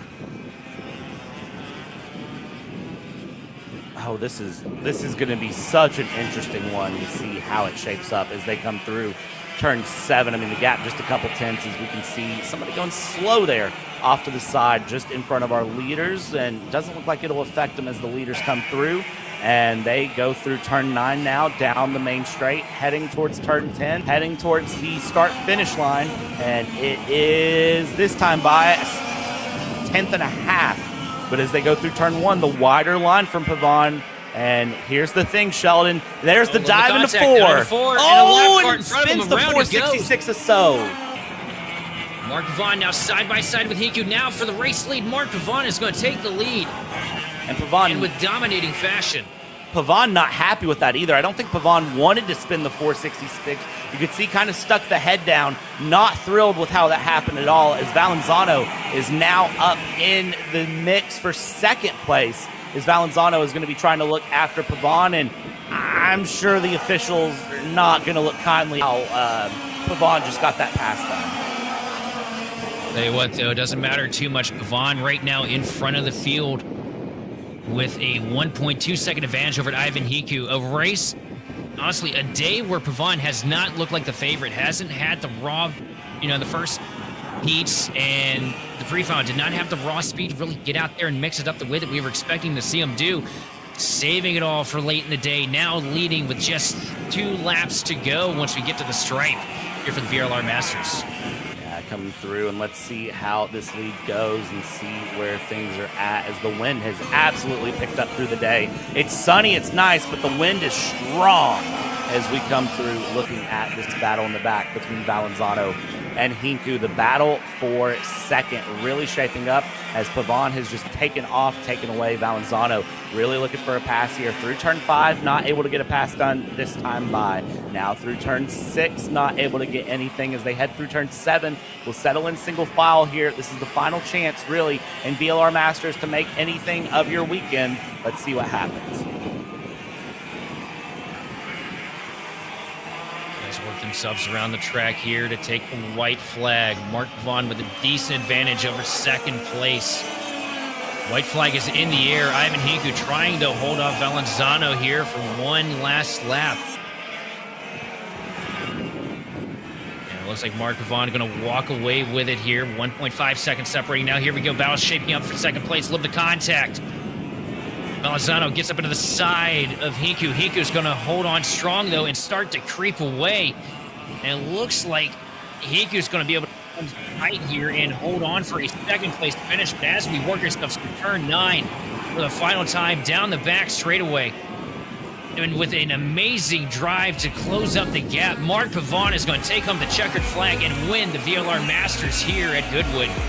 You can tell Pavon very happy with that, has the fist pump, feeling very good about the fact that he was able to pull that win through as things get going. We'll see how everything else scores up. Kinku second, Valenzuano third, Palenko in fourth, Hannah in fifth, Tomlinson, Mankowski, Valenzuano, Hongye Hay in P9, So in 10th, Jesse Durant, and Paul Rhodes, the 12 karts that took on the VLR Masters. Next coming up, as we will let Mark Pavon take his victory lap around, you know what comes up next, right? Probably What we get? probably the most competitive class that we're going to have here, VLR Junior. And I have no idea how this is going to end as we enjoy this victory lap. What a drive from Mark Pavon to get this thing done. To close up about a 2.5 second gap, just consistently notching off a tenth at a time as you watch him drive around here with that checkered flag in hand for a well-earned victory lap after a difficult fight to get up there to the front and get this thing knocked out.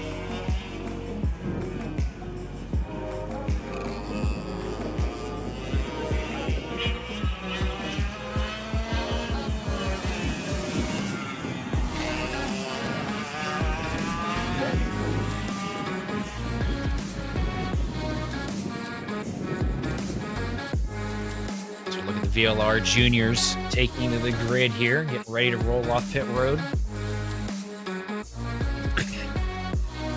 This is going to be where a large percentage of the excitement comes in this afternoon. Got my eyes, though. I had to stick my eyes on that 224 kart of Denarine. They have been so fast here this afternoon. A lot of good karts in this field.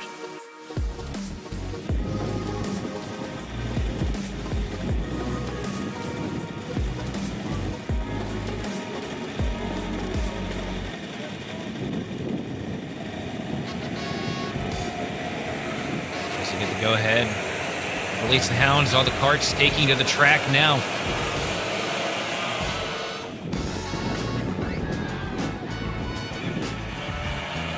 Working here through the warm-up lap, getting ready to form up here before we get to the track line.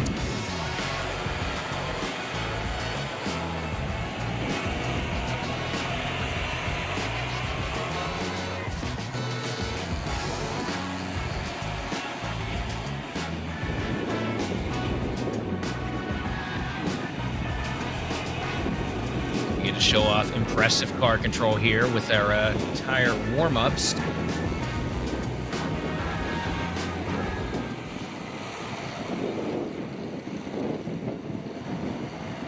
I don't know if this one's going to go green just yet.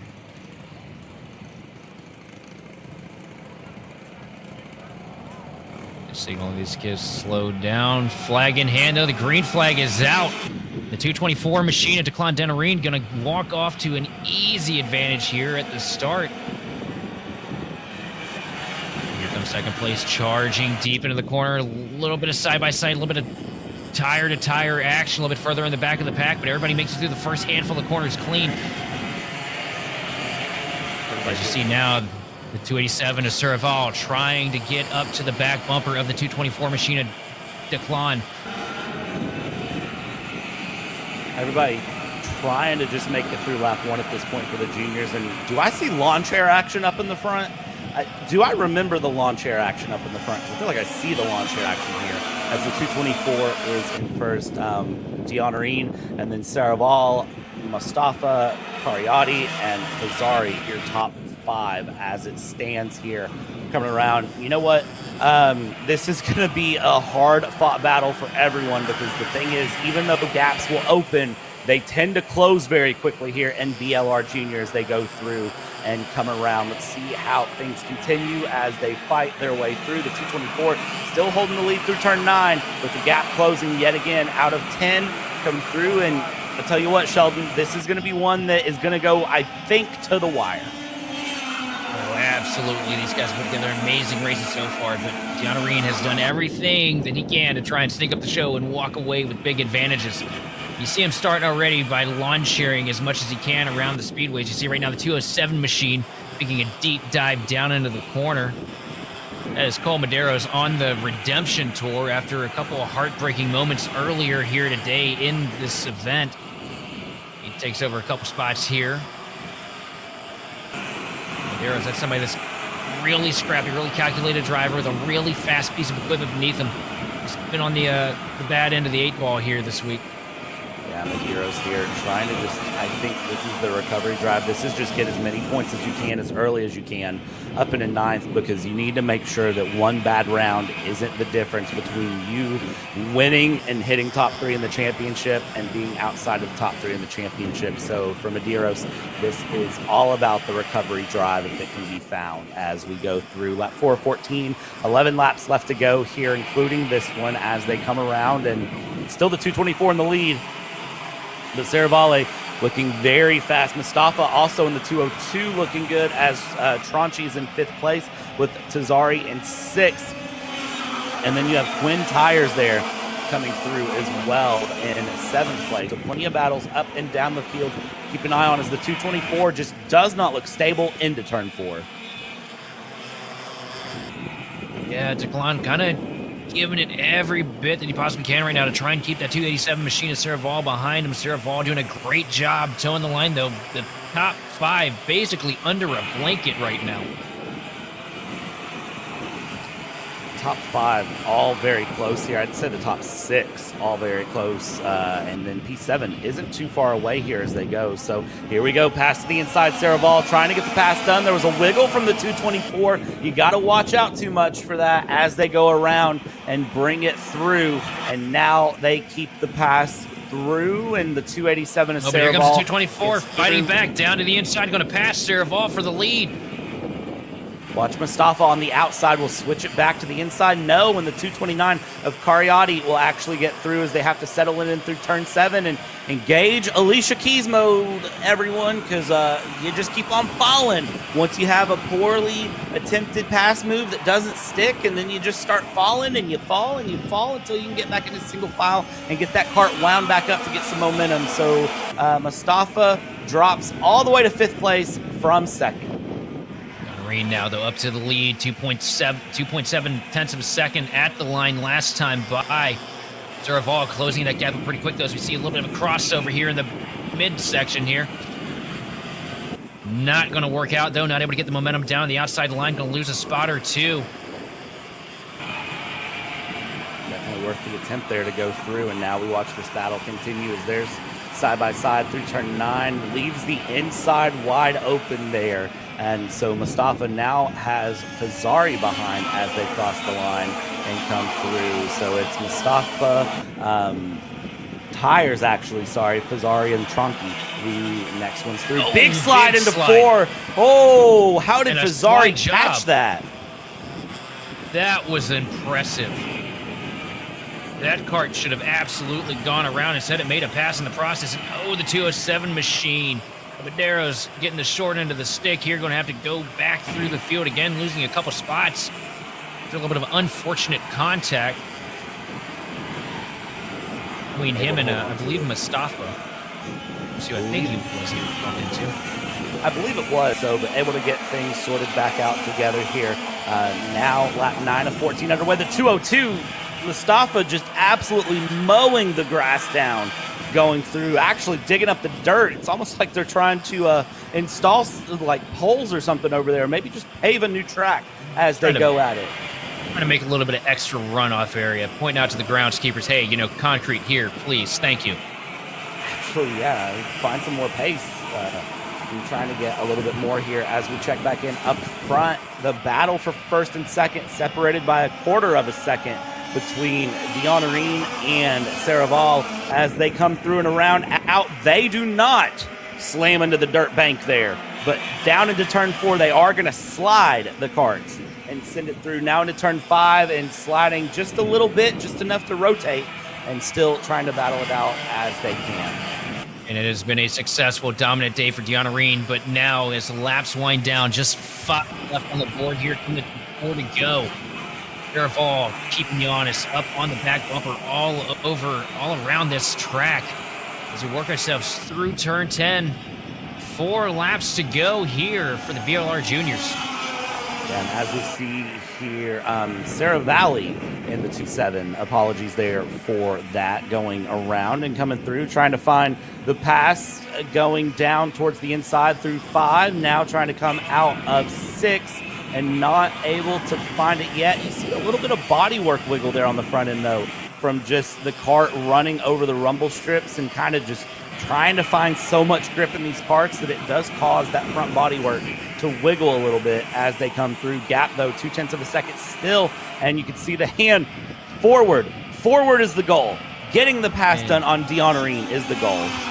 And look at how much he closed there on the straightaway. Up to the back bumper. It's down with a deep dive down into the corner, and Dion up the track, losing a lot of spots. Something amiss on the 224 kart. And that and is off the track.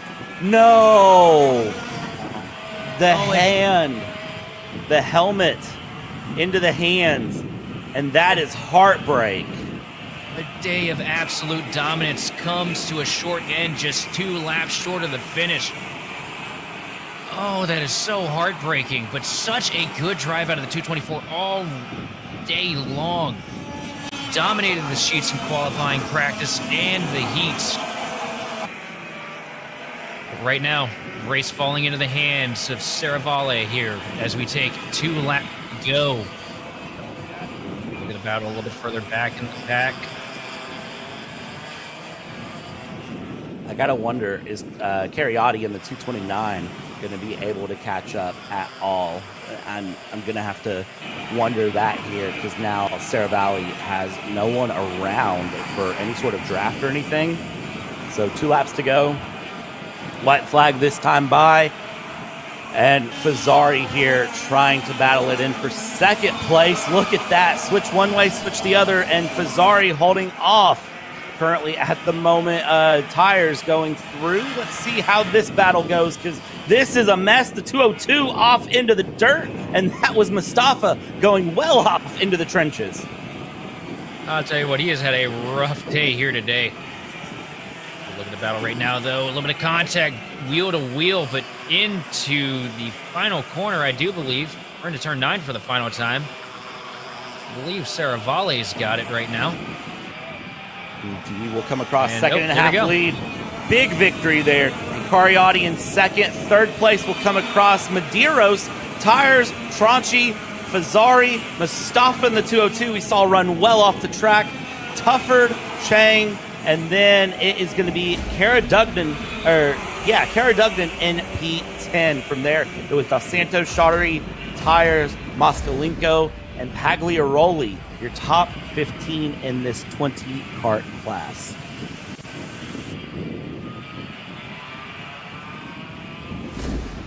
Cabral, Magro, Pagliarolo, Dion finishes 19th, and Christian Papp was in 20th place.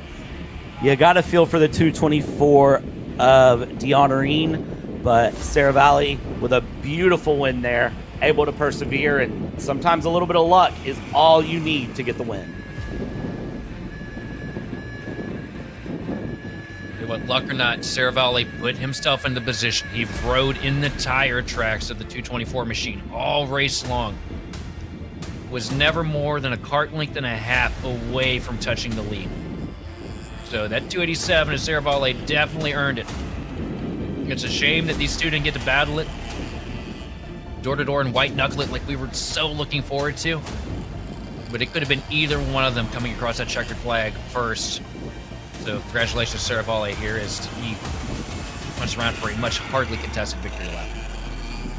Bringing it around through and in, and we'll enjoy the victory lap. Now we go into our final set of races here for the day here in Kart Chaser. So this will end out KartStars Canada Karting Championship Round 1 here from Goodwood Kartways in Uxbridge, Ontario. Final rounds will be KartStars Seniors, Briggs Junior Lite, Briggs Juniors, and the Briggs Cadet A Final. Don't go anywhere here from Kart Chaser, as we will be back momentarily.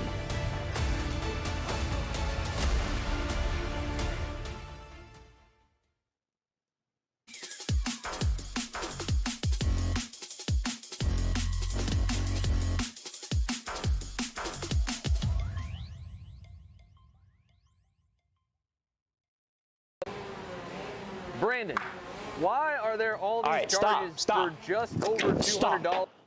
I'm tired of all this Brandon business, okay?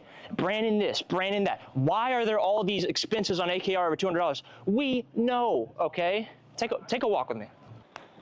At Shop AKR, they have everything you need to start racing at a very cheap and affordable price. They have MXC rims, they got chains, electrical stands, tilt seats, they got MXCs. And if you didn't know, on top of that, any purchase in the continental US over $200, that's free shipping. Hey, aren't you supposed to be in the AKR Anonymous meeting over there? Dude, I'm doing a commercial. Dude, we have no time. It's about to start. Stop. We all love Shop AKR. Me? More than others.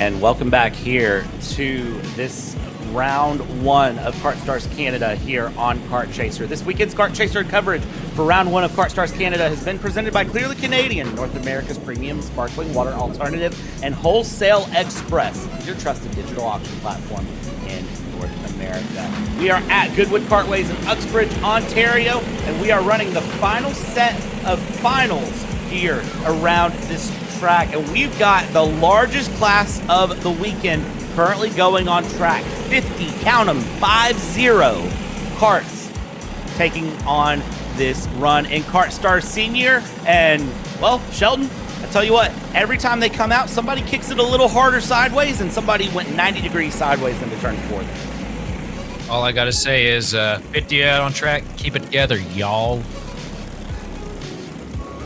Let's see how this one runs through as they get the formation lap together, coming in, and they're already starting to form it up through turn 8. And the thing I love, the fist bumps aplenty here through the field. They'll form it up, get the grid going, give each other some fist bumps, and get ready for hard-fought 50 races to be found here around this track. I don't have a prediction for who's going to win, but I have a prediction for what might happen, and I like to call it hard-fought racing. Wave to the friends, wave to the family around the side of the track. Everyone knows this is the final round here for them. 12 laps of action from KartStars Seniors to see what they can put down with these Briggs & Stratton engines. They're getting the motion. Slow it down, woe it down, woe it down. Does the flag stand like what they see? They absolutely do. Green flag in the air. We are underway for the final time with KartStars Senior here as we go down into turn 1, and Bosca and Barnes go through. Actually, sorry, it's Treadwell and Makovskis go through as we have some big wiggles in the background. Everybody, though, makes it in, through, and out of turn 4 cleanly. 50 karts making it through the first handful of corners feels miraculous to me over here. Oh, and, well, we spoke way too soon. Sorry about that, guys. I forgot to mention I do come with a pre-installed commentator's curse, as a handful of karts have gone around here. That is 15 we got one runaway. karts. Is that a runaway? Yeah, that is a runaway. That was 15 karts off the track, by the way, as that is a snapped right. Oh, give that Marshall the absolute award of the weekend for a miraculous, beautiful dive there. Oh my gosh, give him a raise, give him a cookie. What a legend. What a literal legend. I wish we had replays. For that reason alone, that was sick. Man. What a beautiful, beautiful run there, catching that kart that had a snapped right front as they go through. And now we get back. Let's get back to the racing on action, or the action racing on track. There's the words I'm trying to say as we go racing through. Action. Yeah, Major Makovskis in the lead here. Jonathan Treadwell in second, Barnes in third, Rayoff Pierce fourth, Savlio in fifth, as Goldie is in sixth, and Rossers is in P7.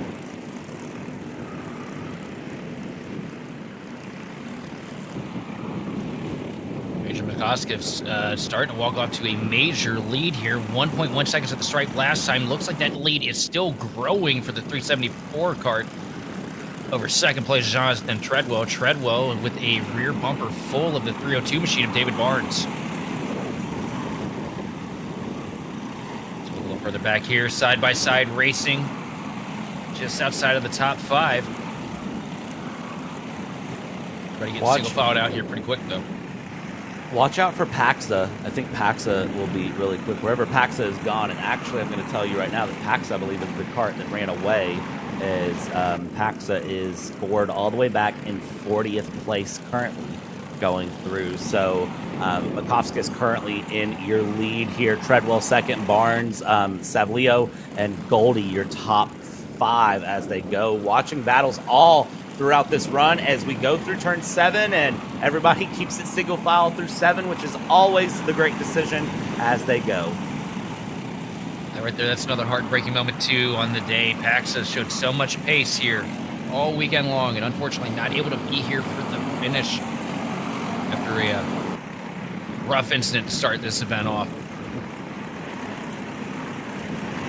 Some karts were able to get away, some weren't. Up front, battle continues. That is the 374 just in the front of the screen. This is the battle for second. This is Treadwell and Barnes. They are trying to catch up to Makovskis as quickly as they can here, and they are certainly giving it a good run for the money as they continue along here around. We have 8 laps to go in this event. 8 laps to go as they push this race through.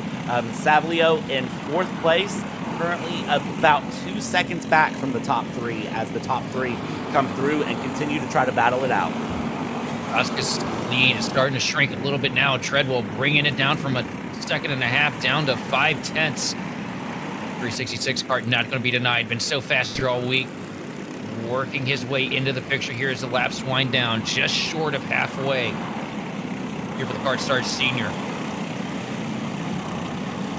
See how they go through and continue it along. There's a train of karts there in the mid-pack that are just absolutely just trying to follow each other through, all of them looking for some sort of a pass. But the problem is they all know that once one goes for a pass, if they don't make it stick, they can lose like 20 positions at once. There's the dive into turn number 9. That was the 381 who got passed, and that was a bit further back in the field. That was P18. That was Nathan Wilkie getting passed by the 367 to Owen McCarthy as they go through. Side by side, more action into turn 1 as we continue along. Keep this battle moving and grooving. Mind the outside of 3 and 4, and they keep it clean through 4 and keep that one moving as they go through turn 5 again, single file. If you go for the move has to stick, because if you mess up the move, well, it's a whole problem in and of itself.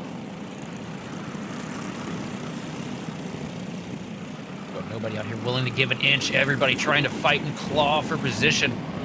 Look back up at the race lead now. You see it is diminished rapidly here as Treadwell and Barnes have hooked together, drafting together down the straightaways, trying to get up to the back bumper of the 374 machine here to take a fight to him here as we get into the closing laps.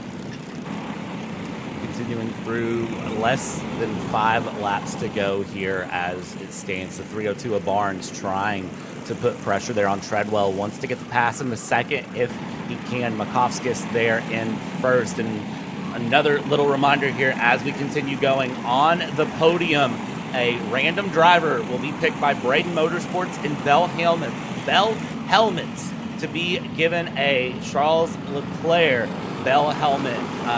That is going to be picked by random. We don't know who it is. Nobody knows who it is, but that will be given on the podium here at the end of events today when it is all said and done. That'll be amazing to see going through here. Meanwhile, on track 302, Barnes trying to chase down the 366 of Treadwell. Still gap a couple tenths, and up in front of them, Makovskis has started to lose a bit of pace. Yeah, but I mean, how much of this, though, at the same time, is Makovskis just trying to maintain a gap? You know, we saw it from him earlier today. You know, he got about 1.2 seconds ahead, and then he just maintained it. Everybody around him was faster, but he just maintained enough of a gap to get the job done. Not really trying to show his hand too much, put himself into a precarious position here. I wonder if he's going for the same thing. As you see a battle shaking up here and a quick overtake. That's the 369 of Chiplikov who got through. One big off track. Man, and still not able to catch it together there. The 360 takes a hard hit there and rolls through. That's Oliver Rayoff Pierce that just took a hard hit there, Sheldon, and dropped several positions from that. Pierce was another favorite here this afternoon, too. Showed a lot of pace earlier. It just goes to show that this thing ain't over till it's over. I mean, we've said that multiple times here this weekend. We've seen crazy things happen on the closing laps as we get 2 laps to go here for the KartStars Senior Tour. Let's see how this one ends. 2 laps to go, coming through, checking in, up, around all the battles to look at as they come through.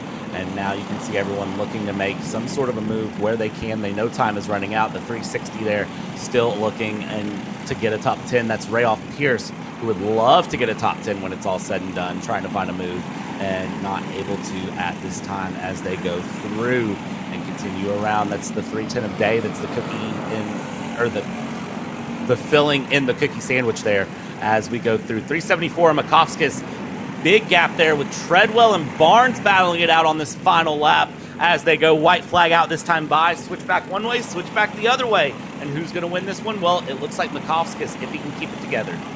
5/10 of a second advantage for Makovskis.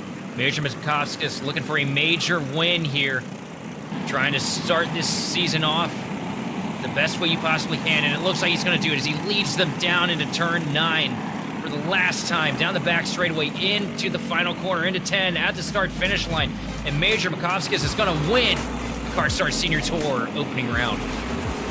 Second place will belong to Jonathan Treadwell with a great defense there on David Barnes on the final lap for third. Gavin Goldie in 4th place, and Declan Black in 5th.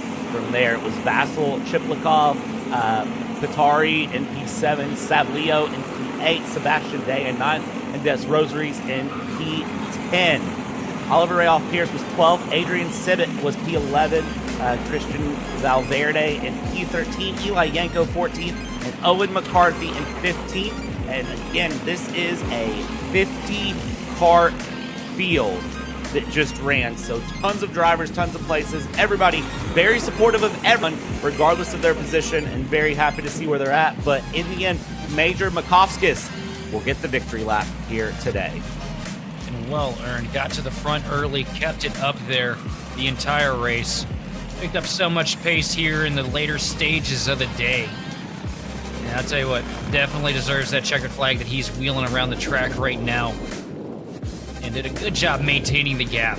And it's what you look to see.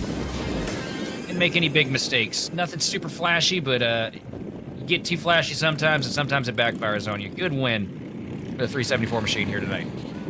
Absolutely great run there in KartStars Senior for the 374. Next class coming up will be Briggs Junior Lite. Just 3 more races here with us for Sunday for this Kart Chaser coverage. Brought to you, wow, words are hard. Kart Chaser coverage here for KartStars Canada, brought to you by Clearly Canadian and Wholesale Express. It's been a long weekend. Words are hard. Look, we just have to get through the next, 3 races? And then you got a whole nother one tonight. No, sorry for reminding you. Yeah, it's okay. It'll be a great run. Say hello to everyone in Briggs Junior Lite. Now, will Briggs Junior Lite say hello to everyone at home and everyone watching here on Kart Chaser? Oh, there we go. We got there one right we there go. in the back. Yay. Looks like it'll be a couple minutes before they get going. Everybody talking. They're waiting on the command to start engines and get ready to go. Looks like the front runners are too good to wave at us anymore. I think That's they're how all it is. just very Yeah, ready they're to get this race on the road. focused. This is a big race for them. It's what everything comes down to for this weekend.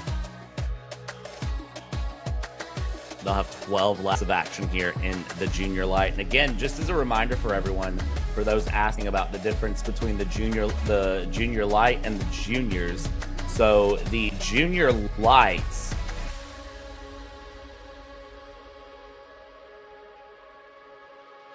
much horsepower in them as the Juniors, and it's 11 to 15, not 12 to 15, with a lighter car, a class weight of 265 pounds, versus Briggs Junior has a class weight of 300 pounds.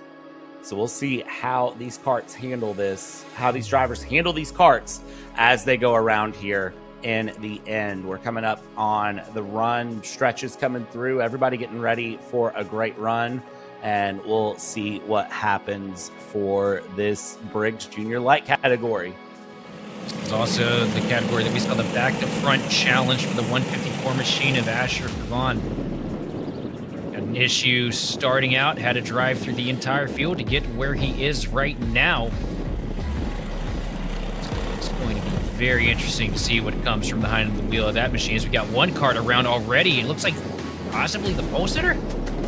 I might have been second place. It was hard for me to tell as well going through. I was trying to do the math on how quickly Asher Pavon is going to try to drive from mid-pack to front here, to be honest with you, because Pavon's going to be on a mission here with the Briggs Junior Light category, as they're already forming the grid up here through turn 8, getting ready to go here around for turn 9. And it does look like there is a kart missing there in the run. They're going to bunch the pack up, get ready to go, and will they get the green flag this time by for Briggs Junior Light? Let's see how they get going, and there it is. It was indeed the pole sitter getting his kart back into place here. Let's see if they get it sorted out and get going fast enough. Coming through turn 10. They're woeing it up quite a bit here as they go. That's the 161 of Conrath, who was around, who's now up front, ready to go, I believe. Green flag out. We're going to be underway, and keep an eye on that 154 of Asher Pavon as we get going. Shane Conrath up in the front, and there's a big mix-up already up in the front as everything gets going. The 111 will be in second place early on, as things are just all over the place very quickly here for this Briggs Junior Light start. Through turn 4 and 5 they go, and big contact. And from 8th to 4th in literally half a lap, Asher Pavon making huge moves to get up here and try to put this stamp on a rough day and make it a great one. Huge moves here to start this thing off. Right now, Chang up here at the front of the pack as we look at Asher right now.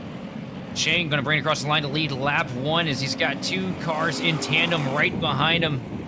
Couple kart lengths separated, 1.3 second advantage for the 163 machine of Roy Chang here. Chang is going to be holding on there against Pisnero as they go through a little bit wide, running around as they go. The 111 has the 161 for company. The 161 of Cameron Conrath running third currently, with Asher Pavon in 4th. And then you have the 188 of Cadini and Del Grosso 5th and 6th respectively. So as they run through, this is going to be an interesting battle to watch. Pavon, of course, on the sharp end of the stick when it comes to pace. So let's keep an eye on that 154 and see what he can find here. But that is a huge gap he's going to have to overcome before the end. Not saying it's possible, just saying it's a huge gap. If he can find the right kart to work with to kind of close that gap with the slipstream, then it could be game over or game changer. Let's look a little bit further back. Here comes Pavon now, working himself up to the 4th or the 3rd car in line here. 3rd and 2nd. Oh, a little bit of contact off the track, goes 2nd place and stuck in the grass, and it looks like something has come off of the kart. I saw something go off there through turn 5. I wasn't sure what it was. And like it's not a tire. The tires are on it. I'm not sure, but that kart has been abandoned there. That's the 111 of Nico Picerno, who is now out, and that's going to open up Pavon to try to get past Conrath here as they go through. Pavon now in 3rd, looking for 2nd. Into turn 4, a great passing opportunity deep into 3, and a pass clean as day into 4. Asher Pavon licks the stamp and sends it down into turn 4, taking over 2nd spot. The 161 machine backpedaling up the track a little bit. Just about lost it, but keeps it under him with great drive. And now, unfortunately for Conrath is going to be under pressure from Cadini and from Del Grosso here for his 3rd place, and we'll see what happens here. Pavon now needs to find a lot of time to catch up to Chang. Gap last time around was 2 seconds. Let's see where it's at when they scored across the line here. Gap 2.4 seconds needs to be caught here as they go through. It is doable. It is very hard, though, for Chang and Pavon. 2.4 seconds. Let's see what happens. 8 laps. It's plenty of time to do it. It's just a matter of, is the pace there? And I would argue that the pace, he's only running about half a tenth a lap faster right now than Chang. That last lap, though, he was mired in heavy traffic, making passes. So with this restricted engine, we know how much of a deficit that can put you in. It's really going to come down to how much pace he has on this lap. If he's going to be able to close that gap, assuming that Chang doesn't make any mistakes, which Chang has yet to, I'm going to knock on wood because I've been bad about the jinx. But Chang has yet to make one since we dropped the green flag this morning. Just remember, if Chang makes a mistake, it was not Brad in the booth who said it. I'm just saying. I'm just going to leave that there as we watch through the 177 under some great pressure there. Jacob Creed doing a great job of running that kart around and keeping things moving. There's a wiggle and some contact going through back in the background, though, as we get going. And that's the 117 of Ferrante, who had that contact and is going to try to get going, is behind the 177 there of Jacob Creed as they continue to fight along here. Chang Pavon gap 2.1 seconds last time over the line. We'll see where it's at as they score over the line this time. Out of turn 9 we go here, and leader through gap 2 seconds now as they go. So see where that continues. Conrath 2.8 back, and everything's still very much up in the air on where it's going to happen and what may happen. This race is really anyone's guess how it can end, as we're halfway through, half distance up, half distance down. Find a lot more time if he's going to try and get to the back bumper at Chang here. Laps closing quick. 7 laps left on the board here for the Briggs Junior Light Division. Look right now at battles all over the track here in the midsection of the pack.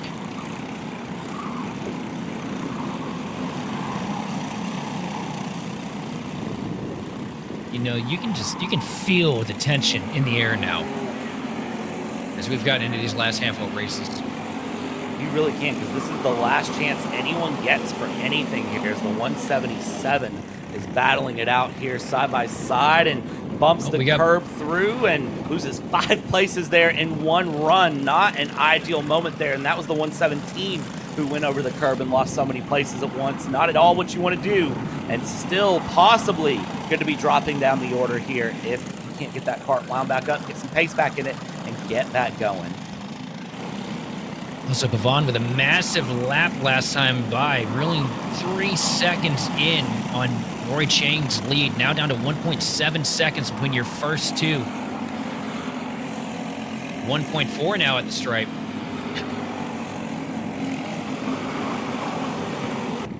Let's see how this goes down and through turn 2, 3, into 4, and the 177 with a hard bounce there over the inside curb of 3, and now into 4 we go. You got to be careful with that curb at 3, because if you're not, you could completely send your car off. That's someone facing backwards.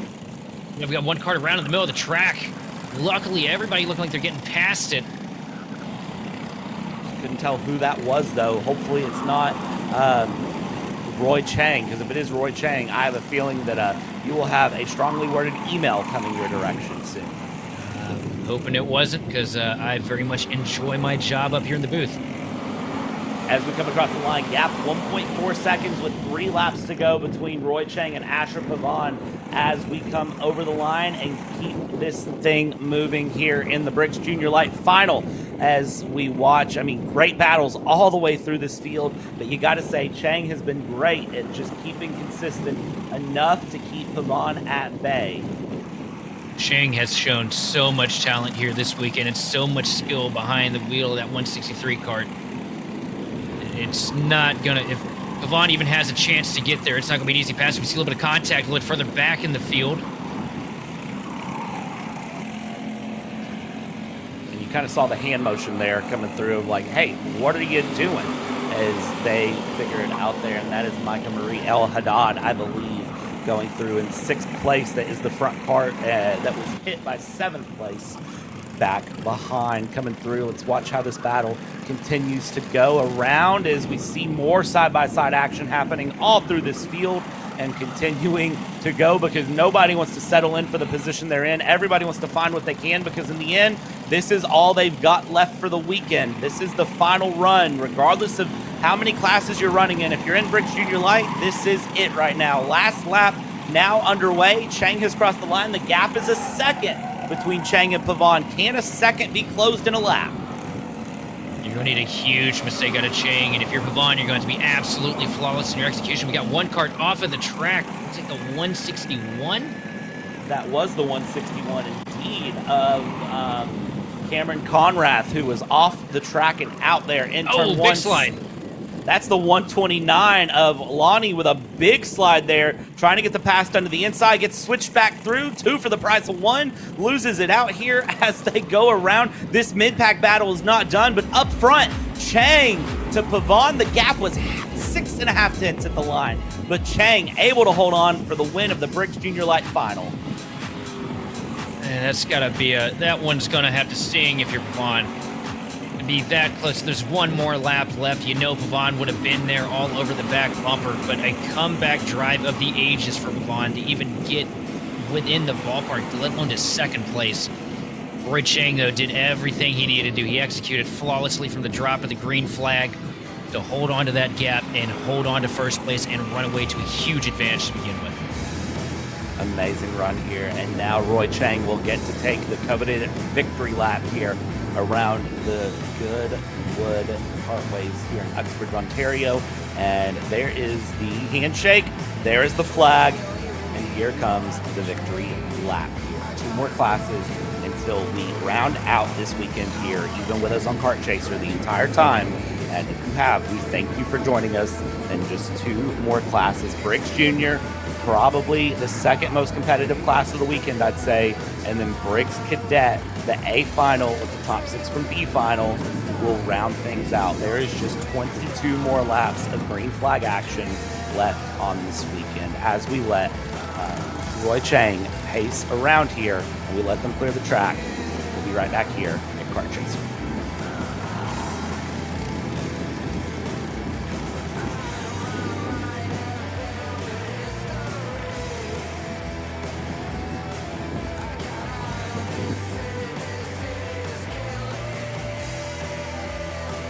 Also, Briggs Jr., wave at us, say hello while the carts are getting started here.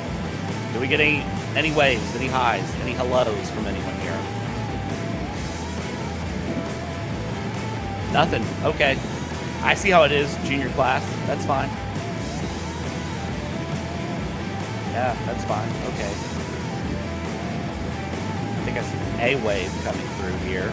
Maybe one. I don't know. We're getting thumbs ups to all the carts around. Thumbs ups through, but thumbs up for the broadcast. That's fine as we release them here from the staging area to get underway. Briggs Junior, the second to last race coming up here. 30 carts will take on 12 laps here around this Goodwood Kartways.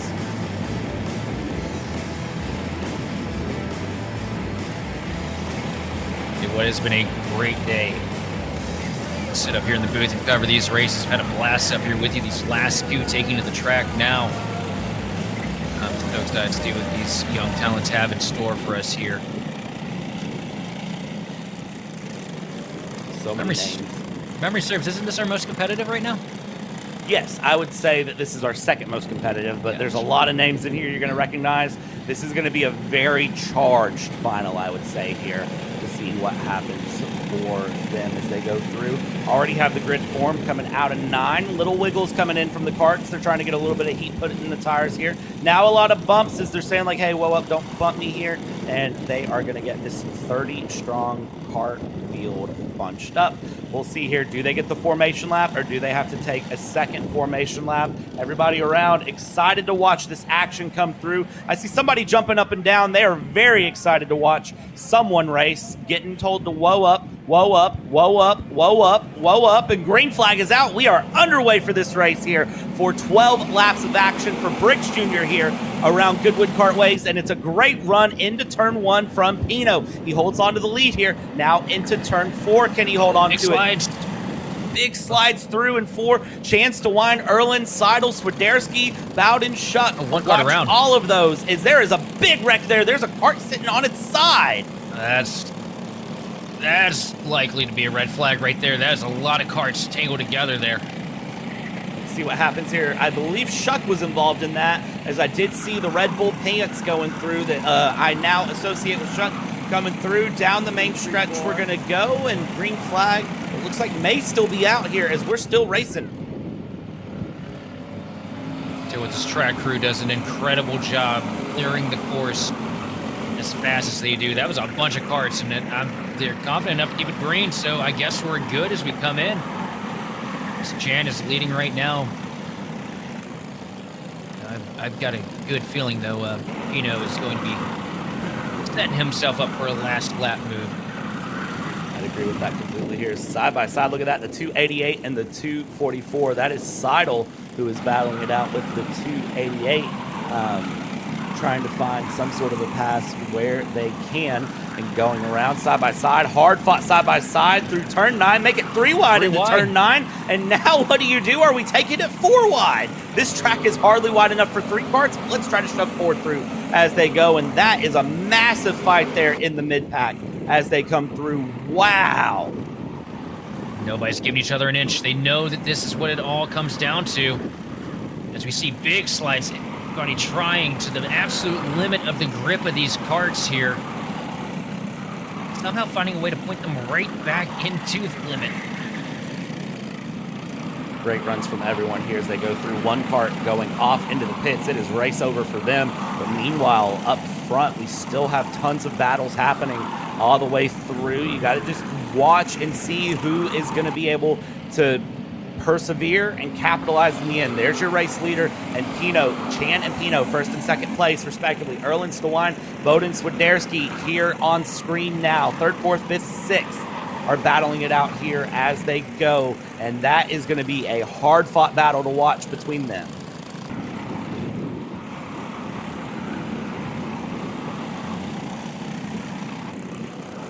Swiderski tried for a move up the inside there. Bowden wasn't able to make it stick. Stawine holding 4th, 3rd place still held on by Erlen. Meanwhile, Chan and Pino there, 1st and 2nd place, only separated by about a 10th and some change. We'll see where that gap resets to when they cross the line. Let's see where 1st and 2nd find themselves. And I'll tell you right now, it's bumper to bumper as they go through. They cross the line separated by half a 10th at that time when they cross the line. Here they go into turn 4, slides from both, and there it is, pass for 3rd up the inside. Stawine looking past Erlen, trying to find it. Now the 238 of Bowden will take advantage, so trying to gain a spot and actually losing a spot. No, it's tricky. It seems like how that always works out, though, isn't it? You don't go for the position, then next thing you know, you get just freight trained by everybody else. Doing a good job to keep it there and hold on to at least something, stop the bleeding. And right now, Chan leading us to the line here again with Pino tucked up right under the back bumper cover. Now a little bit of a move down to the bottom and try and take position in a huge defensive line from Erlen. That was a mega defensive line. That's the I know I couldn't be passed and I refuse to let you do it line. Going through. Erlen very quickly blocking off the 238 of Bowden, doing a great job there. Stawine and Swiderski side by side as they go through, or Bowden and Stawine side by side, apologies, and they will flip positions there as Swiderski is now in the picture there just in the background, I would say, as they come around here. Meanwhile, up front, Champino separated by a 1/4 of a second and continuing to try to hold on where they can. 3rd place really contested right now, and the gap between them, when they crossed the line, it was less than half a 10th. These two right now trying to work together, trying to close in on your race leaders, but I don't think it's happening based on how well Chan and Pino have been hooked up here this entire race. They're just slowly creeping away from these guys, and that is exactly what Pino wants to see, because he wants to be able to make that move on that last lap. So I know there's no shot that he's going to try and make the move any earlier than that, because he's been snookered twice in the same corner. I know what he's going to try and shoot for here, and he doesn't want to have any opportunity of anybody behind him to be able to throw it and put themselves on the outside and him to fall backwards a handful of spots. He wants to be able to focus on what's in front of him. He wants to focus on that win. And that is the most important thing to focus on right now as they go through 1st and 2nd place here. 232, 212 respectively, trying to battle it out as hard as they can as they go through and around. And it does look like Chan just trying to, again, as you said, just focus on the corner ahead, focus on the lap ahead. 5 laps to go here as we stand on this run for the Briggs Junior Final here for KartStars Canada, round number 1. And as they come through turn 9, looking very solid there as Chan looks back over the shoulder, sees there's a little bit of a gap, and then looks back forward.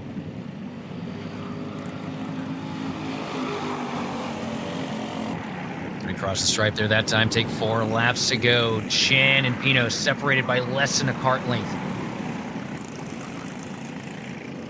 These two kind of stinking up the show how far they've walked away from the rest of the field. You can see the battle scars on both of these karts. It's been a hard weekend of racing between the two of them. And that weekend's coming to a close here rapidly as we work ourselves through into the final laps here for the Briggs Junior. Back bumper here through turn 9, trying to get the advantage to pull himself up to the back bumper of the 232 machine of Chan.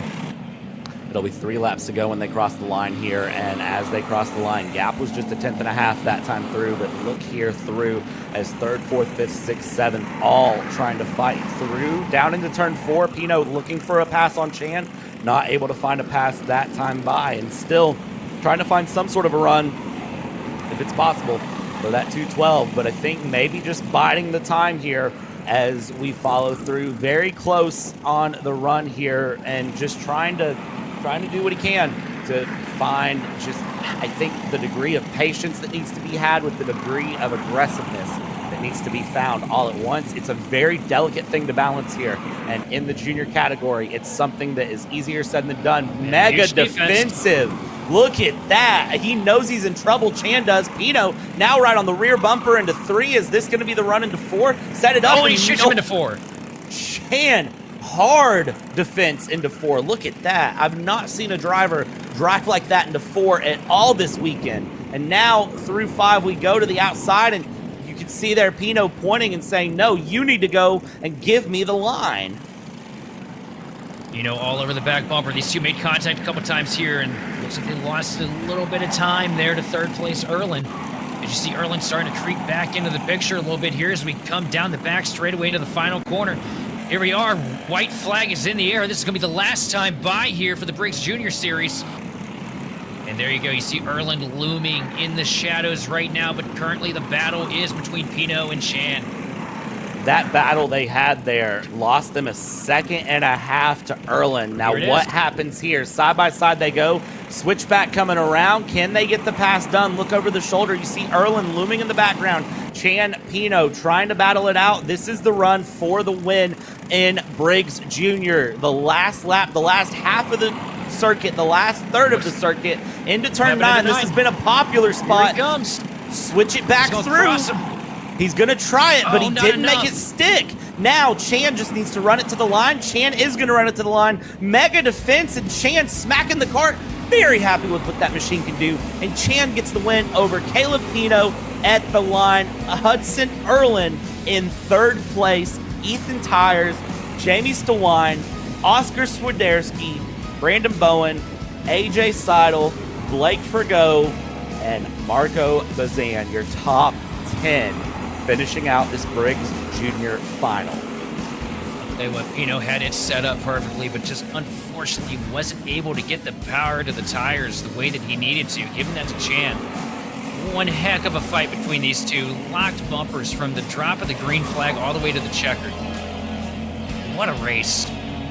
You can see the fist bumps and the happiness from everyone over at the fence. They were very, very happy to see that run through, and now we give Ethan Chan his victory lap here. And you see him, he's saying, where's my flag? Where's my flag? Oh, guys, where's the flag at? Yeah, come on now, get him the flag. Ethan Chan needs a victory lap. Why does he not have the flag yet? Yeah. You see he's sitting there, he's waiting, he's saying, I just won the Briggs Junior Final. Can I have my flag, please? And thank you.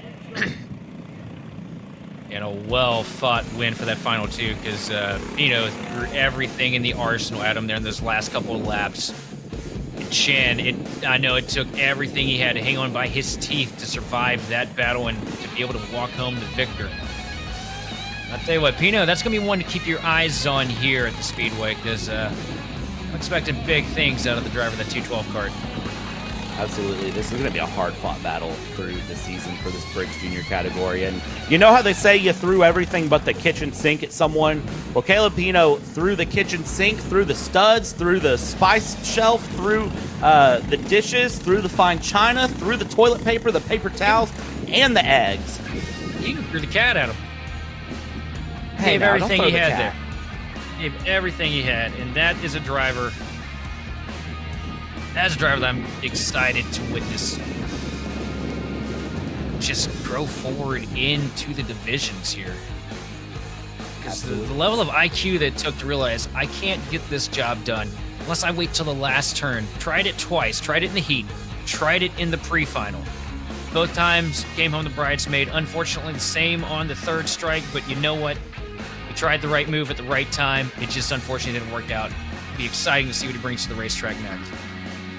That it will. One run left here for this race weekend. It's been great to have everyone along with us here on Kart Chaser through all of yesterday's coverage and all of today's coverage, but it has to come to an end, and one race left to end it. Final race here. This is the Briggs Cadet A Final. So the top 6 from B Final plus the entirety of the A Pre-Final run through now. So this is 10 laps of action. This is your youngest drivers on the track, but they are going to send this thing out for the weekend with an absolute boom. And are they going to wave at us? That's the question. Do they wave at the broadcast? Well, the karts are getting started, so the answer is probably no. High fives all around. Everyone knows this is the end of the weekend. This is where it really counts. And for them, this is where all the fun really pays off. This is where all the practice pays off. And this is where the season really kicks things off here for the Briggs Cadet Final. Somebody waved in the background. There we go. Visors down. Let's get underway, and let's get this formation lap started for Briggs Cadet.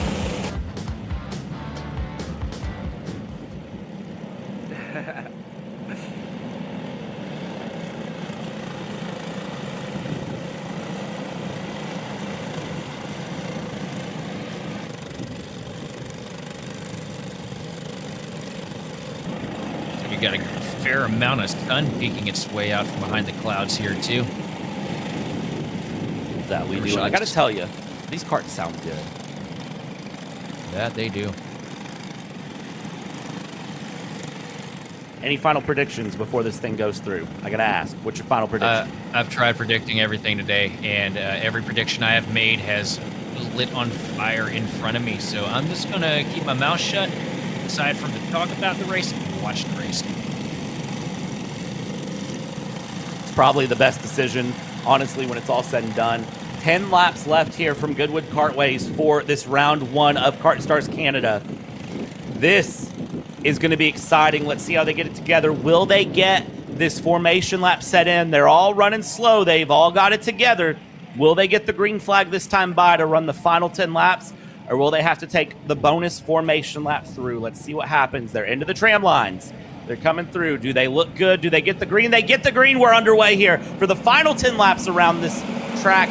Go through. Hard fought up in front. Everybody's through turn 1, though, looking very good. Now into turn 4, the challenging section of the track. The GUI here and trying to fight around the 63 of Audi is up in the front. As we see everyone go through turn 5, looking very good here on the race start. Audi off to a clean start here with a decent advantage over second place as they battle hard for P2. Watch out for that 80 of Aiden Kishen there in second place, currently battling it out with the 17 of Tristan Francisco. Side by side into 9 they're going to go. Slides it out a little bit and pushes his way up into second. Now he's got to set off to chase down Yusuf Adi there in the number 63 kart on this run. 1 lap down, 9 laps to go, and nobody knows how this thing's going to end.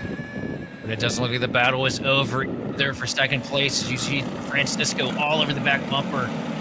Here as we got one kart, looks like off the track, just outside of the corner on the inside. See the track orders getting that kart moved from the surface. Yusuf Adi trying to run away with the lead. Over second place, Aiden Kish and Tristan Francisco sitting in third. Ethan Smith sitting in fourth in the 25 kart with your favorite one to call, Thomas Dew, sitting in fifth. Thomas, sitting in fifth, trying to hold off McGooey, Okay, I'm done for the weekend with that one, I promise, maybe. Yusuf Adi holding on to first. Aiden Kishin in second. Tristan Francisco currently in third place, but the fastest kart on the circuit in times. Double GoPro setup, so you know he means business. Let's see here. He looks to the inside around Aiden Kishin. Not able to get the pass done yet here as we go around and continue this fight through. Going 3 wide in the background. That's the 78 of Romden. That's Kishin, and that's Duncan there in the back. And it's not Aiden Kishin. It's Noah Kishin that is back here in this backpack trying to battle it out for a top 10. The contact a little bit further in the back of the pack. Everybody keeping it straight, though. The laps start to wind down. These guys coming across the line here. Yusuf Adi leading the field out of turn 10 to the start-finish line. They give us 7 laps to decide the Briggs Cadet Series. Let's see what happens here for these final 7 laps. Yusuf Adi 3/4 of a second ahead as Aiden Kishin and Francisco under some pressure at the moment with each other. They go through. They look for the switch through in 5. They're looking for a run into 6th. And that 17, I tell you right now, Francisco will be brave and try to take it side by side. Tristan Francisco, I think, will try to fight Aiden Kishin in some unconventional spots because that's just one. It's the thing you see in cadet classes. They don't tend to worry about, well, this is the best place to pass. They just want the pass done. And number 2, it's smart racecraft here as Smith and Dew will go side by side, switch it back, and Dew will do himself up into 4th place. Also, Francisco over here still trying to make moves on Kishin. I think that 17 kart might just be a little bit better than Kishin right now. Big slide from Bullpit there and Ethan Smith both as Ethan Smith will drop down behind Luke Bullpit. Luke Bullpit currently holding the fastest lap on track of anyone as they go and continue to battle it around here and running through. And Dew is up into 4th, but 2 seconds the gap between Dew and Francisco. And can Dew catch up by 2 seconds in 5 laps? I don't know the answer, but you see tucking the helmet there from Francisco, trying to catch up to Kishin. Kishin giving the little bump start there, trying to catch up to Yusuf Adi. Francisco and Kishin have actually swapped positions. My apologies there as I mixed them up in the 2nd place there as they try to run through. 1 second separating 1st and 2nd right now as we look at the battle a little bit further in the pack right now. The 87 machine of Bullpit right behind. Looks like Ethan Smith, or is that Thomas Dew? That is Thomas Dew, and big mix-ups all the way through the field as they go. Continue to watch the battle. Hazrati in P12 trying to fight his way up past Duncan, and Hazrati we know is fast here as we watch this battle. This is the battle for P11, and then Noah Kishin just ahead, trying to look for a top 10 potentially. If they can get through, the 8's going to look to the inside of Kishin and will get 10th place as Kishin runs off, spins into the grass, still in the grass, and I don't think actually got that car back on the pavement. And here comes the 8 machine with a late race charge. And there's the... Yeah, it's going to be a huge loss of time right there, obviously. Unfortunately, too. That was unfortunate for McGooey there, going off and through, checking back in on that one. As we continue along, watching this run through 4 more laps to end off your weekend here around KartStars Canada. As a reminder, Kart Chaser will be covering the podium, so don't go anywhere after the race, so that way you can see all of the podium action here. Number 63, Yusuf Adi on his way to the podium with a great run here. Tristan Francisco in 2nd, Aiden Kishin in 3rd. You can see those gaps are closing up a little bit, and let's see if those gaps close up anymore, if there is possibly a fight for 1st coming, or at least 2nd.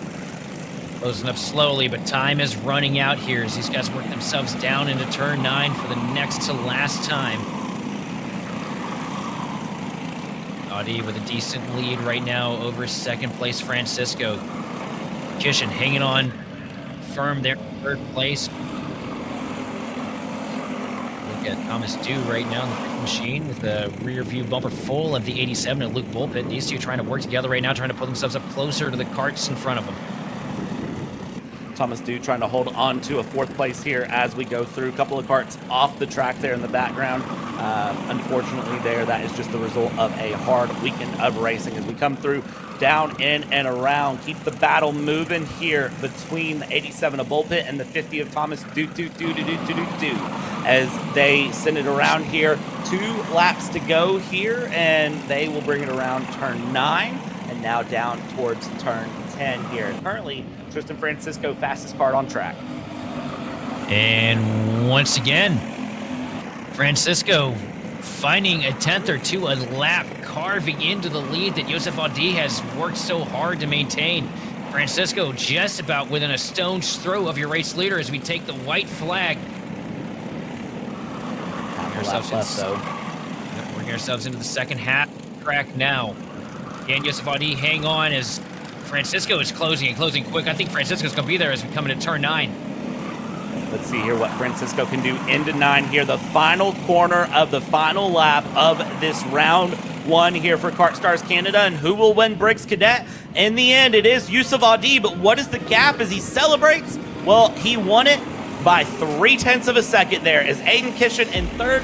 Thomas Dew will do 4th place. That will do for Luke Bullpit in 5th. Lincoln Lima in 6th. Ethan Smith in 7th. Ricky Rampton in 8th. Milan Hizrati in 9th, and Damian Sterling will round out your top 10 for Briggs Cadet for the final round here of this weekend here for KartStars Canada. What a weekend of racing it has been. I feel like we've seen just a touch of everything. I mean, we've seen karts flying, we've seen rain, we've seen sun. We've seen, what, about 45-mile-an-hour winds. Great battles, walk-offs, and it all comes down to this. Yusuf Audi, great checkered flag here. Wrap a bow on a great weekend. Kart racing here in Ontario. Such an amazing run from everyone here as the 63 is going to take this victory lap. Yusuf Audi, well-deserved. And I will say, slow your victory lap down a little, Yusuf. It's okay. Take your time. We're in no rush to go anywhere today, but maybe Yusuf is ready to go home and go to bed. It's been a tiring day for him and a tiring weekend, I'm sure, as we go through. Big congratulations to Yusuf Audi. Big congratulations to every driver that's competed. Let's just make sure that is said. Every driver that's competed this weekend, everyone that's shown up, it's been hard fought. It's been crazy weather, as you said, and braving the conditions, showing up and doing such a great run has been amazing here.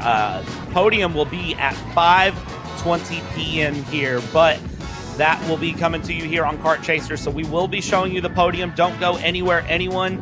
But on behalf of myself, on behalf of Sheldon, on behalf of everyone here at Kart Chaser, a big thank you for joining us for this weekend's coverage here of round 1 of KartStars Canada, presented by Clearly Canadian and Wholesale Express. We'll get this track shut down. We'll get this podium ready to go. Remember, someone gets a Charles Leclerc helmet from Braden Motorsports and Bell Helmets.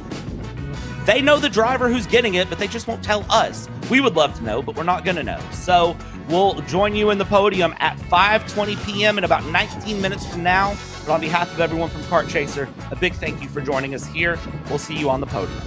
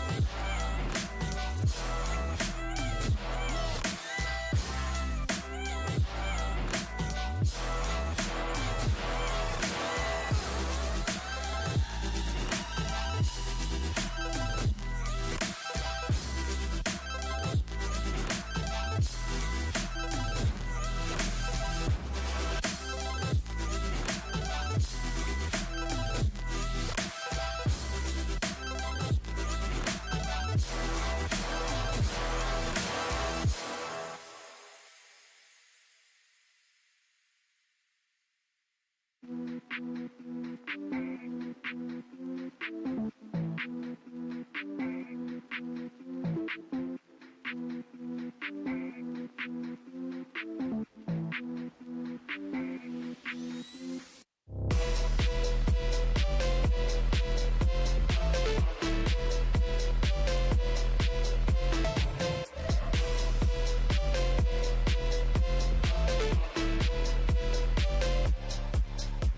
to me.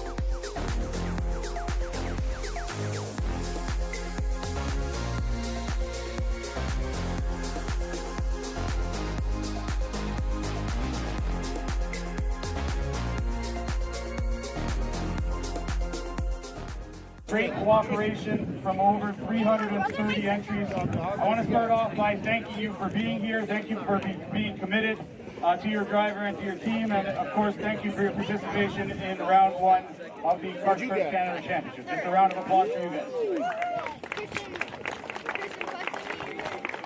We got a lot to go through. We're going to go ahead and recognize the top 3 from each of the 8 championship classes that finished their finals today. Obviously, we had a mini podium presentation yesterday. As talked about at the drivers meeting, we get into some raffles. So a couple sets of tires, one for a 4-cycle driver, one for a Rok driver, a can of race fuel, and free entry to the next round, which is of course round 2 at Goodwood Kartways sometime in June. Looking forward to that one. So we'll go ahead and get started. We're going to start with our first final of the day, the VLR Senior category. Finishing in 3rd place today, the 304 local kid Ethan Pollock. In 2nd place, there was some battling for the lead throughout the weekend, some good hard racing. Congratulations to the 319, Jordan DeLeo. And coming out on top when it mattered the most, he got in front in the final and put his head down, didn't make any mistakes. Congratulations to the 399, Aiden Ingrata.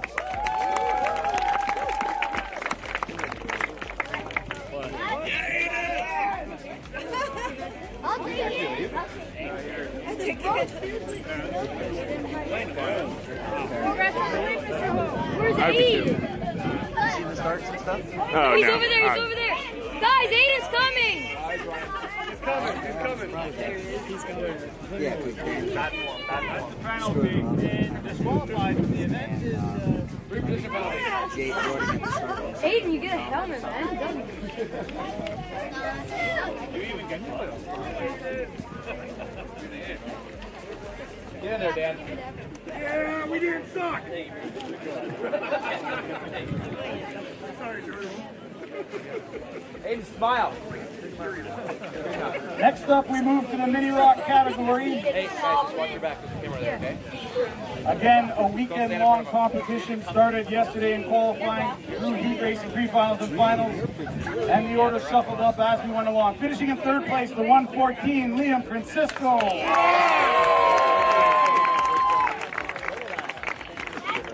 In 2nd place, cart number 180, Aiden Kishin.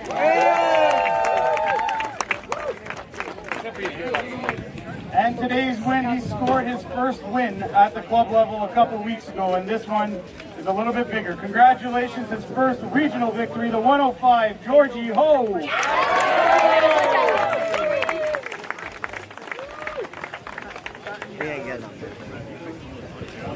And of course, his Varadness red gloves. We're going to start to see some of these red gloves in competitions throughout the year. Limited edition. Winners Club only. Smile, like you see it. Hey, smile. I want to leave you up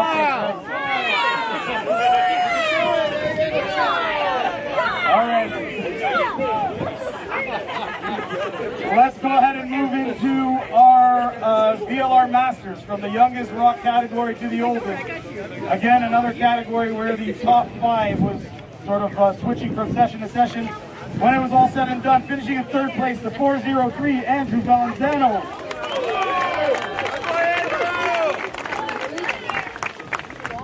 In 2nd place, cart number 439, Ivan Hinku.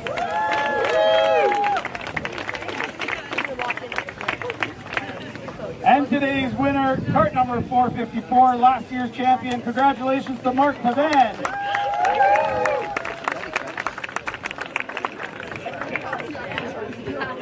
Georgie.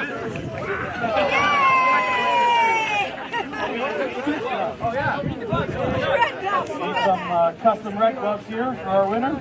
Thank you, Daniel. Andrew, that's better than 4. That's better than 4. And we'll get all the winners with the red gloves to stick around for a picture and some instructions at the end of this. Moving on, VLR Junior. This one was interesting. It was about a 10-cart train for the majority of it. And again, changed as we got towards the end. Finishing in 3rd place to 205, Quinn Tires. In second place, the 229 Luca Cariotti.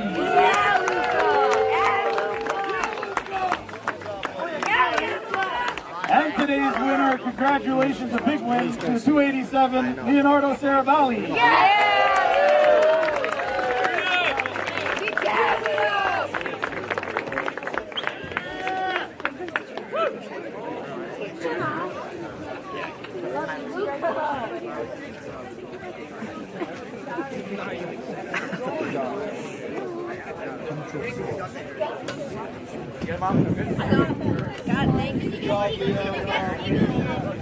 Congratulations, guys. Those are our 4 Rok podiums. Now we move into our 4 Sunday-only Briggs classes. We'll start off with the biggest one, KartStars Senior. 2 pages of participants. These guys did a great job all weekend long in very challenging conditions. We will say, guys, we will adapt to a different format from round 2 on. What you can do to help us is register before the pre-registration deadline. If we know how many are coming, we could plan. If we find out the morning of, very hard to change a schedule that's been published. We're going to go ahead and get into the podium, finishing in third place, the 302 David Barnes.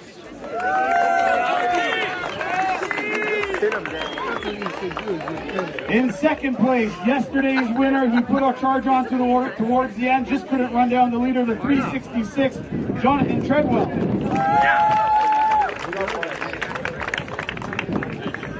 And today's winner, he started his career here when he was probably about half the height. I haven't seen him for a couple years, I didn't even recognize him. He came back and he didn't forget about how to get around this place. A great drive. Congratulations to the 374 Major McCoskey.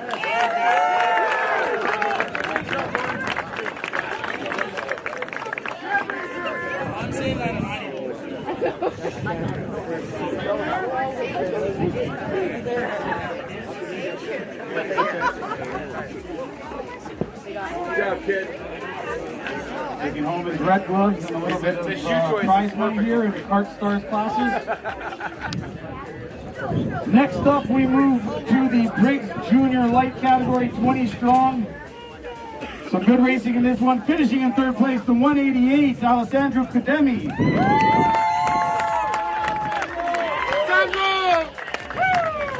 In second place, setting the fastest lap of the race, the 154 Asher Pavan.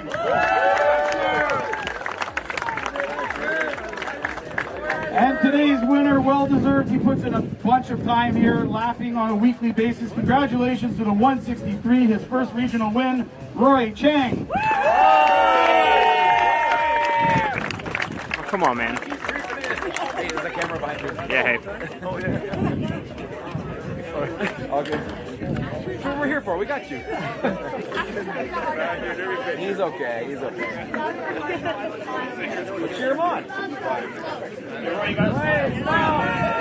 Smile, Roy! Smile! All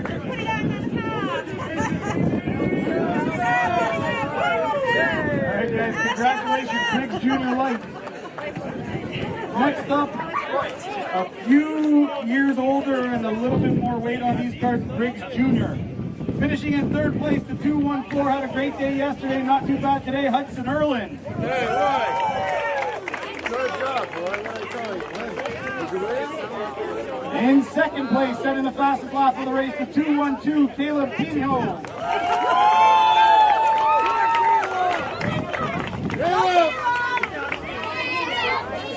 And today's winner in Briggs Junior, round 1 of the KartStars Canada Championship, the 232, Mr. Ethan Chan.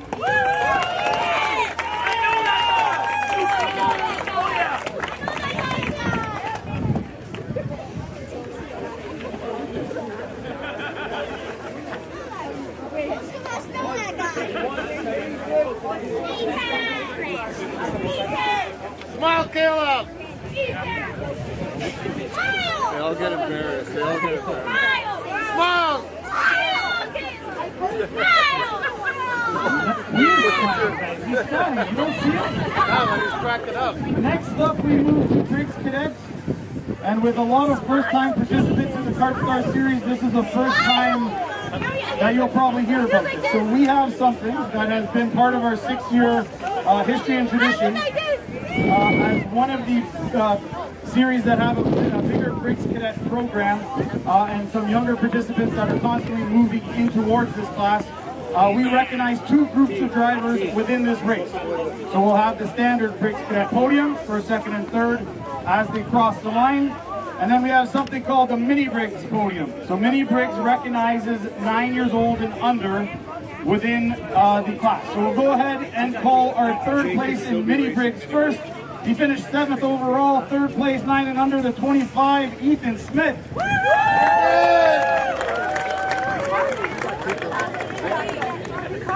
2nd place in our Mini Briggs category. He finished 6th on track, 2nd in Mini Briggs, the 19, Lincoln Lima. And your Mini Briggs winner, he put a charge on towards the end of the race, came up just a bit short from taking both awards, the 17, Tristan Francisco. Let's go, baby T.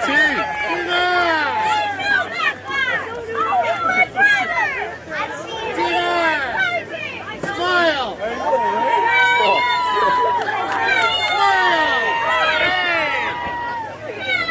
It's a beautiful smile. All right, that's enough. Mini Briggs, all done. Next up, we're going to move to Briggs Cadet. And the overall podium finishing in 3rd place, cart number 80, Aiden Kishin.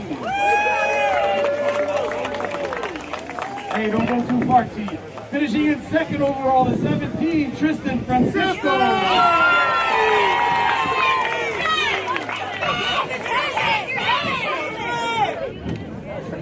Hey, Tristan, smile.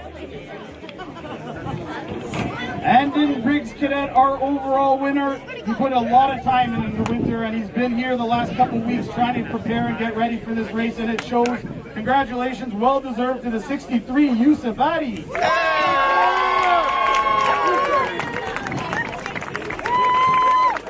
I know that guy.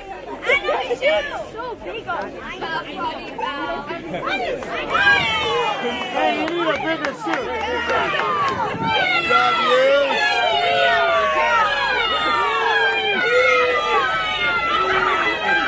Sounds like chickens. Okay. Good job, baby. All right, guys. You think we got that picture? Moving straight into some raffles. So this is how this works if you haven't raced with us before. So we divide some of these envelopes to all participants in the Rok Vortex classes and all participants in the Briggs classes. The first thing that we'll go ahead and raffle off is going to be free entry to round 2 at Mosport, and we'll have 1 Briggs winner and 1 Vortex winner. If we could have somebody come draw some names for you. Yeah, you. Pick one name. Just one. Can't look. Can't look. What is this? So the first pick, it was in the Rok category. Remember, you have to be here to win it. If you're not here, you don't win it. He was here. He was late. He probably left. The $3.99, Aiden and Grata. If you're here, you got free entry to the next round. And Grata going once. And Grata going twice. I feel good about this one. Sorry. Next.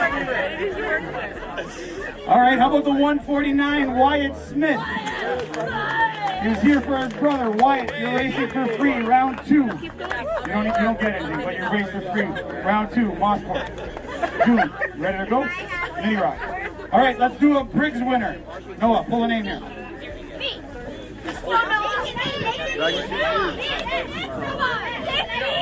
I don't even call your name yet. All right, Elijah Josh. Free entry to round 2. Josh is going to be there in Briggs Senior. Next, we're going to go to a Sick Kids, Ride for Sick Kids. We have a charitable event happening on June 8th here. It's an endurance format.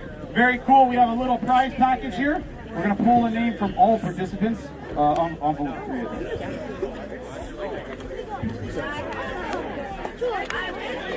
So a little prize package here from the Ride for Sick Kids. The 350, Brennan Taylor. Brennan Taylor going once.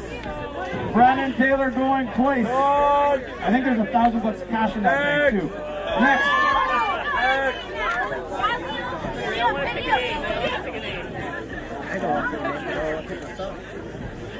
The 369, Vasil Chipikov.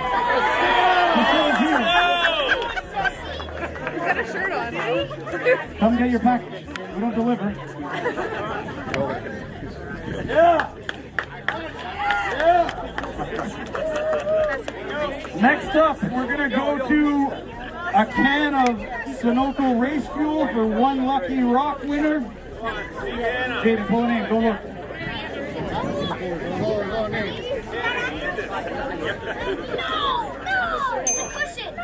Kishin. Kart number, is it Noah or Aiden? What do you think? Oh! Kart number 180, Aiden Kishin. Aiden, you could probably use that too, so take that with you. You gotta carry it yourself though. Next up, we're getting into our three bigger prizes. 2 sets of tires, and then of course the Brandon Motorsports presentation. A set of Briggs tires first.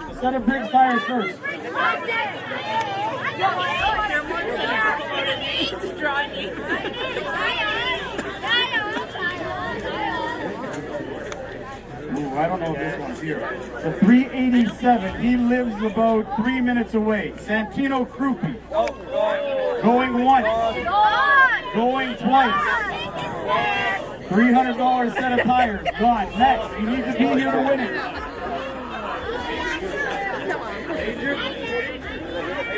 Kart number 178, Damian Pitchler. Going once. Going twice. This is how we get the crowd to the podium. You gotta be here.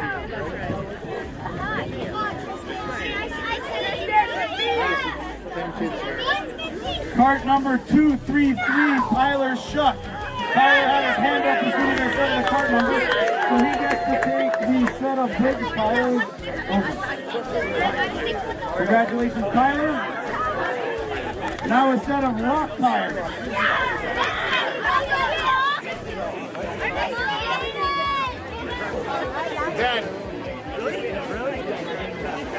Kart number 211, VLR Junior, Marley Chowdhury.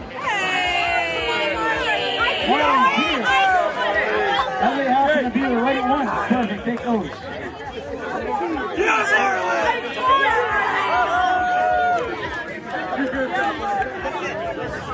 All right, guys. Next up, a special presentation. Just everyone back up a little bit. From one of the event sponsors. I'm going to pass it on to Mr. Brad Shabashi.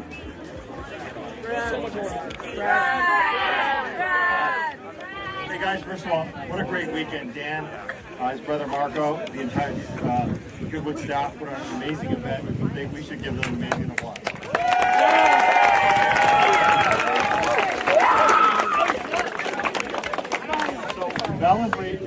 Bell Racing and Briggs Motorsport have teamed up to create a reward, which is for an annual award for outstanding achievement, determination, leadership, and relentlessness in the paddock. This year's recipient is determined, always positive, works on the go-kart relentlessly with his mom's help, and always is smiling. He's a great teammate and always willing to give a helping hand. This year's award goes to Jacob Hill. Jacob,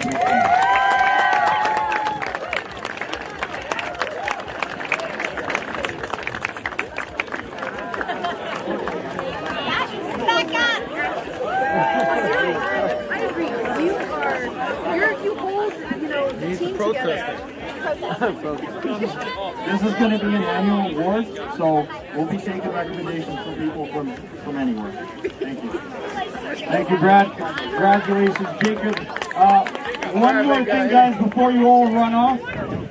We had the pleasure of doing something like this all over again next week. If you don't know, the Ontario Interclub Challenge comes to town. Yes, it's a Briggs-only event, but we expect to see a lot of you, especially the Briggs guys. And rumor in the pits is that some of those Rok drivers are trading in their power plants to have some fun in the Briggs categories. If you park your trailer anywhere on the grass and you're coming back next week, you get to leave the trailer where it is. If you're packing up tonight, please make sure, guys, to return those transponders because we have another busy weekend ahead. And thank you guys for your participation. Make sure you drive home safe. And all the winners, all the Red Glove winners, the 8 champions from today at the podium.